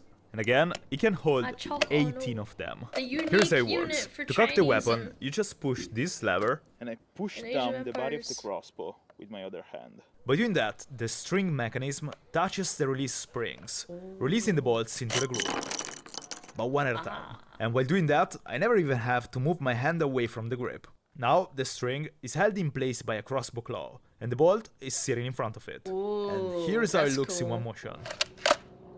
Bam, bam, bam, bam, bam, bam, bam. Put jello in it. And now the crossbow is ready to shoot. There is also a long Picatinny rail that allows you to mount a variety of scopes. And I'm currently mounting a red dot. A green one. Anyways, this is how it looks like when I'm trying to shoot it as fast as I can. It's satisfying. To be fair, this is not an extremely powerful crossbow like the ones I'm gonna test later. I'm currently using a 60-pound limb, which is the standard one. Using a stronger limb would certainly give you more power, but it would also make it harder to cock, reducing the fire rate. Moreover, I believe 60 pounds should give you more than enough energy and damage, especially when using hunting tips. In any case, I'm gonna test exactly that. The interceptor shoots 10-gram bolts at a speed of 203.4 feet per second, which means, as expected, that the energy is pretty low. But I'm also very curious to find out if this thing is accurate at all. For the accuracy test, I'm gonna mount a variable scope, while when it comes to the bolts, I'm gonna use the classic go-gun bolts for all the tests, besides the damage one, for which I'm gonna use very mean hunting tips. So I tried my best to zero the scope, and then I shot 3 times for the accuracy test. Ooh, okay. So I took 1 shot to see if my zeroing was wrong, and it was wrong. And then I took 3 shots and they're basically all right there.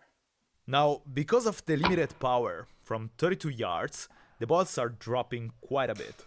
So I took a few shots to calibrate my aim, and for these next 3 official shots, I'm basically aiming way above the target. This is not scientifically accurate. He's practicing But before actually, he I'm pulls still it. pretty happy with these results. They all would have been headshots. So the interceptor gets a total accuracy score of 22 points. The penetration test gave similar results to the medieval crossbow. Yeah. Nice hit, but no penetration into the wooden block. That would hurt, To be though. fair, if you're unsure how tough this wood is, here is what happens if I try to stab it with a combat knife. Basically nothing. So now, the last test is damage. For this one, instead of the field Combat bolts, knife. I'm gonna use hunting ones, in which the tips are basically blades. So, can the interceptor hardcore. actually stop zombies? You don't have it. Damn, that's good penetration right there. Well, it certainly would have hurt. The arrow stopped after going through the jawbone, and my best guess is that it would have been lethal already if it landed he's on in the skull. Italy. Now, before moving to the 2 biggest, most powerful, and most expensive crossbows, I want to show you another semi-automatic one. This has a slightly slower fire rate compared to the interceptor, Still but it has faster than more the than medieval 3 one. times the power. And it's called Adder. In this crossbow, the magazine sits on top of the rail, and the original magazine holds up to 7 shots. But the key feature here is the loading mechanism. It gives a better mechanical advantage compared to the interceptor, so that I can cock a 109-pound limb, like in this case, pretty easily. And the jumping power is pretty insane. Anyways, let's go test it. Now, I usually film all the stuff in my garden, but I got neighbors, and I'm not sure if they'd like bolts for lunch. That's why I'm going in the middle of nowhere for all the tests. And so, while I get to the place, I'm gonna tell you a story. I am by far the most unorganized person I've ever met.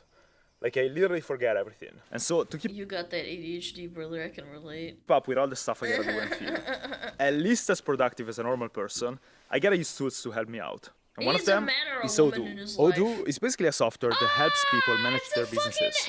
It offers various apps that make daily tasks easier. The first step you choose is free forever, including hosting and support. And then if you pick more apps, you gotta switch to a paid plan. One of Odoo's key tools is the Project tab, which is also the one I'm using. It allows you to track progress, set deadlines, manage budgets, and work with your team in real time. The Kanban view lets you organize tasks by stages, moving them like sticky notes to keep everything organized. The Gantt view shows your tasks on a timeline, helping you see their order and deadlines, while the list view displays all your tasks details and lets you manage multiple tasks at once. There is also a feature that allows you to record the time spent on each task using the timesheets app. This information helps you, for example, to bill clients for the hours worked. Basically, Odoo centralizes all your information in one place, making teamwork simple and efficient. I personally use Odoo to keep track of my video production schedule and meet deadlines, because without help, I'm basically all over the place. So I'm leaving a link in the description so you can try it for yourself. Moreover, your first app is completely free. So yeah, give it a try. Thanks to Odoo for supporting this video. Alright, let's test the other. I forgot I gotta zero the scope first again. Jesus! The other shoots bolts at a speed of 254 feet per second. And since the bolts weigh about 14 grams, it gives an energy of 42 joules, which is the highest one so far. Anyways, I'm shooting 3 times from 16 yards for the accuracy test. You could hunt animals with that thing for sure. And after adjusting the aim, 3 times from 32 yards. Not bad. And the other gets a total accuracy score of 23 points. It's almost identical to the Interceptor, but it actually makes sense, since I used the same scope for both. Okay. And the penetration test also gave pretty similar results. We gotta get a bigger crossbow, this man. One went definitely deeper compared to the previous one, but still, no exit hole. It's almost there. Almost there. Alright, now I'm gonna try to shoot the ballistic dummy, and I got even meaner tips for this test. This one's open. They're called flesh slicer. They're called flesh slicer. Gee, I wonder why. Ouch. Kind of just imagine that going in my face, huh? Shoot Alana in her butt. Chat, I will beat your ass. Do not shoot me with the flesh slicer. You see that shutter bone? Ooh. This is Ooh. pretty insane. Right into the cheekbone. And I believe the other would be definitely lethal. I bought my little cousin a crossbow. So even before this video, I was considering really getting the other. I mean, to be fair, how old is the little cousin? I don't know if I trust little kids with fucking crossbows. One of them's gonna get a fucking painful memory from that, no? Or the Interceptor. He's 11! You know what? You're a based aunt. You're a based aunt. You gotta explain yourself, though. He'll learn. Yeah, they will. Yeah, they will. The choice between the two is probably subjective. I personally like them both because of the compact size, because they are fun to use, but mainly for the fire rate. Yeah, especially for Europeans, it's very hard to find a better alternative you can buy without a license right now. So I'm leaving a link in the description to gogun.de, York's website, so you can get one of these, as well as bolts, more powerful limbs, and all the accessories to personalize yours. Check it out. Now there are 2 crossbows left to test, and they both cost thousands of dollars. One is probably the most unique looking crossbow on the market, while the other is by far. Of course, the American one is called DeCox. Are you kidding me? The most powerful one. If we consider the previous 2 crossbows as assault crossbows, these 2 are definitely snipers. I'm gonna start by testing the Lance Head F1, and the price tag is about $2,600. First of all, it comes with the nicest case I've ever seen. It even has wheels so you can carry it around. Anyways, the lens certainly looks unique. It doesn't even look like a crossbow, to be fair. Mainly because it doesn't have visible limbs. Instead of using the classic limbs, this crossbow uses a sort of coil spring system. Basically, the limbs are rolled up inside these spaces as a sort of coil spring. This system, mixed up with pulleys, makes the entire crossbow very compact and narrow. It looks more like a rifle than a crossbow. Inside the package, you also find 3 very nice carbon fiber arrows, a high quality scope, and a winch system to cock the crossbow. Thousands of dollars, Chad, with this kind of power, it would probably be impossible to do it by hand. What also should make this crossbow so powerful is the acceleration length. It's huge. It goes from here all the way to the back when it's cocked. And generally, a longer power stroke, which is the amount of time this... Crossbow users are not making gay language challenge impossible. I love my power stroke.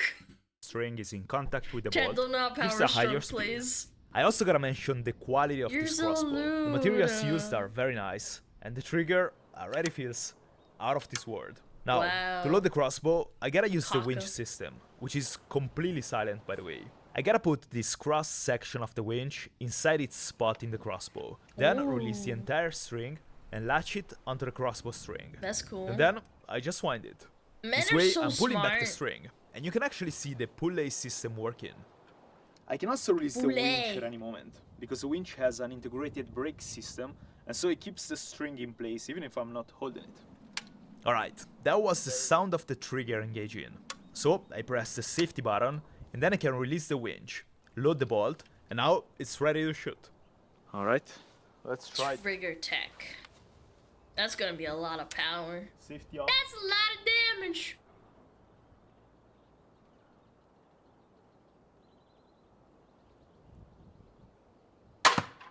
Ooh, that's clean. So this is the method my father shit! uses for the bows, and the arrows always stop.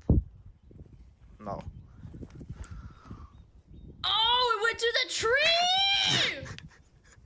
It went inside the tree, That's and a I lot had of to take it out of damage. the mat using a hammer. The difference in power compared to the previous crossbows is insane. And after a bit of practice, I also got faster at reloading it.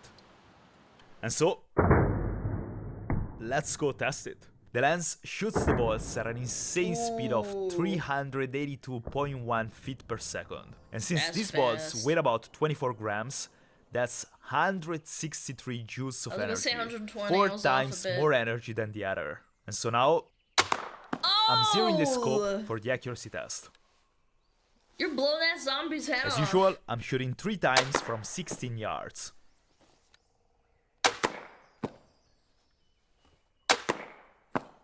And I got a very nice grouping.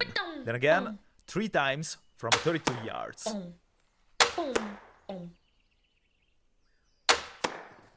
And besides, 1 time that I flinched. And the zeroing that wasn't perfect, since the crossbow was shooting to the right, the grouping of the first and third shot was pretty nice from 32 yards. Anyways, good the job. lens gets a total Very score nice. of 22 points. But it was my fault. Now, what I'm very curious to test are the penetration and the damage for the lens. None of the previous crossbows managed to get through the wooden block and hit the ballistic gelatin. And the lens? Oh, that's pretty. Ha! It's like Moses parting the seas, Not only went dude. through the block, but it also penetrated about 9 inches into the ballistic gelatin. Oh. And now the damage test. Even though knowing what happened to the wooden block, I kind of already know what to expect. Oh, it's right through his head, isn't it? Ow! He's got pink blood. It means he's a Pippa fan. And it feels safe to say this Iron thing would Mouse. certainly be lethal.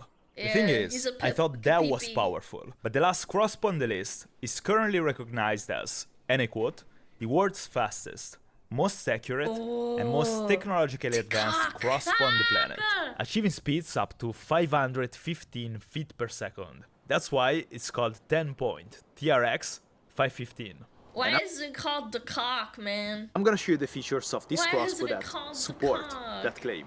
The first one being the twin riser technology. Think of the crossbow frame as the backbone. This design uses 2 layers of reinforced Like a material skeleton. that makes it much lighter, but also prevent it from bending or shaking when you shoot it. And in theory, less bending means more accuracy, because the energy goes straight into the arrow instead of being lost in vibrations. Then there is a premium trigger system, as well as an ambidextrous safety toggle, just like AR rifles. While using the lens head, I was struggling a little bit reaching for the safety toggle, but in this one, it's very comfortable to reach. The crossbow also comes with a high quality scope that's calibrated specifically for its high speed. It allows you to aim targets up to 100 yards away thanks to the clear markings for different distances. There's like an actual scope! This thing costs thousands, man! How much did you say it costs? Like 6,000? So all the components are basically super high Are you hunting but it's boar? with the next two features that it gets really interesting. To show you those Snipe your though, I neighbors? first gotta cock the crossbow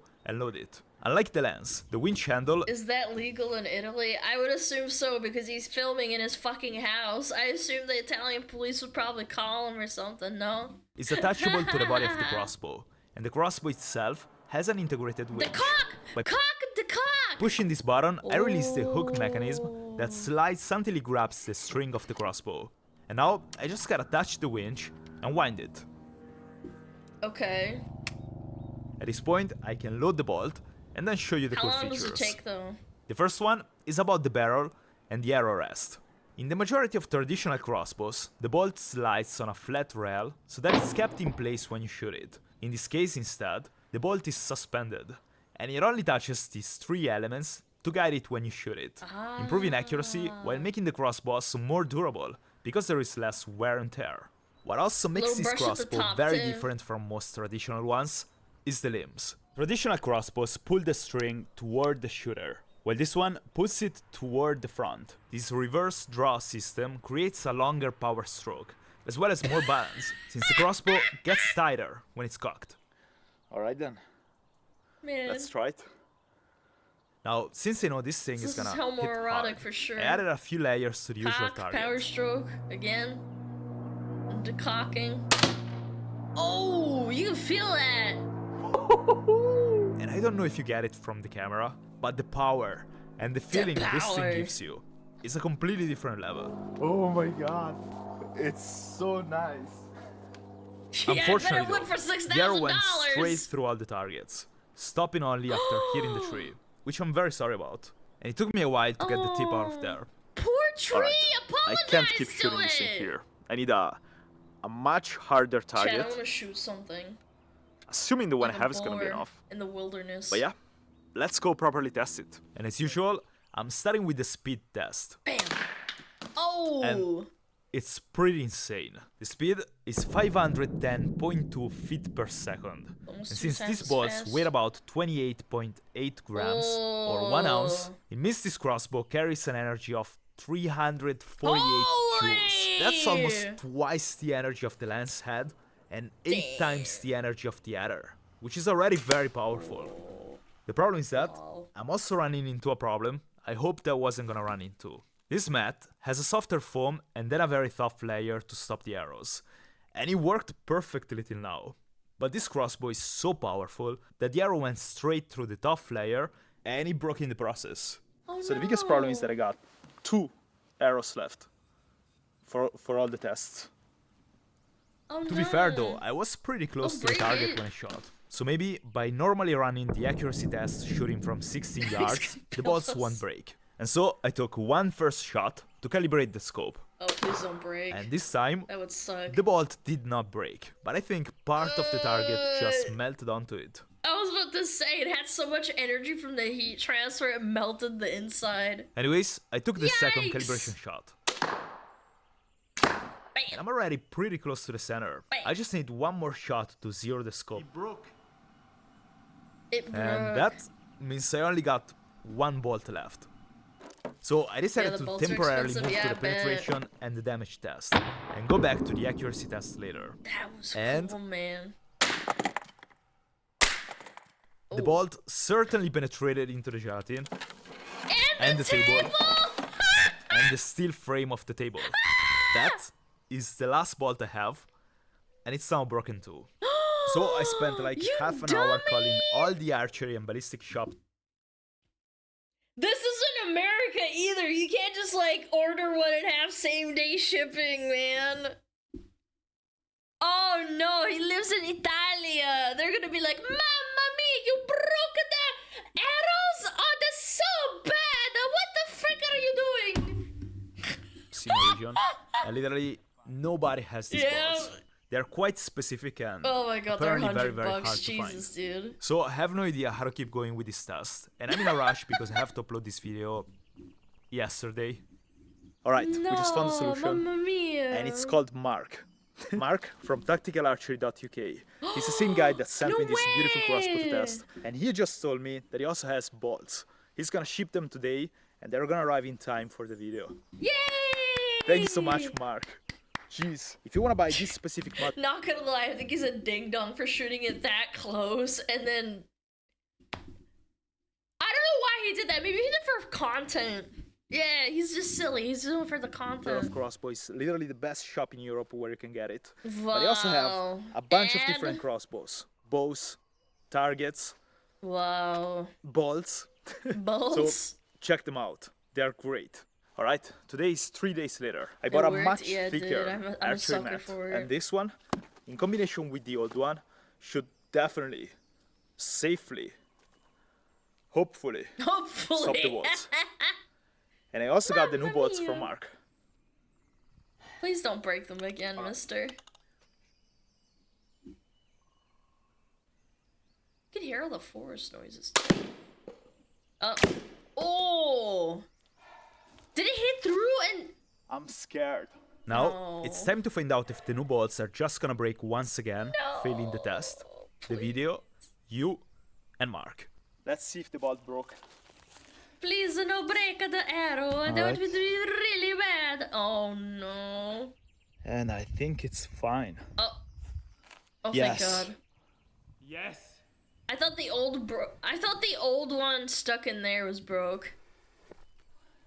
Oh, it's fine. Perfect. Oh. Yes. Accuracy test. Shot 1. He's nervous. I've been nervous too, man. Oh, so, nice first shot. I think it counts as a 10. I'm also removing the bolt every time, because I kind of fear I'm gonna hit them with the next shot. Probably it's not gonna happen, but I don't want to risk it. And at the second shot... Oh. Oh! It's exactly where I shot before. Literally the same spot. That's why I went in a lot deeper. Like, you see what I mean? I shot 3 times. Look how many holes we have. Wow, beautiful holes. That must have been luck though. So it's impossible that the third shot is gonna get in there again.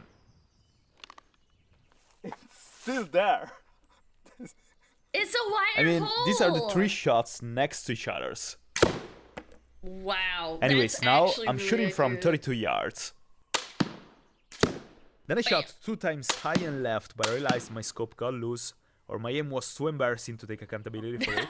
So I scrapped those, and then I shot 2 more times. Bam, bam, bam, bam.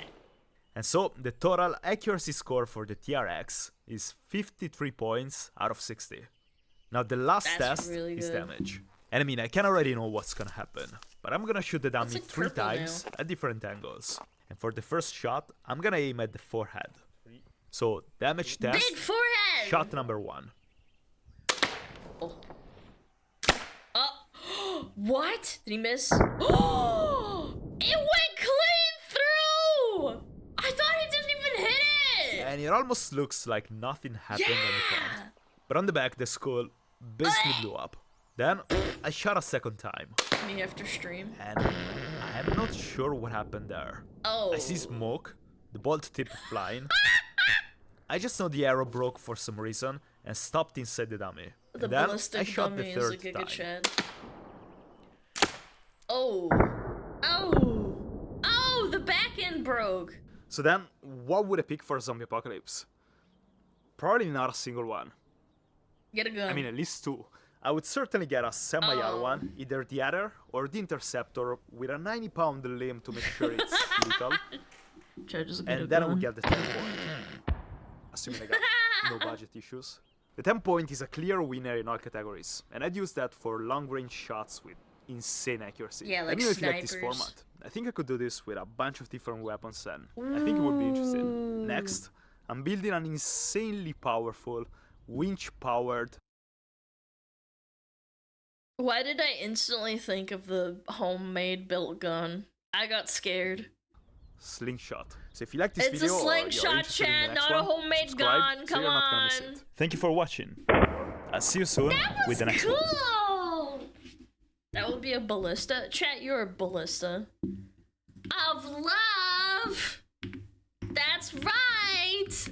chat. Check them out. Oh my god. Goodness gracious. Ugh. How awesome. That was great.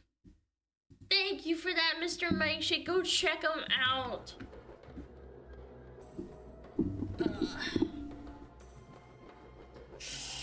Queso orange vid?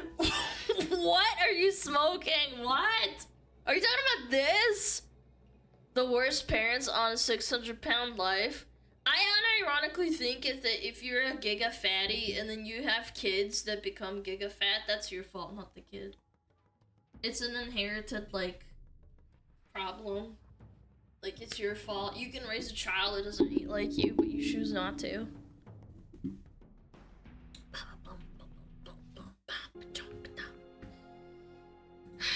Okay, chat. I think it's time.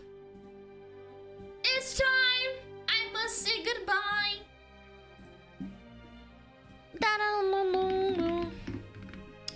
Now I'm thinking, hold on, wait.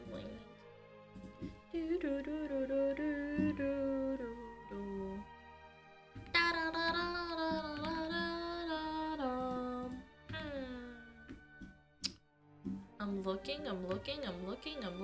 looking.